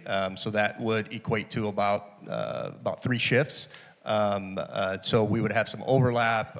So, we were kind of basing it off of that. The city of Santa Monica on the chart that's reflected there kind of gives you a little bit of a snapshot. I think they have about 6 CSOs right now. But that, of course, does not include supervisory staff, because right now those CSOs are reporting to a sergeant. And so, we would kind of weigh all of that out and kind of look at the proposals, and then make sure that obviously the folks that are proposing the staffing, we would want to make sure that they have adequate vehicles. So some of those cities don't have the means to provide enough vehicles for their CSOs, so sometimes they're paired up, maybe for a partial of their shift. And so we would want to make sure that we would have vehicles, right, for one CSO that's capable of kind of handling their own calls, right, as opposed to having 2. So we're going to be looking at all that, taking that into account, and kind of seeing what comes back in terms of the vendors, right, in terms of their proposals, and then kind of weighing all that out. I just want to add that also the ones listed here, these are staff for those cities and vehicles that are owned by the cities. We're proposing that this be a contract, which gives us more flexibility on adding or removing officers as needed and vehicles as well, because we wouldn't be purchasing them. They'd be part of the contract. Yeah, Councilwoman Meister. Thank you. So first of all, I just want to, I'm very supportive of this program, and I want to make sure that it's supplementing our sheriff's deputies and not replacing them. However, I don't know if block by block is at full capacity. Are you considering maybe, depending on how this goes, maybe replacing some of those block by block people with the CSO people because of the capabilities? That's not what we would be directly looking at. Our goal would be to kind of maintain staffing levels across the board. But of course, when we'd see kind of the cost, right, and on the proposals that are being submitted, we are going to be going for a request for proposal process for the services right now that Block by Block is providing, kind of matching that same timeline, because the contract that they have with the city expires the end of this fiscal year as well. And so we'll be looking at all those costs and working with the city manager's department in terms of looking at the allocation in our public safety department and seeing what's best at that time. So I think both of those will be coming before the council in June, to make the next budget cycle. And so all that will be taken into consideration. Do you know if they are at full capacity now? Because I think it was 90, right? 90? In terms of the amount Block by of, block. yeah. So there's a little bit more. They staff a little more, just in case they have call outs, et cetera. But right now they are maintaining their levels of staffing right now. And then I know that some CSO models include the ability for the CSO to give out citations. And I'm not traffic citations, but citations, for example, if there was a scooter riding on a sidewalk, or sometimes when code enforcement is not working at a certain hour, the sheriffs have to go out, for a party or something. Is it possible for you to also make sure to look at costs with that? I don't know if it's just a matter of additional training to get that code enforcement, but I know that I believe it's Santa Monica that has some CSOs that do have the ability to give citations, and because we have certain hours where code enforcement officers aren't working, but we still get complaints during those hours, it would be a good. To me, it seems like it might be a good thing to have them have that ability to give citations. And we don't see sheriffs chasing scooters on sidewalks, but there is a possibility that if a CSO is out and it's happening, that they would be able to give that citation.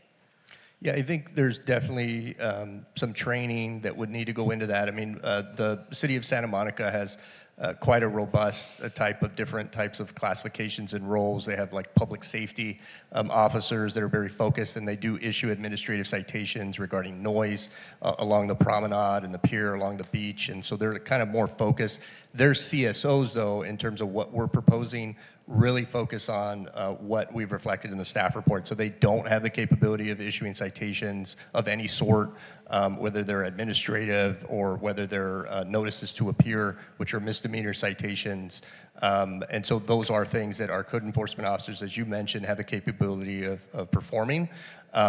So we would kind of look at that, but we also don't want CSOs to take on a role of a code enforcement officer, because a code enforcement officer is a very trained individual that has ongoing certifications, whereas a CSO, there's no requirement. There's nothing established in the penal code for a CSO in terms of what they need to obtain to maintain a specific type of certification, which a code enforcement officer has.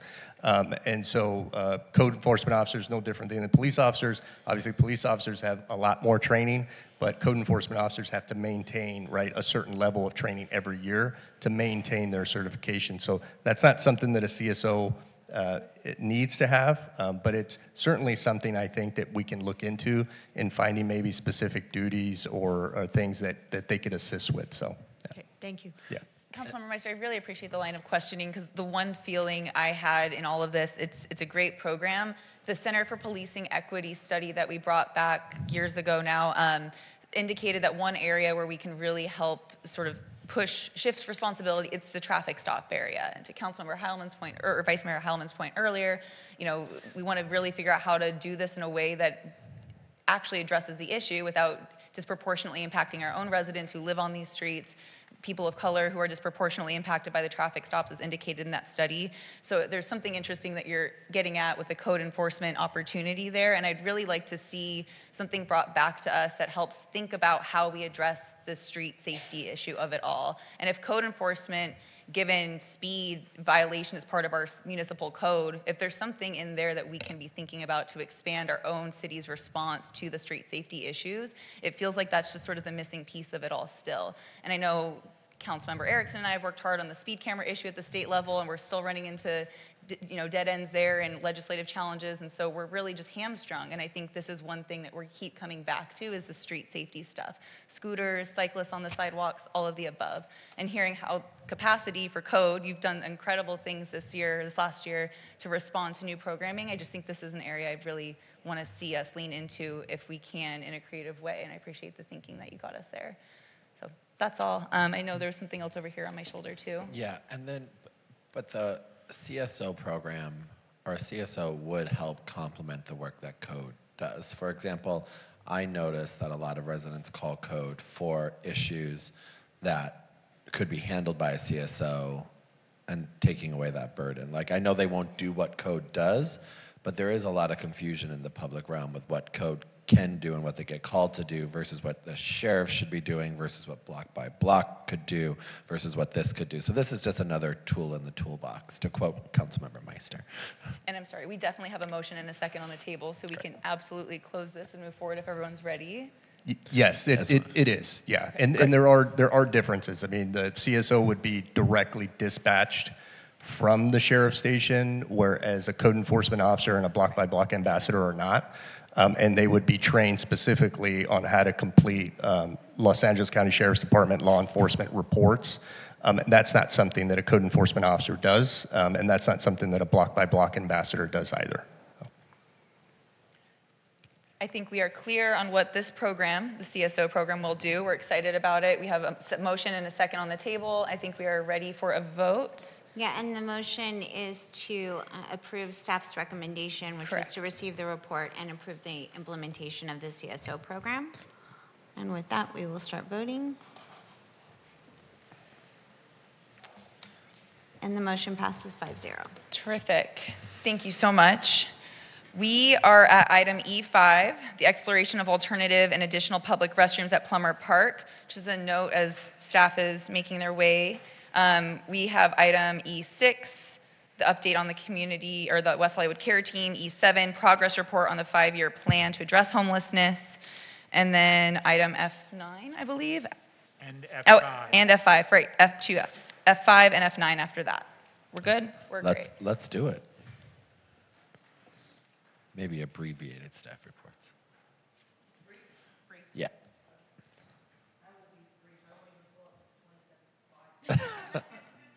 Don't threaten us with a good time, Helen.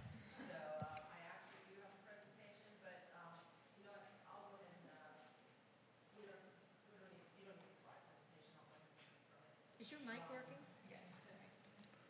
So good evening, Mayor, Vice Mayor, and council members. Helen, I don't think your mic's on, I'm sorry. You're correct, yeah. Good evening, Mayor, Vice Mayor, and council members. I'm Helen Collins, the Facilities and Field Services Division Manager and the Acting Director of Public Works for the City of West Hollywood, of course. I'll provide you a brief overview of the timeline and actions on this item. This item was initially brought to the council as a recommendation from the council's Standing Subcommittee on Homelessness.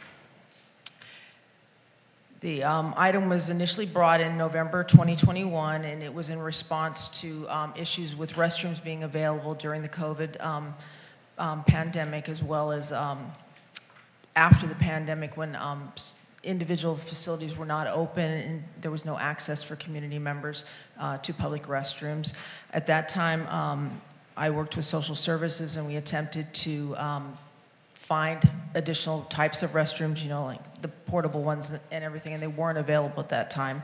So this item came back again after speaking again with the Homeless Committee in August 2023 to the council. At that time, the council recommended that we go ahead and open the West Hollywood Park restrooms 24/7.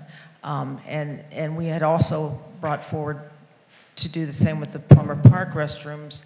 However, the council wanted us to go back and meet with the city advisory boards and commissions, relative city advisory boards and commissions, which we did.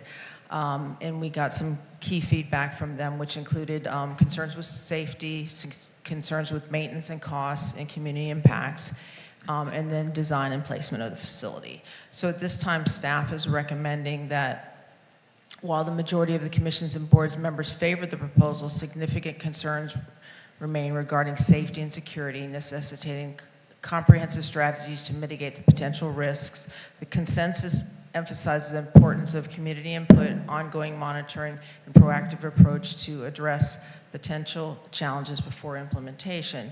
So staff at this time is proposing that we look at, and my mic is just making all kinds of noise, isn't it?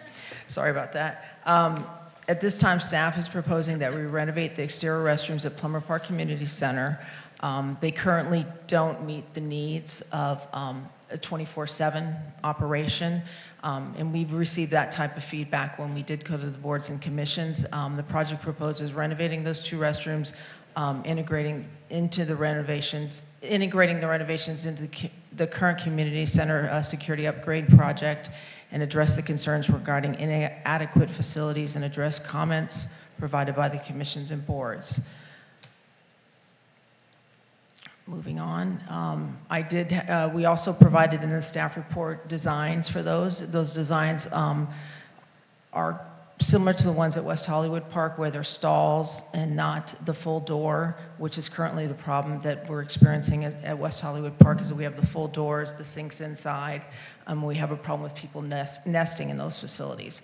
The new design would remove that potential, and it would also it would encourage quick visits to the restroom, improve the lighting, and bring the sinks outside. So at this time, just to recap, staff is recommending that City Council approve the design for the renovations to the two exterior restrooms at the Plummer Park Community Center, and authorize staff to include the scope of work in the Community Center Security Upgrade Project, and to direct staff to return to the council after construction for further consideration of operational hours. Staff at this time is not recommending that we look at operational hours until we have the ability to go back to the community, get more input once the construction has been completed, and then return with recommendations on extended operational hours at that time. Thank you so much for the report, Helen. Councilmember Meister, would you like to begin? Yeah, you may or may not know this, but is block by block 24/7 at Plummer Park outside? No. Currently, I don't believe they are. They're there until 10 o'clock in the evenings, and they are stationed at the restrooms in the middle of the park until 10 o'clock, but not at the ones at the... And in West Hollywood Park, are they 24/7 in front of that area? At West Hollywood Park, they are 24/7 at the restrooms by the dog park. Okay. Vice Mayor?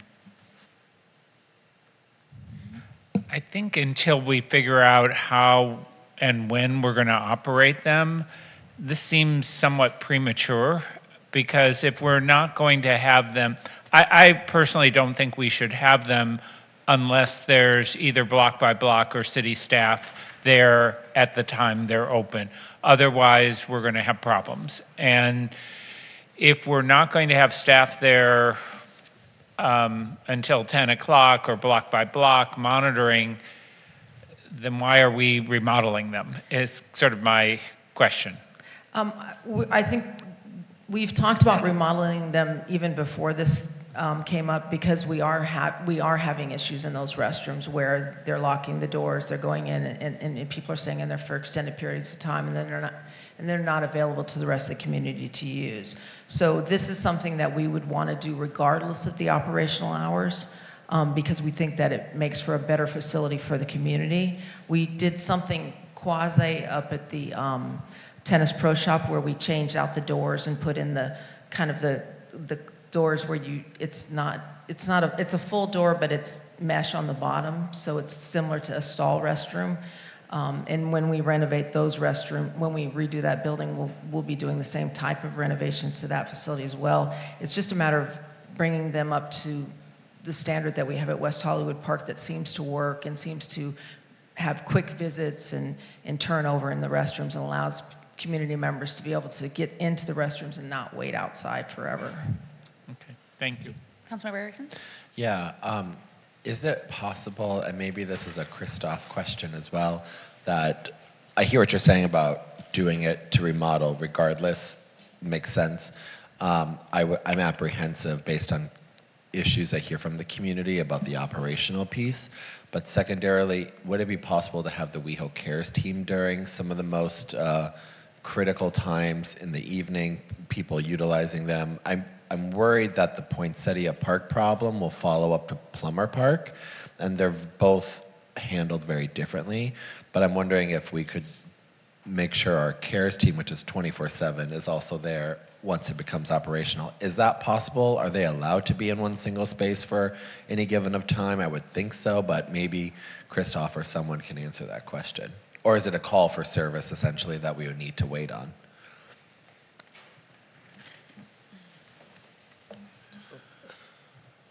Thank you. Good evening again. The CARES team primary purpose is behavioral health crisis intervention. They do they do visit different areas on a frequent basis.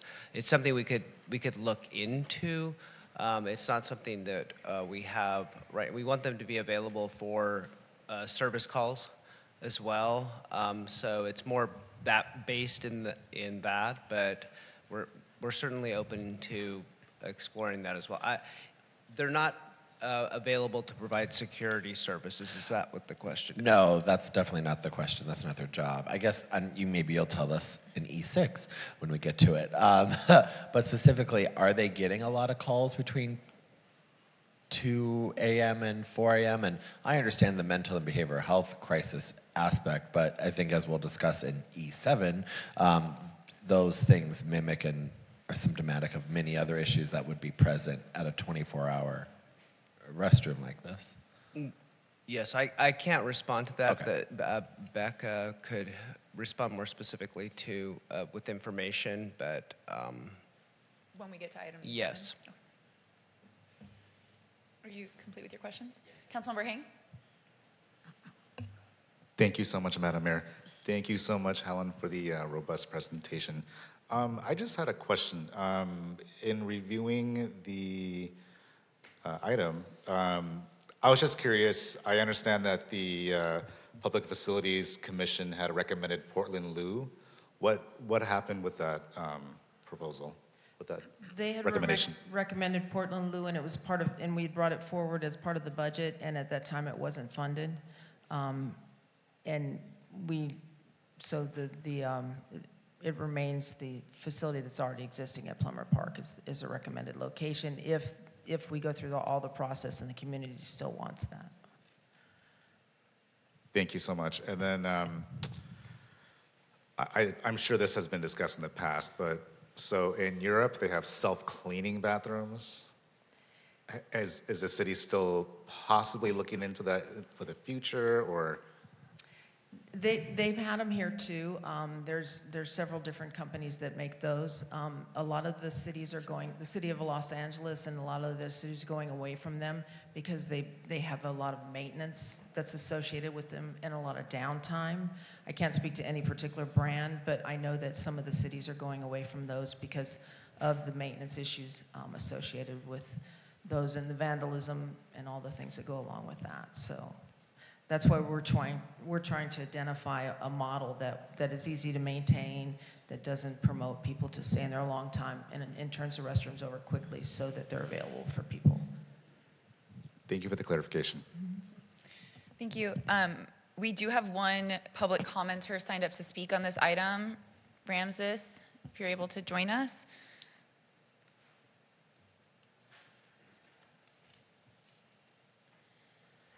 The city needs self-cleaning public bathrooms situated directly on the street. You want to prepare for the Olympics? Well, Paris has over 400 street bathrooms. You have none. You have shice on your streets. The public bathrooms at Plummer Park are dismal. Which architect designs a bathroom with no windows and no fan? The incompetency of Democrats permeates all things, just as the stench of ammonia permeates those windowless bathrooms. My eyes burn as soon as I enter. You say more than 40% of WeHo population is gay, but those bathrooms beg to differ. Those bathrooms say 100% animals are using them. They're beyond Homo sapien, they're beyond the Homo and beyond the sapien. They're straight up animal. You need to power wash them frequently and often. You ought to install urinals, bidets, and public showers if your population is really 40% gay. I haven't showered in 11 months because of your lack of hospitality. Do you all not believe in public hygiene, or do you identify as one of those pigs on Grindr that like to slither in their own filth? Hopefully, the Republicans don't give the Democrats their 15-minute Zyklon B shower for your lack of hospitality. Speaking of Plumbers Park, the insufferable city of West Hollywood sent me this letter proclaiming your fascism, stating that you denied my application for the community garden because the community garden director, Yvonne Corker, didn't like my, quote, language or tone, one of my emails. After a year of waiting, being ghosted, being told back and forth, months go by, you gave me the runaround and you denied me. I criticize you for being 7 months late and you retaliate me by denying. What kind of government denies people resources based on language and tone? The incompetency of Democrats is immense. You're incompetent, and instead of improving, you double down on your competence and you retaliate. Thank you. Oh, did you have something to? No. Well. Oh. You want to jump in? Yeah, I see Councilmember Hammond motioned it to me. I was just, well, I'll let the motion maker speak, sorry. Before you move forward, I would just wanted to add, I was a part of the homelessness subcommittee when this item brought forward. I know a deep part of the intention was sort of to address the lack of public restrooms in the broader space. I know as this conversations move forward through the many commissions and community conversations, the need has evolved and a lot of the fear around the potential for harm has gotten really imbued into the conversation. So I appreciate the way that we're trying to bring what we do have as facilities up to a new standard. I think that's important. I do want to sort of recenter the conversation around the need for greater public restroom availability. I know members of the Public Facility Commission reached out to about the placement of it, and part of the initial conversations were about making sure that it wasn't drawing people into the park space, but that there was a restroom available to them sort of on a street side where they needed it, which is what the Portland Loo availability is. So just wanted to sort of reframe some of the conversations. I think what's before us is really necessary, and as you said, Helen, long-term work that's needed to happen. I just don't know that the conversation's completely done at this point. So I do hope that we can continue to see what other types of facilities may be available, especially with the amount of people who are coming. It's been a long-term problem for the city, and we're just going to have more opportunity to meet the need ahead. So thank you so much for this. It looks like we have a motion, a seconder, and the item as it stands is to approve the design for renovations to the 2 exterior restrooms at Plummer Park Community Center and authorize staff to include the scope of work in the Community Center Security Update Project, and direct staff to return to City Council after construction for further consideration of operational hours. Is that we're all agreed to? Terrific. Thank you. Thank you. And the motion passes 5-0. Thank you. We can move on to item E6, update on the West Hollywood Care Team. Accomplishments. Yay. And program plans.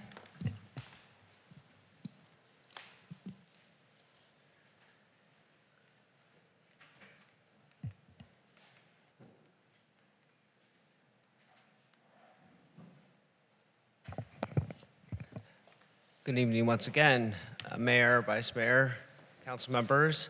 I'm Christoph Schroeder, Director of Human Services and Rent Stabilization for this city.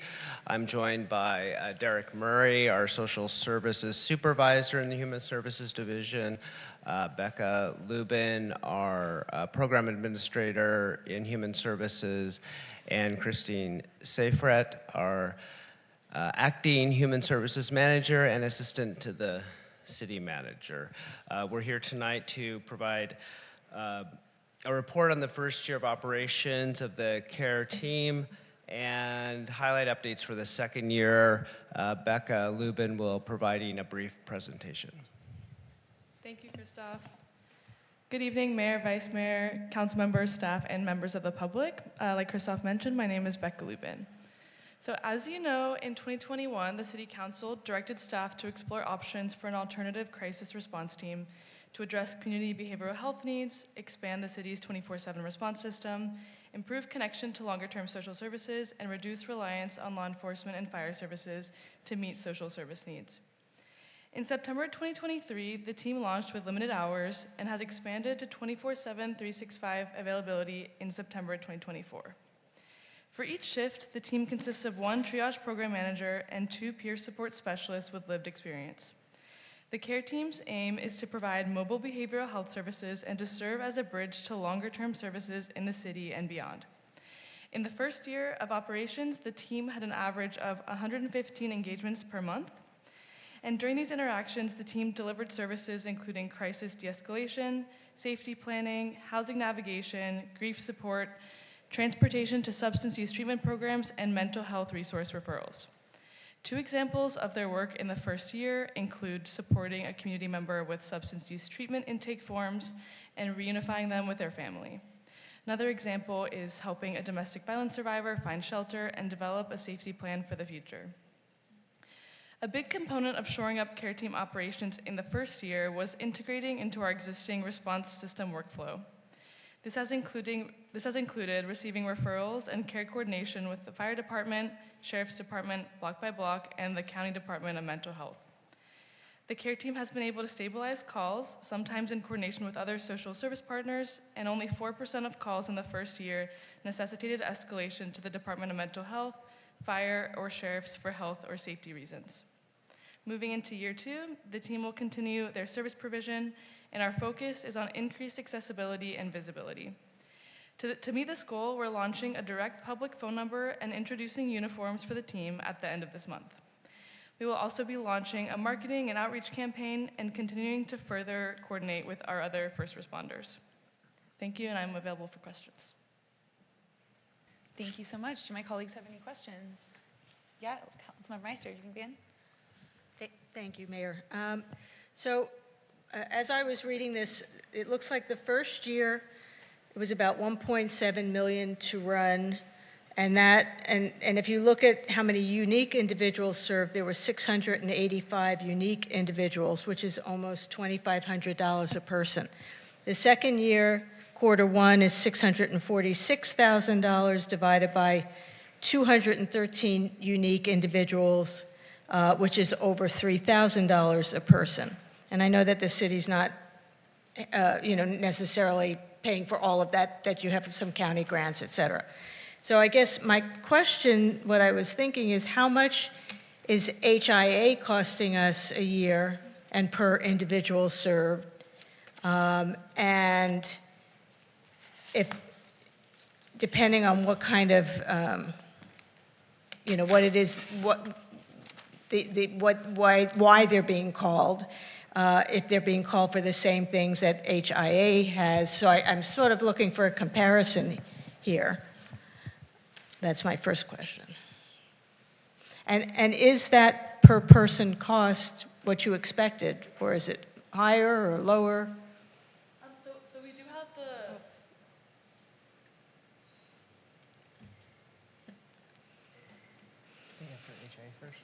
Okay, I will answer the Healthcare in Action question first. So Healthcare in Action costs us $578,663 in this 24-25 contract year. And in the last contract year, they have served 272 people. Healthcare in Action is supplemented by medical insurance as well.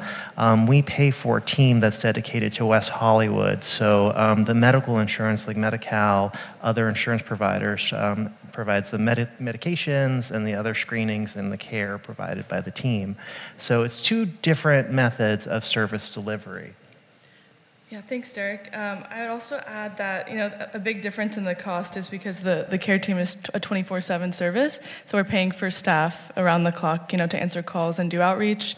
Another reason for the cost difference is that we're fully funding the care team program, so we do have more operational costs than the social services contracts. So was it expected that it would cost between $2,500 and $3,000 a person? It is. It's comparable to other cities with alternative crisis response programs, and we're hoping with increased visibility, the cost per individual will go down in the next year. But that was what we were thinking for the cost. Okay. And do you know how many of the interactions has the care team had to call the sheriffs? Yes, so for the first year, 2% of the calls were directed back to sheriff or fire. Okay. And can they 5150? So no, the peer support specialists are not clinicians, so they don't provide psychiatric evaluations, but they work closely with the Department of Mental Health, so they can call in the DMH team. It's happened a few times in the past year. They'll wait with a community member while the team comes out through the evaluation, and then if a hold is required, with support for transport if necessary, and then follow-up care as well. And then my last question is, so you have somewhere where you want to, there's a plan to enhance, and you have 25%, you want it to be 25% housed people, 65% unhoused. What's the remaining 10%? Because it only adds up to 90, unless I'm adding Sorry, more. where's that in the? It was unknown. Oh, it's just unknown? Yeah. Okay. Oh, no. So that was the housing status for the first year. So some people didn't report their housing status. Okay. We're thinking in the second year, the ratio will shift a little bit with the direct public phone number. A lot of the work in the first year was proactive outreach by the team, so the people they were coming across were more likely to be unhoused. Got it. And then you gave 4 examples of success stories. How many of the interactions ended up successful, and what is the metric for success? Yeah, that's a tough question. Success varies by individual. The initial goal is that the person is stabilized, if they're having a mental health crisis, and then it's really a conversation with the peer support specialist and the individual on what their specific goal is. But some of the things we've seen so far are, entrance into treatment programs, or help with finding shelter, reunification with family, or it could just be providing emotional support during grieving, or making plans for emotional support in the future. And this is, I promise, my last question. So it seems like you have a lot of interactions, and then the unique individuals served that I mentioned. So there are then obviously a lot of, or multiple interactions with the same people. Is that what's happening? Yeah, so we don't have a specific set of like the number of times the team will follow up. It really depends on the person. So, in some cases, someone feels comfortable with one interaction. In other cases, the team will follow up to make sure someone's connected to service, or if they required additional support. Okay. Thank you. Thank you. Councilmember Hang?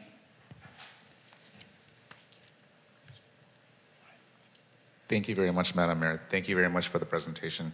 I appreciate that it's 24/7 now. That's great. And I really also appreciate that the clinical component of what the care team focuses on. Behavioral health, welfare checks, crisis stabilization, suicide prevention, safety planning, connections, substance use disorder, and then also first aid, CPR, Narcan, stop the bleed. Is there a component of maintenance? So once an individual is helped clinically and say they need additional help, like applying for general relief or applying for supplemental security income or applying for SNAP, is there a component of this to assist the individual, or do they have to go through another resource that the city has to offer? So we see the care team as more of a short-term comprehensive case manager, and they're really serving as a bridge to our longer-term existing services. So, for example, they work really closely with Healthcare in Action. So, if they come across someone who's having a behavioral health crisis, they work to stabilize them, and then the ask is what the person needs. So, if they're unhoused and they need medical treatment, it's a direct message to Healthcare in Action, who will be there within 30 minutes. If they need general relief, they've assisted with applications. The goal is really to try to reduce the burden to entering service through the team. So, they'll drive someone to the DMV for documentation, and really try to connect them with someone, so after that first interaction, they're not having difficulty re-entering the social services. Thank you for the clarification. Councilmember Erickson. Mayor, if it's okay, because I know we don't have public comments, I'm just going to do my questions and comments and at the same time. Great, thank you. Following up on my question from the last item, do you have a typical median average or time for when calls for service are occurring? I don't have that with me. We do have call data, so we'd be able to send that to you. But I could say anecdotally, there's a steady stream of calls throughout the day, more towards the end of the day, and then a few throughout the evening and early morning. Wonderful. Yeah. If you could get us that data, Yeah. it'd be helpful to see based on our previous conversation. Are we tracking how many individuals that we help or get calls for service on, or that we have case management history with are from outside of the city of West Hollywood? I say this for two reasons. One, in West Hollywood, we understand and know that a lot of individuals that may be experiencing homelessness tend to stay in West Hollywood because of the care and services that they get from a number of our providers. And they might not be willing to accept help or go into permanent care. That's one. But two, what I've heard from a lot of residents, and when I speak to homeless individuals at my Plummer Park event or other aspects, they come in from LA or other cities because LA is just pushing them out into other communities and essentially saying, taxpayers of West Hollywood, these individuals who are in LA are your problem. We see this on the east side with Poinsettia Park and Plummer Park. Are we tracking this information, or are we finding out it? Because I would love to send the city of LA a bill. That is difficult to track. The care team works in West Hollywood, but if there's a visitor at an event, having a crisis, they'll support them. There was an example from Halloween where the care team intervened. So it's difficult to say exactly. You don't ask them a question like, hey, normally when I've been on some intake calls and understood the process, and people say, normally where do you sleep? Or where do you find yourself, Yeah, being? those conversations do happen, and there's more documentation required to enter like a housing, enter permanent housing, verification of your address. But when they're supporting someone immediately, people aren't always willing to give up that information.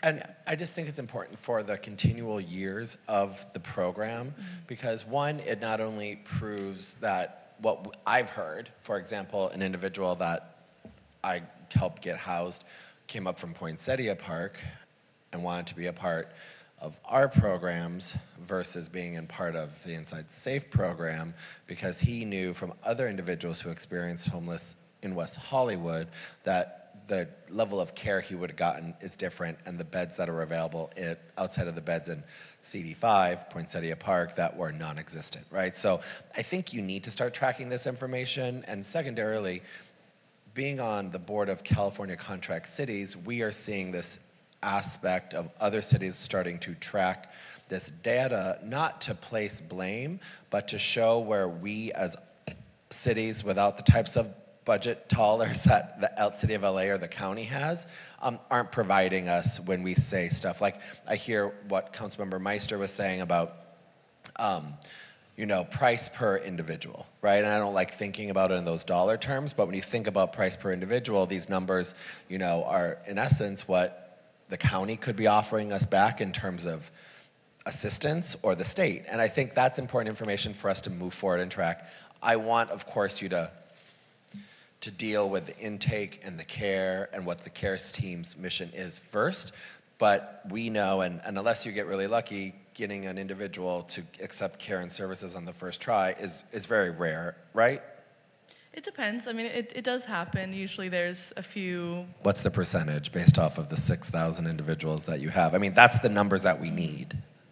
Right. Yeah, I couldn't tell you for each individual how many interactions it takes. I mean, so we do need that information because we'd also need to know how many individuals are getting care and accepting care on the first touch, the fifth touch, the 10th, the 20th. I mean, we have an individual that we've spoken about, Derek, who's by City Hall, who the city's been dealing with since I was an intern at the City Hall, in the City Council offices, who's been voluntarily put on holds multiple times. They're more traumatized as a result, but they haven't accepted care, and so that adds to the data that we need to actually combat this. So that's my point. And you can provide that to us in a post-document memo, whatever you need. Do we have data on the individuals that do have to get put into a 72-hour lockup that we understand when they come back? Do we track that if they're coming back into the community? And are we regularly seeing that type of stuff, or what? Or how are we identifying that when the county is called? So we know for year one that 2% of calls were routed to DMH. Okay.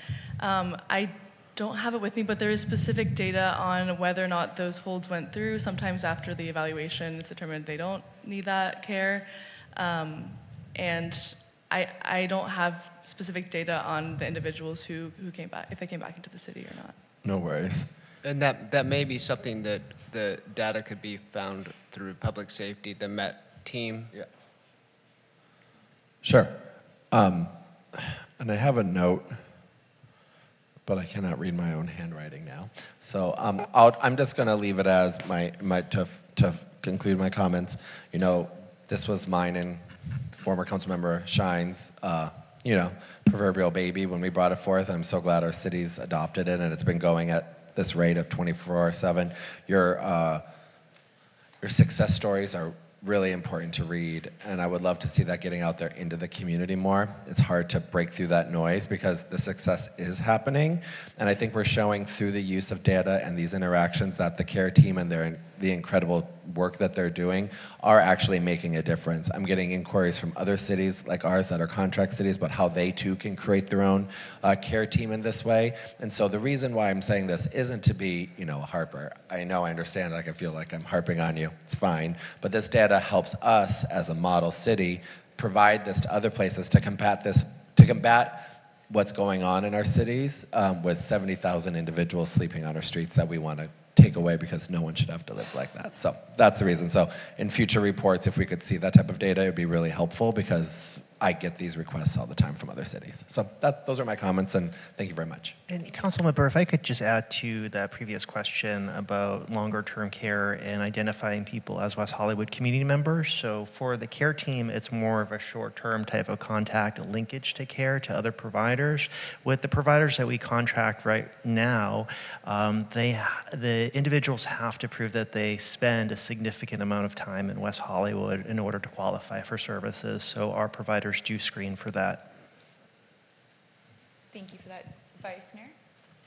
Thank you, and thank you for the work you do.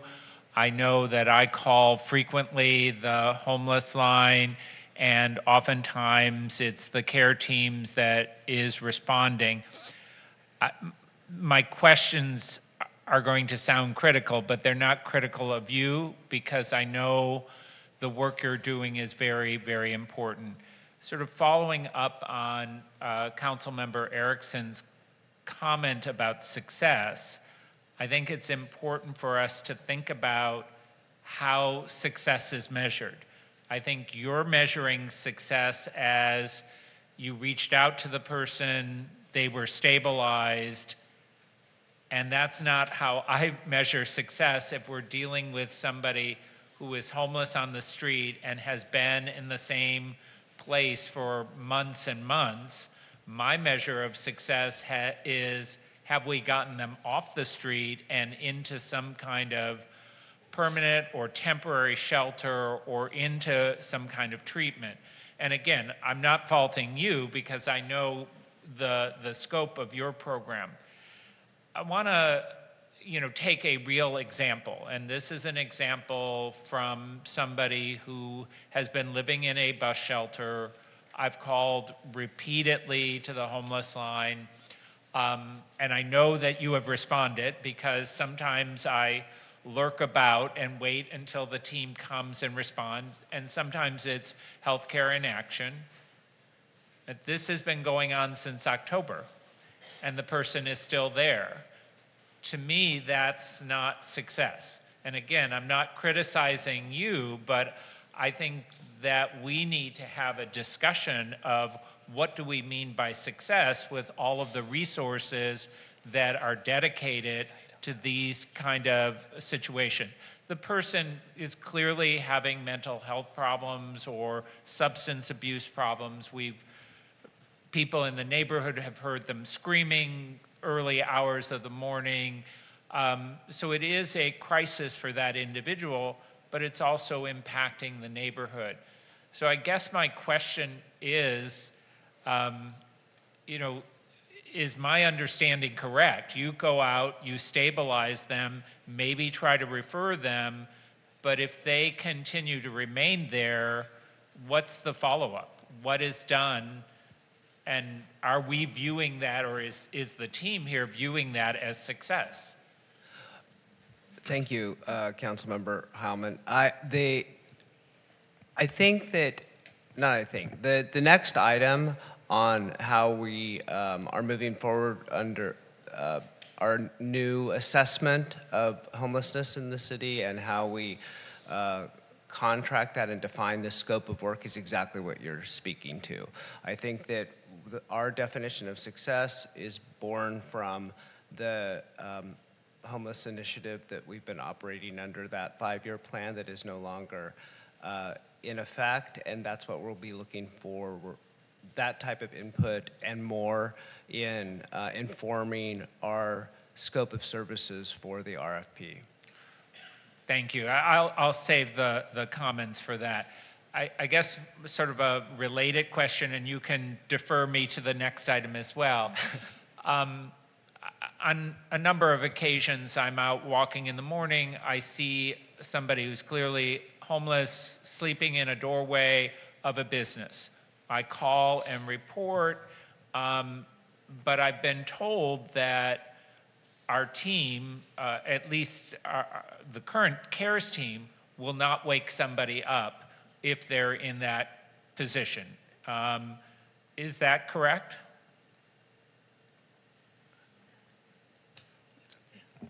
I've actually been told that when I called in on the homeless line, so.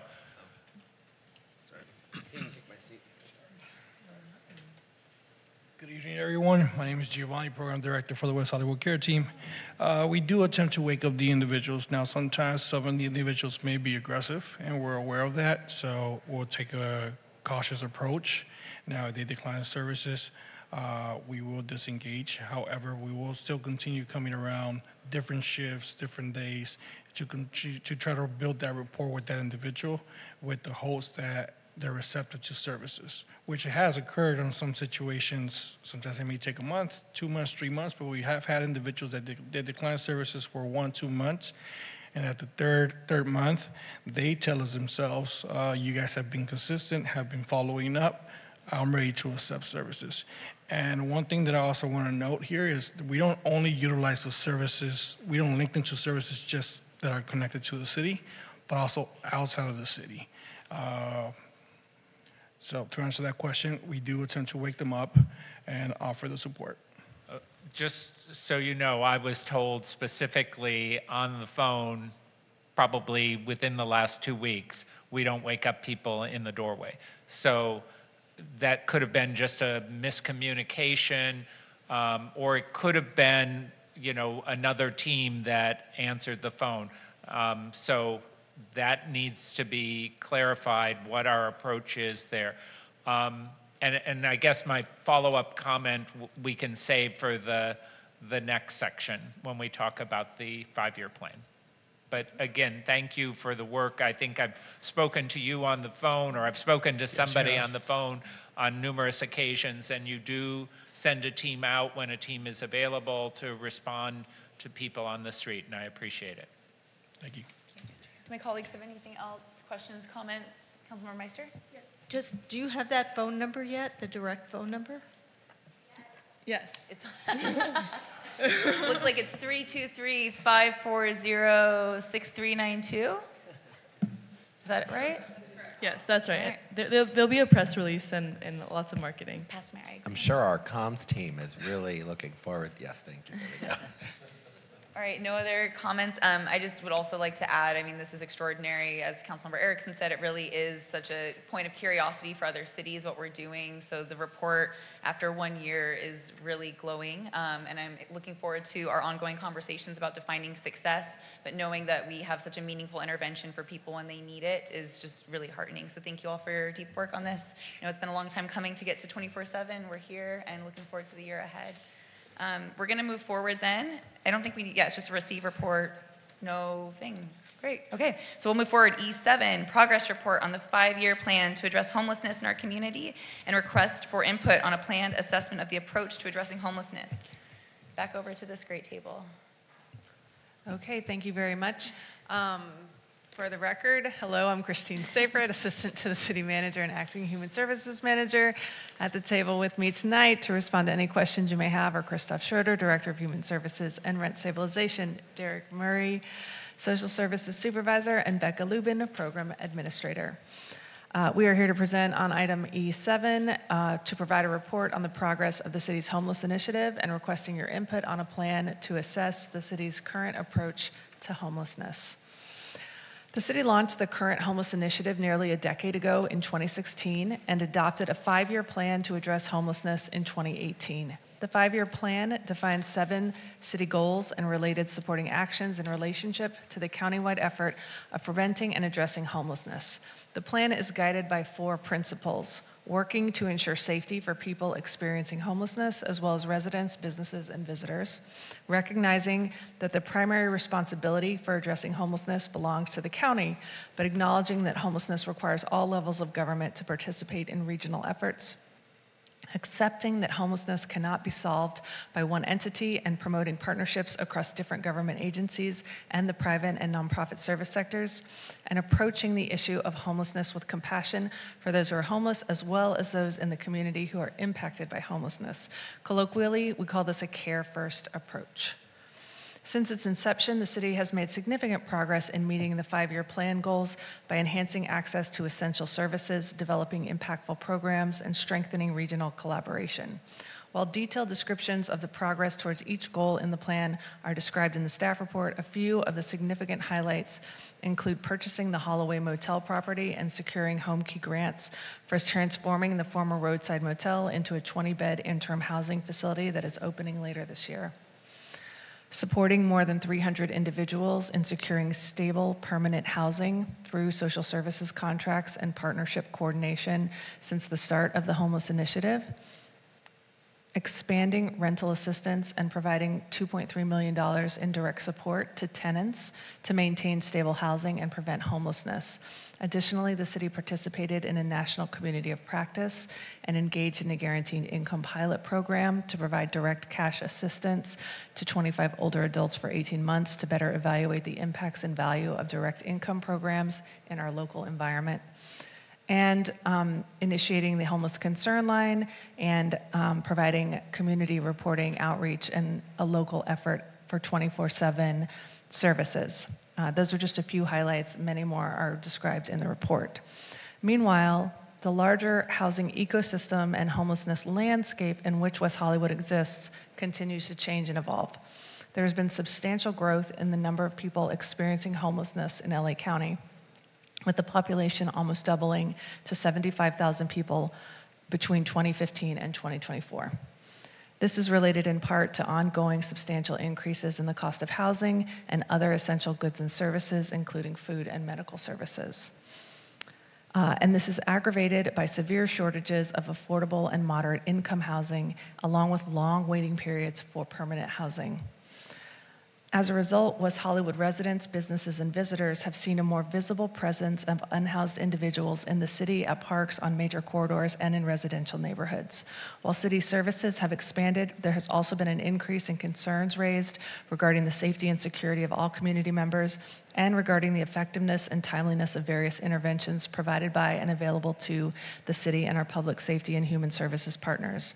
There are also continually changing legal landscapes at the federal, state, and county level, including the Johnson versus Grants Pass Supreme Court case, executive orders from the state of California, and funding and policy changes at the regional and local levels, such as SB 43, Proposition 1, and Measure A, to name a few. So in light of the current ecosystem and the landscape, staff are returning to council at this time for direction related to the city's current approach to addressing homelessness and potential updates moving forward. In December, staff solicited input from the City Council Homelessness Subcommittee and from the city's Human Services Commission to help inform the scope of work for a planned reassessment of the city's Care First approach and the 5-year plan to address homelessness. The Homelessness Subcommittee agreed that an item should come to council and provided their input on the proposed evaluation. A detailed discussion is included in the staff report. In summary, and we apologize if we don't get everything in full, the subcommittee suggested that the evaluation and a new plan include increased public engagement and marketing, alignment with regional initiatives, expanded visibility of services, assessment of county resource allocations, and evaluations of gaps in outreach and coordination with first responders. The Human Services Commission also affirmed the continued relevance of the 5-year plan, advocated for extending the term of the existing plan, and evaluating how it can be expanded and improved in its next version. Their feedback highlighted exploration and expansion of the following components: rental assistance, a day center, informal outreach, avenues for involvement of people experiencing homelessness and program planning, integrating further with regional efforts, methods to address safety concerns, and a unified database and success benchmarks. At this point, we will turn things over to you for your guidance on next steps related to a path for evaluating and updating the city's approach to ensure that it continues to meet the evolving needs of the city and the community, aligns with existing strategic priorities in the WeHo 40 strategic plan and the community safety and well-being strategy, and addresses the ongoing and growing challenges of homelessness in West Hollywood. Thank you. Thank you so much. I know we have 3 public commenters on this item. Can we get those heard first, and then we'll get on to our deliberations? Thank you. So we'll take Rick Watts, then I see Sam Elbaz, and then Ramses Setempre. So Rick Watts, oh, not here anymore. Yeah, I don't think Rick's here anymore. Sam? No. Oh, there's Sam, and she's here. She's been waiting. Thanks, Sam.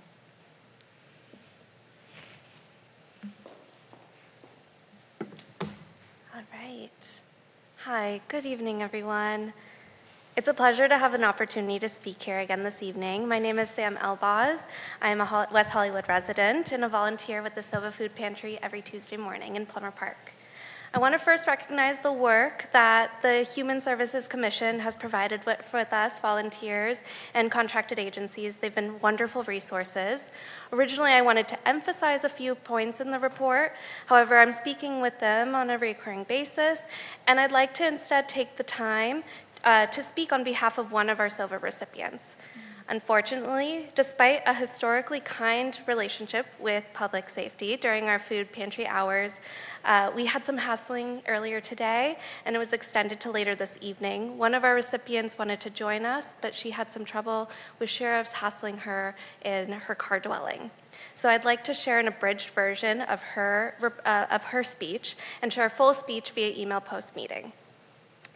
My name is Amy Crowley, and I'm here to speak on behalf of the small community of car dwellers who mostly sleep in and around Plummer Park.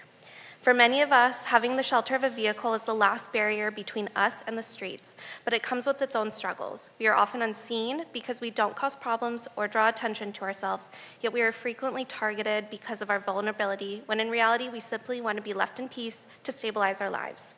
We also face constant ticketing, which deepens our financial burden. I personally have received 2 tickets while asleep in my car, tickets I couldn't afford to pay, which now increase in cost. Community service programs that once helped offset these fines are no longer an option. Without the ability to pay, some of us cannot renew our car registration, putting us at risk for losing our vehicles and everything we own to impoundment. The recent tragedies of wildfires reminds us how quickly anyone can lose anything overnight. We are good people who have fallen on hard times, and we ask you for your support and understanding. Thank you all. Ramses?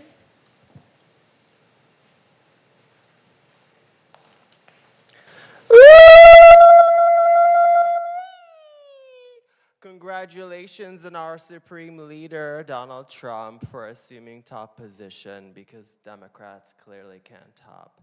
I will never forget or forgive this city as you hired a straight Hispanic man named Angel as your Gestapo security ambassador trying to deport me at the most vulnerable time of my life as a homeless, telling me that he will wake me up every 15 minutes to bother me until I go to Skid Row. Your deputy sheriffs also told me multiple times to go away and leave the city, most recently last week. You talk about diversity, equality, and inclusivity, then tell me to go to Skid Row. Your cognitive dissonance is insurmountable.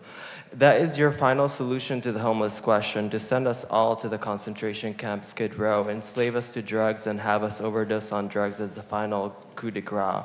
Democrats practice slavery, chemical slavery. You pass out meth pipes and syringes and conveniently let drugs run rampant, maybe because you're in bed with a cartel.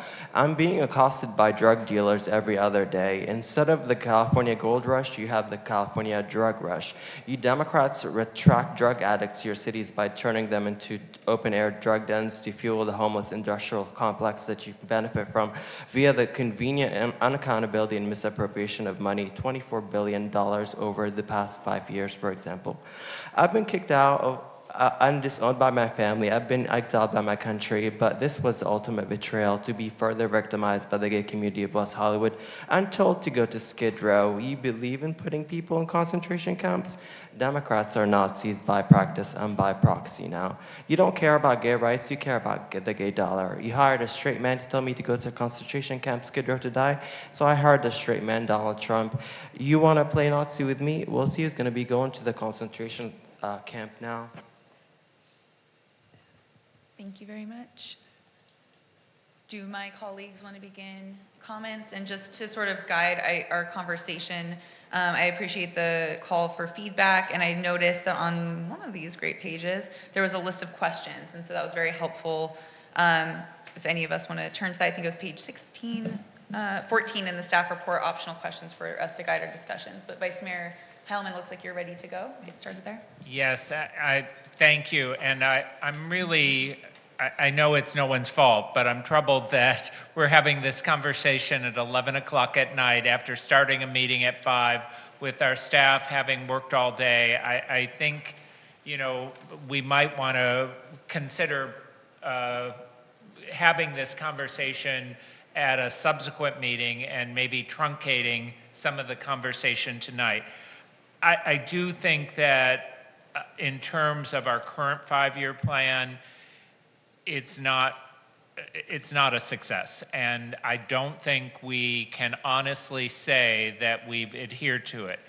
The first goal of providing safety for homeless individuals as well as the community, I think the emphasis has been on safety for the homeless individual and not for the community. If you look at our staff here, law enforcement isn't here. They're not part of the presentation tonight because we really don't enforce. There is no enforcement of the rules that all of us are supposed to adhere to in the society. In terms of our second goal of the program, second bullet point, recognizing that this is primarily the responsibility of the county. The county, look at what we're doing. We have the WeHo Cares team, we have the dedicated Met officer of the sheriffs, we fund outreach workers, we fund shelter beds through Essentia, we have outreach through Healthcare in Action, the Gay and Lesbian Center, we're building the Holloway shelter. What is the county doing? I mean, yes, some of these items have some limited county funding, but we're not treating this is primarily the county's responsibility. We're in fact treating this as this is primarily the city's responsibility, and we're happy at the crumbs the county throws us. So I think that second goal, we're not really in compliance with it. When we look at compassion and care first, I would say our program is care only. We don't have any kind of enforcement. I will read to you from some of the West Hollywood Code. Drinking in public is prohibited. Sitting or lying on public ways is prohibited. Obstructing entrances is prohibited. And again, I'm not faulting any of you because you are the care first people. But what I don't understand is if there's somebody repeatedly in a doorway, where is the handoff to the sheriffs and to say they're violating the law? They don't want to accept services. They've been there for months and months and months and still refuse services. At some point, there needs to be enforcement as part of this program. At least that's what our 5-year plan said, that it wasn't care only, it was care first.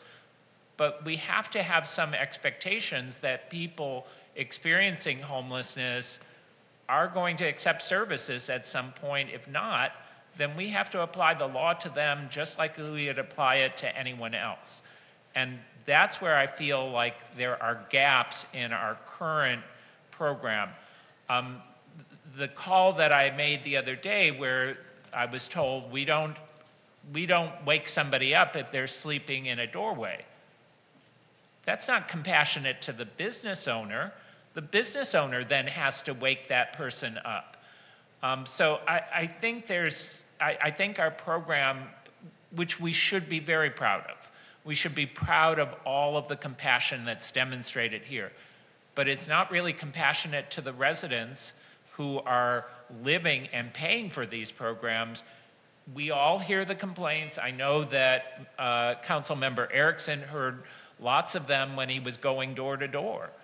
And the complaints are same people, same place, over and over again, and all this money is being spent, and they're not getting into service, nor are we enforcing the laws against them, and it just makes it seem like the city doesn't care.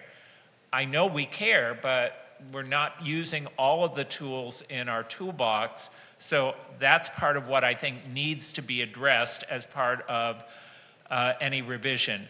I also, I mentioned this previously at the committee, the line that people are supposed to call, it's not well publicized, not a lot of people utilize it. Our promotion of our homeless programs, it always has struck me as cartoonish, and it's unclear who the message is to. Is it to homeless individuals? Are we trying to make ourselves feel good that we have these messages on the bus shelters? The homeless count to me is a waste of time. We aren't providing any services. It is a county responsibility. We should turn that back to the county. If we have volunteers who are willing to go out, we should train them as to how to interact with individuals and try to connect them into services. I also think the library, which we have been using for homeless services, that needs to change. It is not a homeless shelter. It is built as a library for the whole community, which homeless people, of course, can utilize as well. But it should not be the primary location for homeless services. So obviously I'm critical of our current program, and I think it needs to be changed. And with all due respect to our great staff, I have found serving on the homeless subcommittee a great deal of resistance, a great deal of defensiveness as well. So I think if we are going to have a reevaluation of our program, we have to bring in others at City Hall. I've heard these complaints from city employees as well, who don't want to be out on the street around City Hall and get accosted by homeless individuals who are just hanging out there or who are sleeping in the doorway of City Hall. So I hope that as we do look at a reevaluation, the city manager will bring in additional people, because I understand you're committed to this and you've worked very hard, and I appreciate all that work. But I think there's also a defensiveness and a resistance to looking at some of the criticisms that have been made, not only by myself, but by the community as well. I'll shut up. Thank you, Vice Mayor. Councilmember Meister, would you like to go next?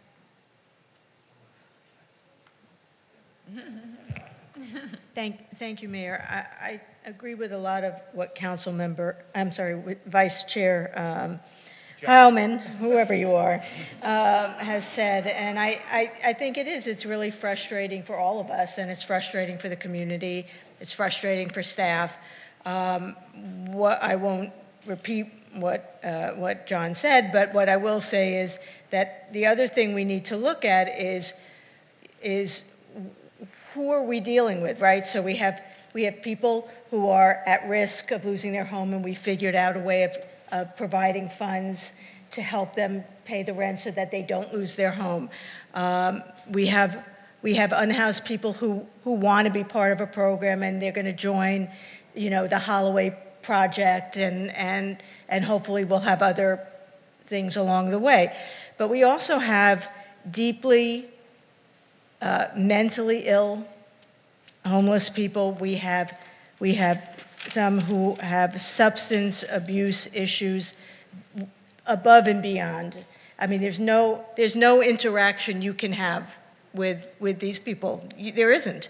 And then we have transients who are transients, and they don't want to be in a home. They like living on the street, and some of them are criminal transients. So we have all these different segments that it feels like we're throwing into one basket with Care First, where it's just not going to work. I mean, we have, the same person who's walked around for as long as I've lived in West Hollywood, for over 30 years.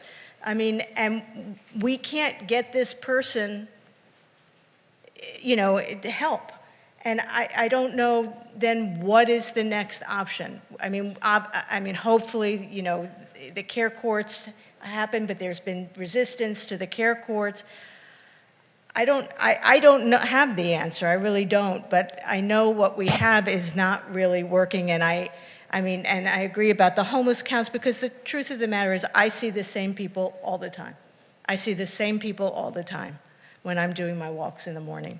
So we do have to figure out something else. It may not be tonight because we're all, it's late.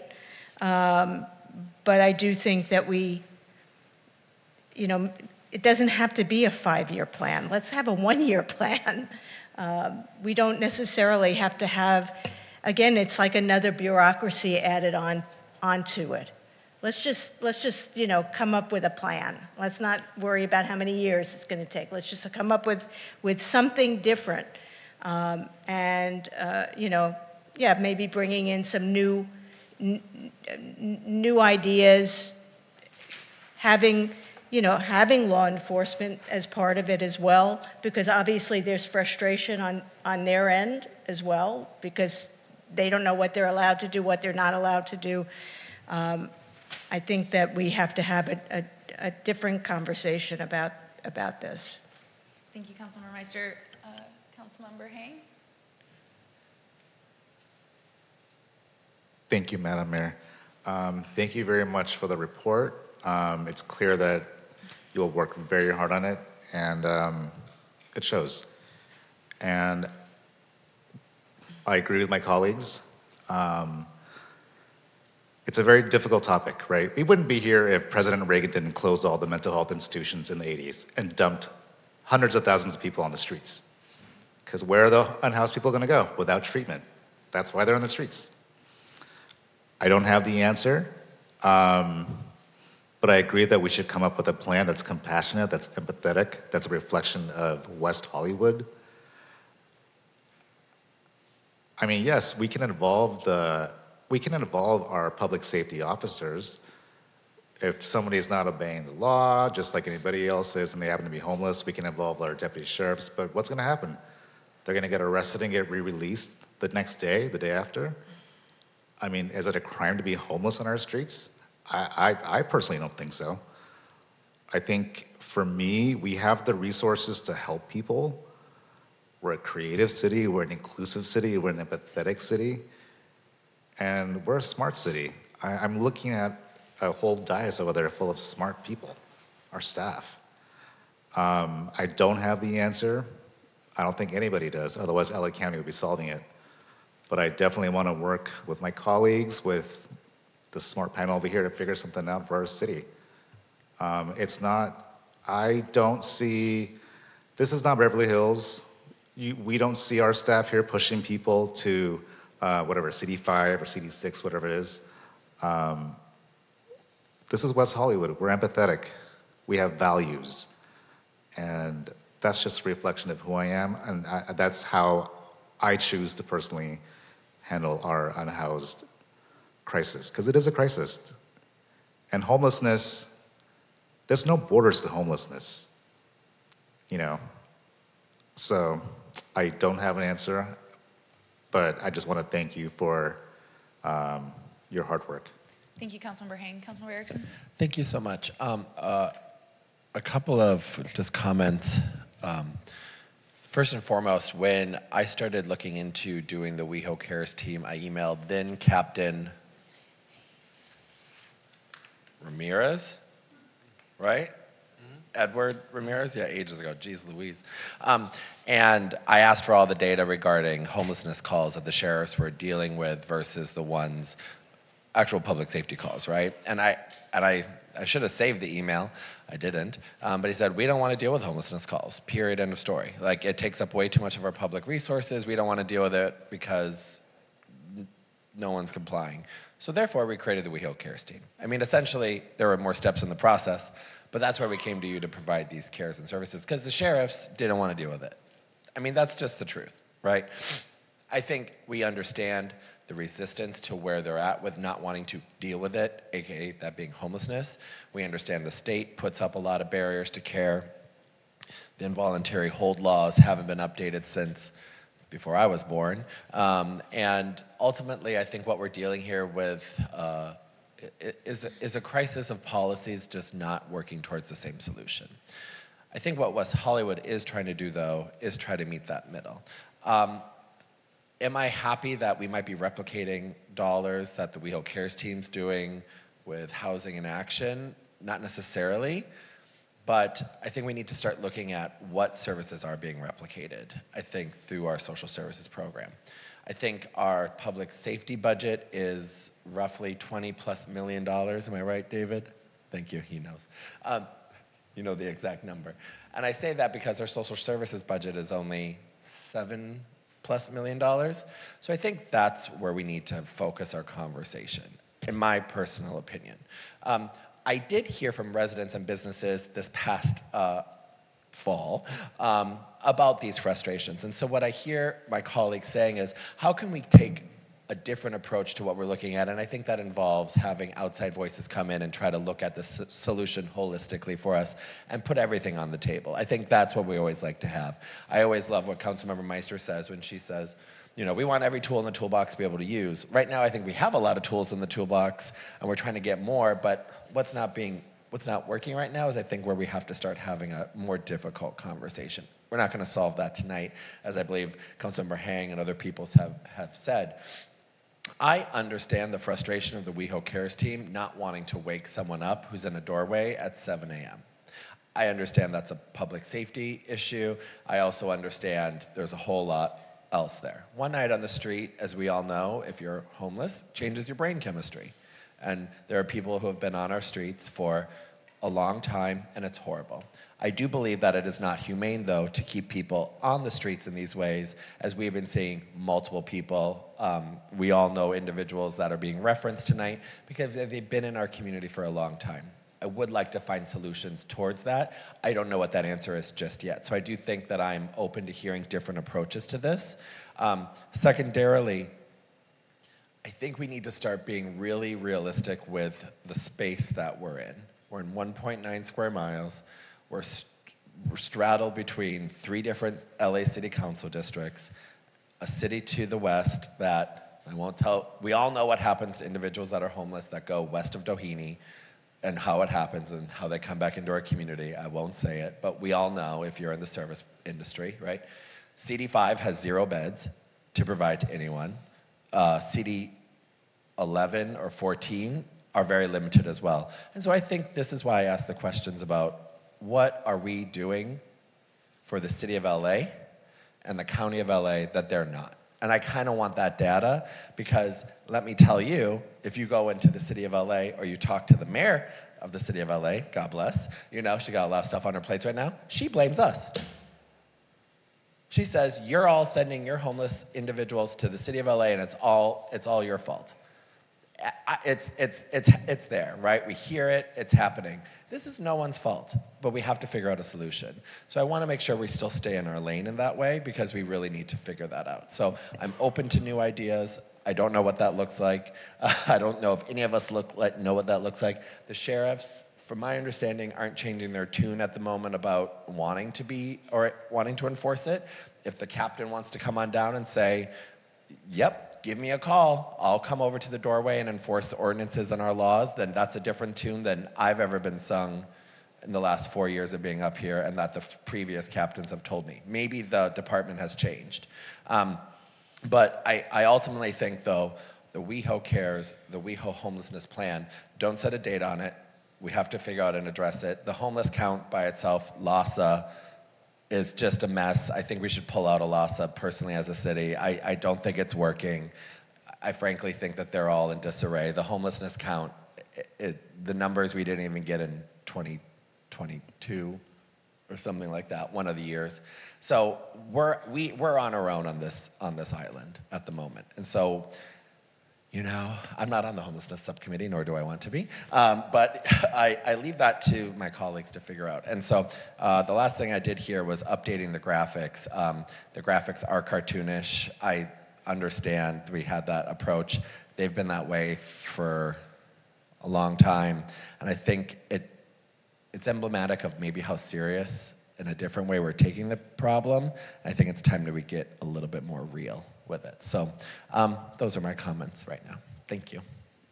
Thank you. Thank you to all my colleagues for your comments and to the members of the public. I don't feel like we've fully addressed a lot of the questions that are in this guide, and I know the hour is getting really late, and so I think this conversation is getting difficult to have in the fullest way we need to have. I would be in favor of moving the ability to come back to this conversation and pick it up. I think this was a really great starting place to sort of get an understanding of where we're all at as colleagues, the immense amount of work that has been underway and the point in time we're at. I think we've really grounded into, as a county, the LAHSA organization itself is changing. Measure A is afoot, building, you know, as a La Casa agency, building more affordable housing, the progress of the care team. There's so many things coming into full picture right now in this moment, and I do not think at 11:25 we are going to leave ourselves in the best place to offer recommendations for you all. I think Councilmember Meister wants to jump in and say something. Yeah, no, I was just going to piggyback on that and say maybe we need to have a study session separate from the council meeting when we figure out who else we would want to invite to the table, like the county, because of Measure A. I think we deserve to hear what they're planning to do with the money, and have some of our other partners here as well at that table. And it shouldn't be on a council night. Let's do it when we're, when we can just focus on this, because this is, one of the biggest challenges that this city has. Yeah, I agree. I was going to suggest the same thing, that maybe we have a study session, a facilitated discussion. Maybe we don't want to start with the county and others. I think we need to have our own internal discussion first, and bring in someone from outside to help facilitate that. I think we've gotten a lot of good input tonight, and I think we all are in agreement. We're not going to solve this tonight, certainly not at 11:30 at night. But I think we'll come up with a date. We'll take the information that we've received today, provide some strategies where we have somewhere to start having that type of discussion. And we may not get all the answers in one study session either, but it'll at least point us in the right direction. I think that's very helpful. Thank you, City Manager. Vice Mayor? I was also going to suggest, I think we have another homelessness subcommittee coming up, and maybe we can work together to try to synthesize with staff some of the comments, and maybe on the questions that haven't been answered, maybe we can help frame them or weed through them a little bit, or group them in a way that will be helpful when this comes back. And if that's okay, if we're all in favor, support of continuing this item to a study session, is that what we would do? Yeah? All right, City Clerk says yes to that language. So we're all in favor. We'll be continuing this discussion to a study session. I really appreciate staff hanging with us tonight as we get through this first round of our discussions on this item. Go ahead. In that study session, do my colleagues feel comfortable having the sheriffs as part of it? Because I know they're not able to answer the questions that I heard before, but is that the intention, to have sheriffs and all those way there to comment on what you were saying, Vice Mayor? Yeah. And I think it would also be useful to see a breakdown of all of the resources that we devote towards homeless individuals, not just our social services funding, but the amount of time the fire department, the sheriff's department is dedicating to trying to address the issues that our community is experiencing. Terrific. Do we have a motion to continue? Do we need a motion to continue? Yes. We have a motion and a second. To continue the item to a future study session. Anything else in that direction? Great. Okay.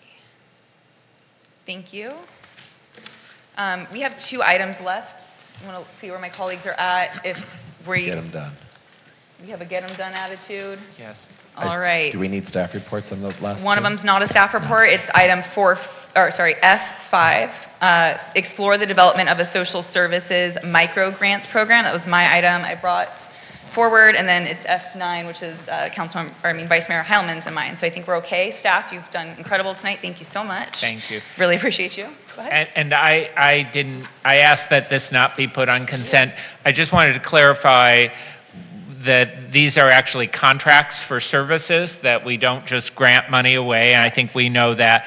But I wanted to make sure that we have the same accountability and requirements that we have for our other grants. And maybe as staff looks at this, we just, instead of funding all of our social service money, we reserve a pool of money each year for urgent needs that come up or extraordinary things that might come up. And that way, it can be done rather than a separate grant process. Mm-hmm. No, I appreciate the recommendation. I think, especially as we're entering into a new RFP timeline for the entirety of the social service contracts, we're at an interesting moment where that could be an option. I think there's also intention from folks on council to increase the amount of money that the social services programs get. So I would leave it to staff to see through that RFP process, and especially with the bringing online a new program, if it's possible or if it makes more sense to dedicate a new pot of funding, especially because that Human Services Commission loves doling out those funds and are often not leaving much on the table. So if we can give them more, I say we do it. Are there any other questions on this item? Okay, we got a motion. I get to make one motion tonight. It's your item. Thanks. Okay.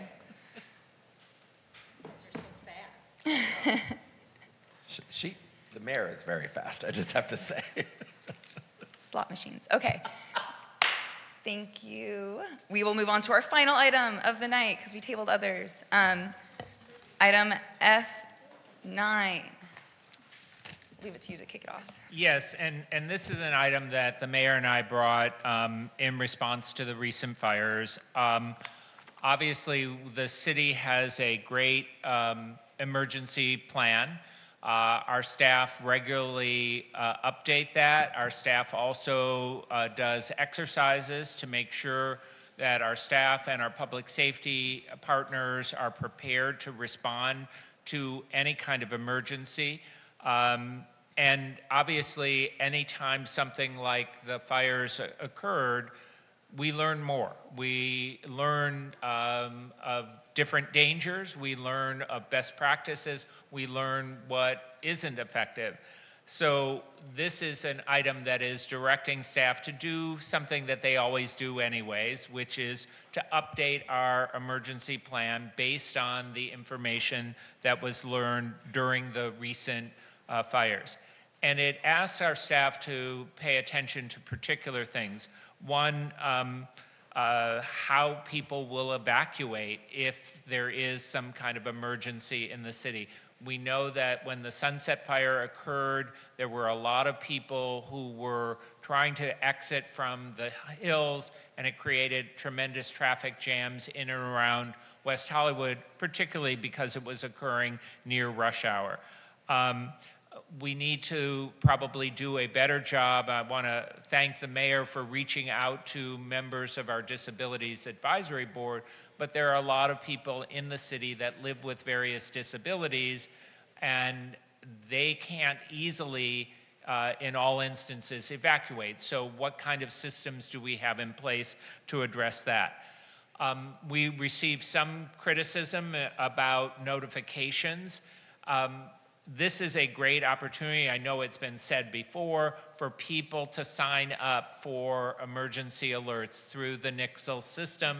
And this really is directing our staff to reach out to our community and try to saturate so that at least 75% of our residents and businesses are signed up on that system. And then I know we've thanked publicly our firefighters and public safety officers, but the amazing work they did, particularly in putting out the Sunset Fire, really saved all of us in West Hollywood. So, and I will mention there was another fire that occurred Tuesday before the fires all broke out on Sunset right by my house. I could smell the smoke in my condo, and they also were great at extinguishing that. So looking at opportunities to thank and recognize throughout the upcoming year, and then authorizing our city manager to offer mutual aid beyond what is already authorized to those communities that have been most severely impacted. And I do want to take this opportunity. I was going to do it through council comments, but I want to take the opportunity to thank our incredible staff for their response. I know Jackie took a lot of the lead, but also kudos to David. I know we know, but many people in the community don't know that he and his family were impacted and lost their home. And despite that, he was present, he was actively involved in trying to keep all of us safe and keep the city functions running. So David, thank you so much for, and I know we all have expressed our thoughts and our condolences, but thank you for your dedication to the community despite the incredible loss you suffered. So that's really the item tonight, is giving direction to staff to continue their work. And I know Councilmember Meister, I think, had some additions or comments. Yeah, and we do have one public comment, if I can. Yeah, Kevin Burton, come on up. Waited so long, we appreciate you. And then it's straight over to you, Councilmember Meister.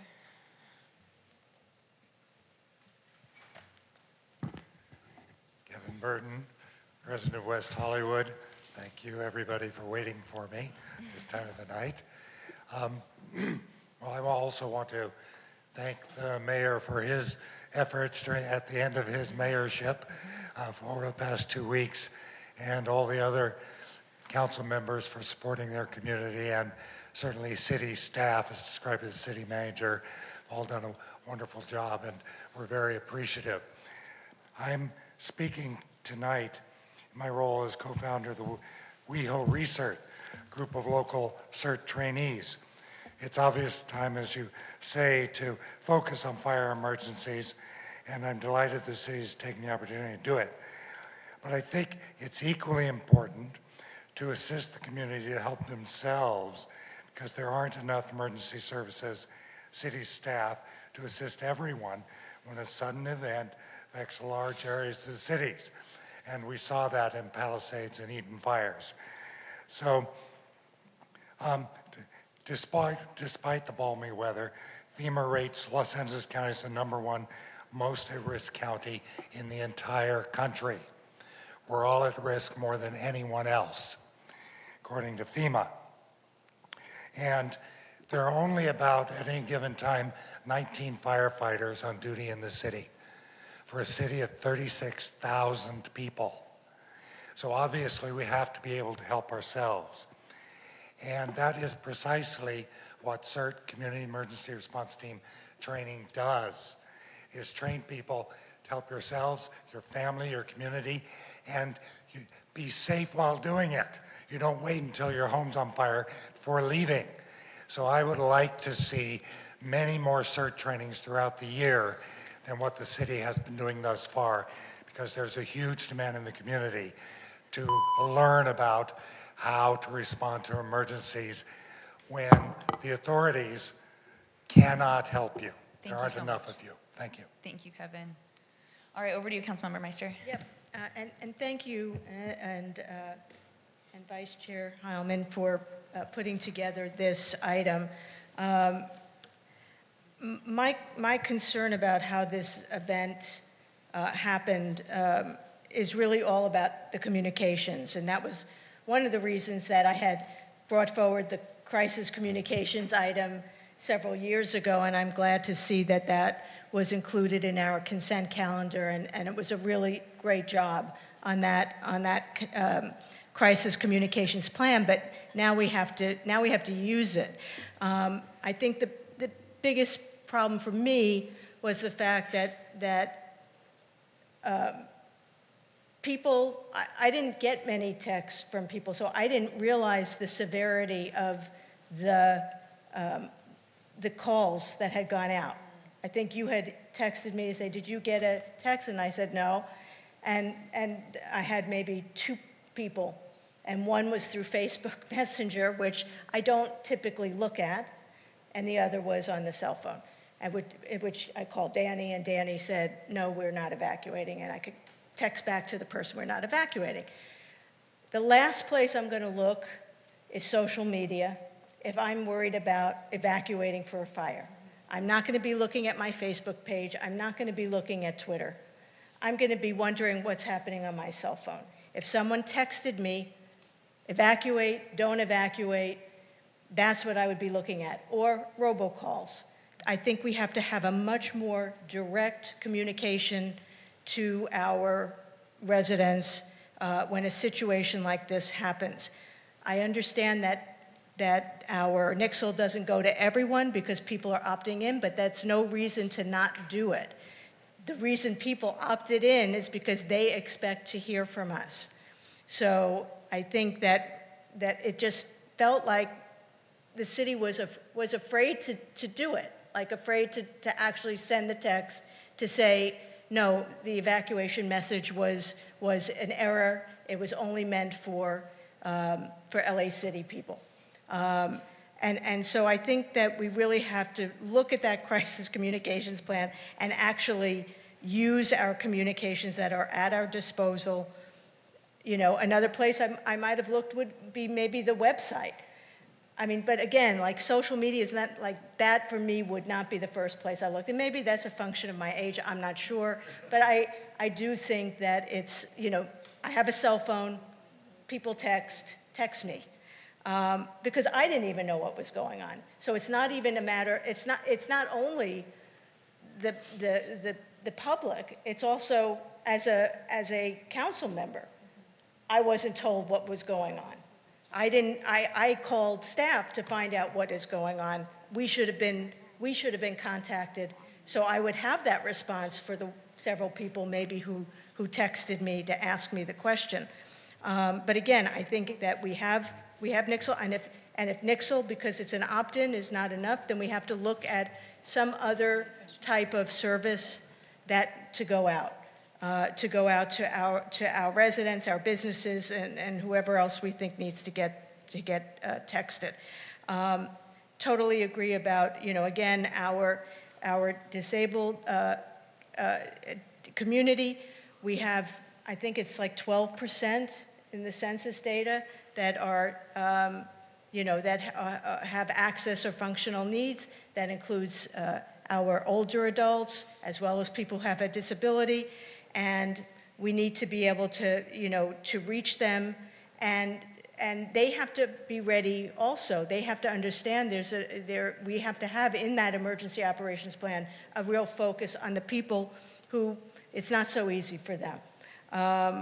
And then with the evacuation plan, it's great to have an evacuation plan, but if the community doesn't know about it, David and I were talking about this.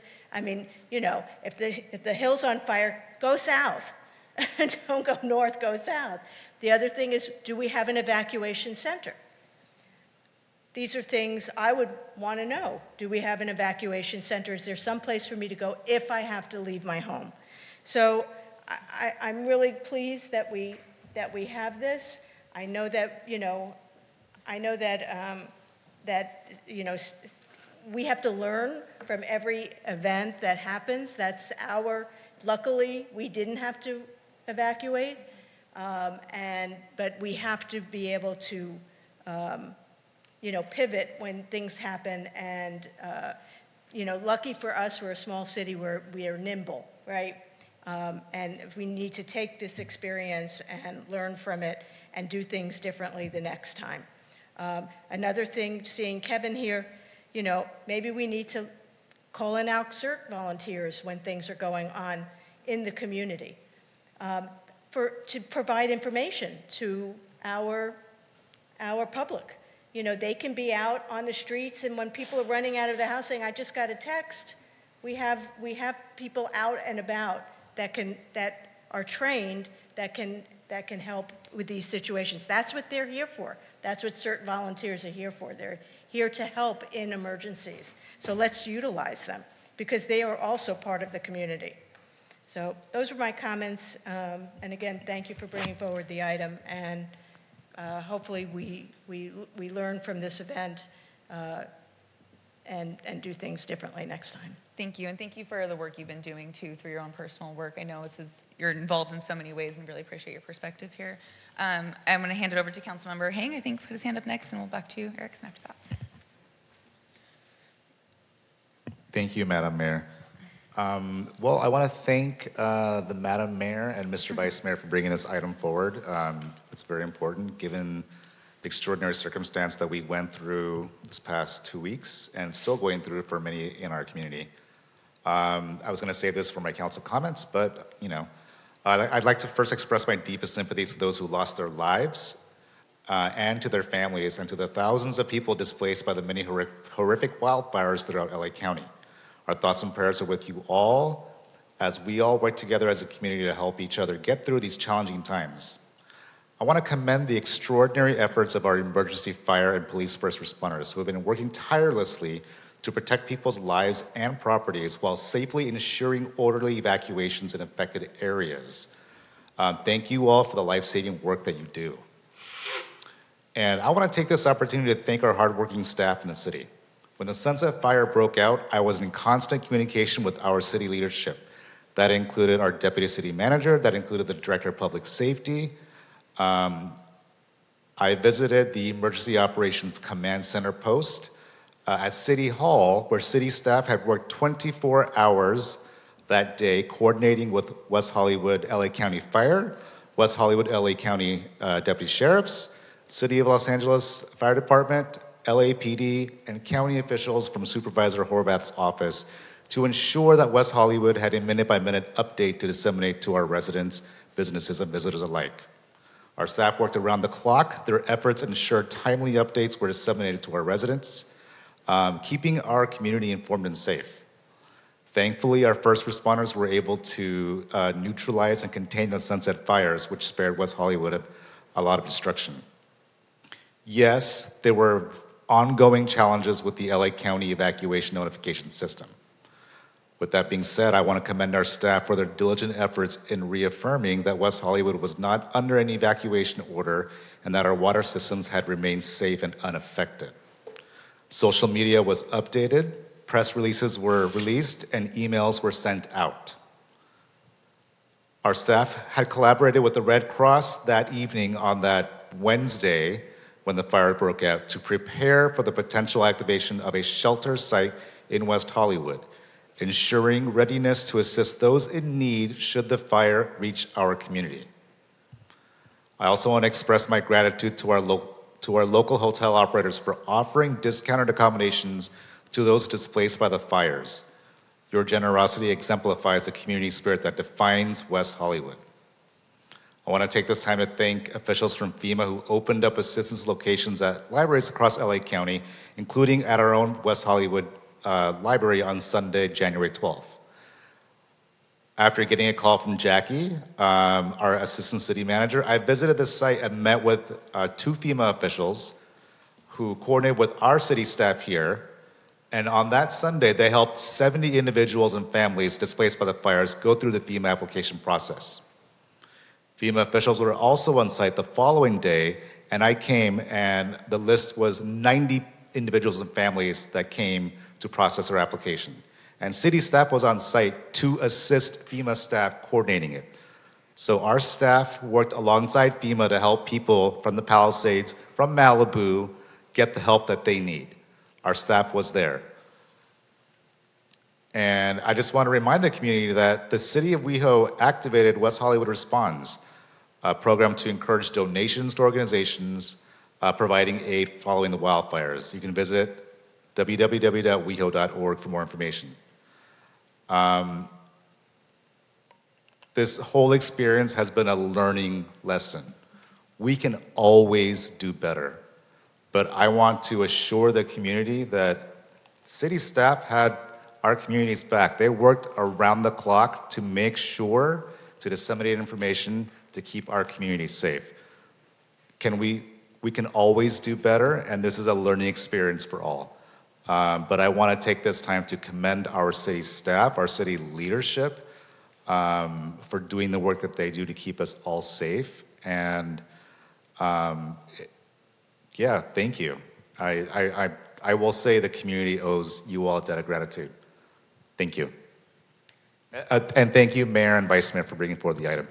Thank you, Councilmember Hang. Councilmember Erickson? Yeah, I won't repeat much of everything else that's been said, just to combat a couple of narratives. I think we can always do better, so I'm really looking forward to seeing the suggestions that come about out of this. I think that that's so important. You know, I live at Fountain and Gardner, and so it was, 3 blocks north of my house, and as I was repacking my go bag, I had my neighbors literally walking into my apartment, calling me. I got lots of calls, and and the problem was, and I'm really happy that today the LA County Board of Supervisors introduced a motion to really try to with some speed dissect the incident regarding the emergency notification the next day. And as was shared to me by all of our public safety personnel, because we share zip codes, when the city of LA sent something out, it impacted us. And so residents were extremely confused, and rightfully so. There was something horrific going on right above their homes, and it was scary, right? So I think we all act in that moment. However, I do want to say that, the comms staff rushed to their posts to get information out, to get the website out. to get information out and to go up there. And by that night, they already had the graphics and the fire updates webpage going, and that happened. And this is something that Councilmember Hang said, is that we weren't in that order zone. Yes, it seemed like we were, because fire can spread very quickly, as we saw. So it was a really difficult situation to be in with what are we telling the public, right? Activating the nixle, pulling that trigger, I think you said pulling that trigger to understand what it is. I don't know what that is. So I would love to have that be a part of the recommendation is when does that actually happen? Because we know this is probably going to happen again as the situations get worse, right? I do want to say that I did get to stay mayor for an extra 7 days as a result of this, not by my choice, by the way, or anyone's choice, but specifically city staff that night did keep me very updated with what was going on, David and everything. I took to my own social media to post videos based off of what comms was giving me, because as we all know with social media these days, how we break through that narrative is like almost impossible. You might not go to social media. I think that's a very fair point, so we have to figure out what that balance is. But everyone I knew was on social media, like literally messaging me. It's so weird because like text, social media, I mean, between every app, it was nuts. So I want to thank comms for not only getting the information out every single day, but then also sending me a script that I could do in 60 seconds or less, which is very hard, by the way, to get a video out. So they were prepared. The night of the Sunset Fire that Wednesday, Danny and I and the team had a call almost every hour until I think I went to bed at like 1 a.m., whenever it was, and I was back up at 6 a.m., and there were 30 more emails from the city to the staff and to everyone else. So I think that was handled really well. People handle these crises differently, and so I really want to do some real-life scenario planning, not just an active shooter training, but I think now can really go on. And I think Councilmember Meister will be able to bring a lot of experience to the work that she's been doing personally, and I want to offer her serious kudos for the work that she's been doing. I've gone to Councilmember Meister to ask for certain things because of the work that she's been doing, so thank you so much. So I just want to say I want to thank city staff, and the mayor who went above and beyond. We were all calling everyone in our phone books to make sure that they were updated, but it was hard, right? It's not a perfect system, but what we can do and breaking through the noise. So, always room to improve, and I was more worried about air quality the next 2 days afterwards, and my asthma hasn't been the same since the fire, so it's been really bad. So I want to commend city staff and everyone, because it's not a perfect science at all, right?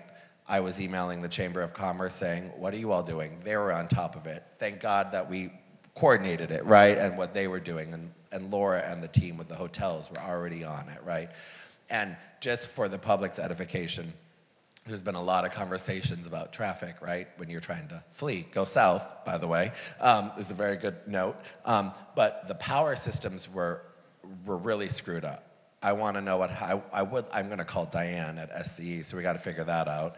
But specifically, Gardner and Fountain, the light was out before before people were trying to get out in their cars, and it happened right at 5:45 p.m. So it was a traffic nightmare, right? The light was out, like it was just blinking red the whole night.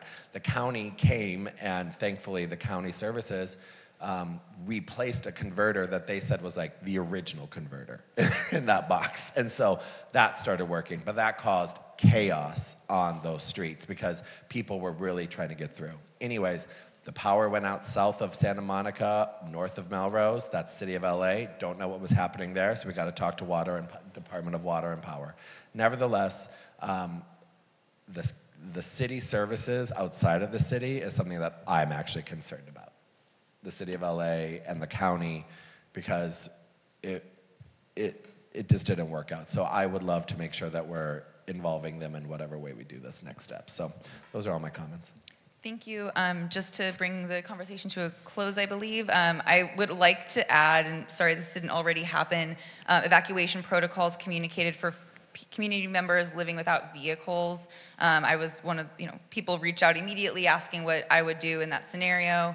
As somebody who doesn't have a car, fortunately had one that night, and I was able to help people in the community because of that, so I was grateful for that. But I know that people were reaching out because of that immediately.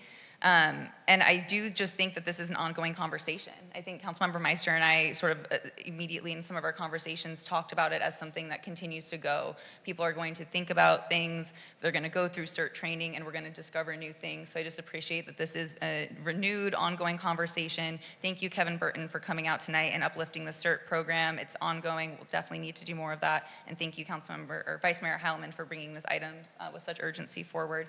I think we're ready to move forward and Yes, I made the motion to approve with the additional direction that's been given. thank you. We're all set. Final vote of the night, folks. Yay, indeed. Yay, all 5 yays. Terrific. Wow. Now I lost the agenda. Oh, there it is. Well, excluded consent, no items. There's no public comment left. Do we have any additional public comments? Yep. Yes, we have one. Ramses, come on up. My colleagues will get ready for our council member comments and meeting attendance reports. Last month, LGBT activists were beaten up and arrested while demonstrating at a university in Alexandria, Egypt, arrested for holding up a rainbow flag. As an Alexandrian, I'm filled with rage. I feel cheated by every government I've lived under. It's ironic because Alexandria, Egypt was established by the greatest gay commander that ever existed, Alexander the Great. There are gays that can conquer, unite, and govern the world, and then there are gays who can't even govern a 2-mile city without being divisively insufferable. You've been so insufferable, so contemptuous, I'm going back to Sharia law. I'd rather go die under Sharia law and be defenestrated and thrown from the highest building in the land and die a martyr for gay rights than spend another homeless day in this gay Auschwitz. Islam would throw me out the window, but the WeHo gays threw my potential out the window as well. The Democratic leadership in California needs to be deposed at all levels of government for your criminally gross incompetence that is now killing people and burning down their homes. The previous mayor was going to France and Italy to kiss the Pope's hand just for the Pope to say that there's too much faggotry in his religion. When he auto-visited the LGBT communities worldwide who are oppressed, but religion comes before gay rights. That's why I don't trust a religious homosexual, an oxymoron. Religion is the root of all homophobia. My message to dictator Sisi is this: leave the gays alone. رسالة إلى دكتاتور مصرستان عبد الفتاح الكسوسي، أنت بتسجن وتعتقل المثليين ليه؟ مش كفاية البلد خربانة؟ لا. كل اللي يهمكم مين بينيك مين ومين بيتنك من مين، عشان انتم دولة خايبة. سيب ايادي المثليين. حتى كمان في اسكندرية انتم نسيتوا ان الاسس اسكندرية اسكندر الاكبر كان مثلي وكل الشرق الاوسط كان تحت امر زبه. لو عندكم مخ كنتوا عرفتوا ان المثليين يعملوا اكتر من 100 مليار دولار في اقتصاد سياحي امريكا، بس انتم بهايم هوموفوبك. فخسارة فيكم، شعب فاشل، رئيس فاشل، دستور فاشل، دولة فاشلة، فخسارة فيكم. Thank you. We will move on to council member comments and meeting attendance reports. Can we start over here with Councilmember Meister? Oh. I don't think there's been much attendance since the new Short year. report. I know I attended the Coyote Zoom, and I'm not going to keep us here any longer. And just congratulations, and know that you're not the only mayor who has to deal with the horrible new president we have. I was mayor when he got elected as well. All right, I'm coming to you for advice. Thanks. Yes, and congratulations to both of you. Thank you. Vice Mayor. Oh, sorry, I can wait. We can go over here. Yeah. Councilmember Hang, we'll come to you. Thank you, Madam Mayor. I just want to say congratulations to our new Vice Mayor of West Hollywood, John Heilman, a founding member of the West Hollywood City Council. You have been a steadfast leader in the community since the city's incorporation in 1984. Over the years, you have championed groundbreaking policies on affordable housing, LGBTQ rights, tenant protections, and public health initiatives. Your dedication to creating a more inclusive and equitable city has left a lasting impact, and your leadership continues to inspire. And congratulations to our new mayor, Chelsea Byers. You are certainly a dedicated advocate for social services programs, climate change initiatives, and community resilience. Your leadership in promoting affordable housing, renter protections, and enhancing pedestrian and cyclist infrastructure have made such an impact on our city. I look forward to you bringing a fresh, forward-thinking approach to our West Hollywood. and I'm excited to serve under your mayorship and look forward to working together with you. And as far as meeting attendance, I attended the Vibe Sober New Year celebration where I witnessed firsthand the incredible sense of community and mutual support. In a city with a vibrant nightlife, I'm optimistic about working with my colleagues to expand sober celebration programming to promote inclusivity and well-being for our community. I'm also fully committed to supporting these efforts, and I also attended the Contract Cities Association meeting. Thank you. Thank you, Councilmember Erickson. Thank you so much. In terms of meeting attendance reports, I attended today's LA City Selection Committee meeting, as well as the California, or whichever one it's called, the California Contract City Sacramento Legislative Conference. In addition, I wanted to highlight 2 residential new books that came out. One I went to last night, former poet Kim Dower's new book, What She Wants, Poems on Obsession, Despair, Desire, and Euphoria. This is where I'm going to read no, I'm joking. As well as I saw The Look of Horror, as well as West Hollywood Monster Squad. Everyone knows I'm a comic book person, but that was done by Cinna Grace, and he has a book launch next week at Book Soup at 7 p.m. on Tuesday. And happy 50th anniversary to Book Soup, celebrating its 50th anniversary this year. Additionally, I would be remiss without thanking and congratulating John Heilman. I know he hates speeches, so I'll keep it short. I was your intern at one point, and so I just want to say it's so great to see you in this role. And when I originally made the recommendation to do it from Mayor Pro Tem to Vice Mayor, I only did it fully knowing that it would be the one thing that you haven't done in the city yet. So here we are. I'm so glad my evil plan came to fruition. Congratulations. And Chelsea, I just am so proud of you. And I remember meeting you in the West Hollywood Women's Leadership Conference years ago. And now you're the mayor. Congratulations, my dear friend. Thank you. Thank you so much. Thank you all so much for the support. Heilman, over to you. All right, Vice just Mayor. a couple of quick comments. First of all, the skating rink in West Hollywood Park is open, and I would encourage people to take advantage of it. I think it's open for one more week. I went out and skated. I hadn't skated for 30 years, and I was able to eventually get around the whole thing a couple times without clinging onto the railing. But it was really a lot of fun, and I would encourage people to come out and take advantage of it. Secondly, I know that our neighbors have experienced terrible loss, and it feels bad to go out and have a good time, but I want to encourage everyone. We are safe here in West Hollywood, and we want everyone to patronize our businesses. The fires have caused economic harm, not just to those who've lost their homes or their businesses, but it's affected the entire region with hotel occupancy down, with businesses down. Let's not make things worse by all of us staying home if we would otherwise go out. And then finally, as was noted earlier, some of our hotels have fairly low occupancy compared to previous years at this time. This is always a bit of a slow period from December through January, and then the awards season picks up. But I would ask our city manager and our economic development director to look at whether there are additional promotions or additional incentives that we can provide for our business community to help them through the difficult losses that they've experienced with people not going out and not being able to patronize the businesses. So, and that's it. And again, thank you everyone, and congratulations, Chelsea. Thank you. Congratulations to you, John. I wanted to just start with my attendance report. I had the opportunity to join Speaker Robert Rivas, our Assembly Member Zuber, our Senator Ben Allen, and the Assembly Member Budget Chair Jesse Gabriel for a discussion with our partners in Beverly Hills, Culver City, Santa Monica, City of Los Angeles, of course, and the county.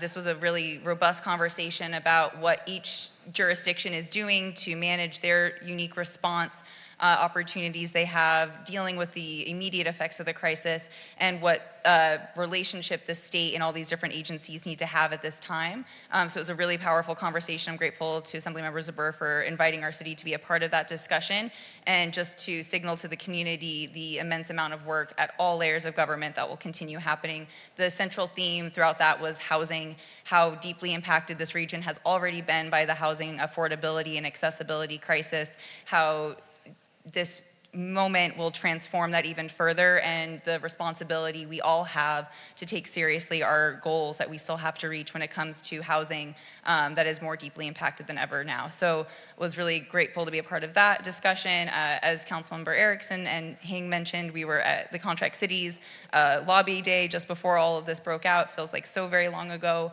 and there was a Metro Service Council meeting in there somewhere as well, so it's been a busy start to the year. I just want to say again, I'm so grateful to the city. I'm so excited as much as we can be given the context, but for the work ahead. We have such ambitious goals. We have such a brilliant team and dedicated group of people committed to the work ahead, and it is truly a joy to sit here every night, as long as this meeting may have been tonight, to do this work. So thank you. We'll look forward to shorter meetings, but a lot of great hard work to come, and I'm looking forward to doing it all with you. So thank you. We will adjourn this meeting. Wow, finally. It's the next day. We'll adjourn to our next meeting Monday, February 3rd, 6 p.m. here in West Hollywood Public Meeting Room, Council Chambers. Thank you all. Oh, do we have what? Oh my God. We have a special meeting. We do. We have the special closed session, which will be on Monday, January 27th. At 5:30 p.m. At 5:30 p.m. in City Hall, first floor, community meeting room. Thank you. He's a great vice mayor, y'all. Okay, we'll get this done together. Thank you all. See you there.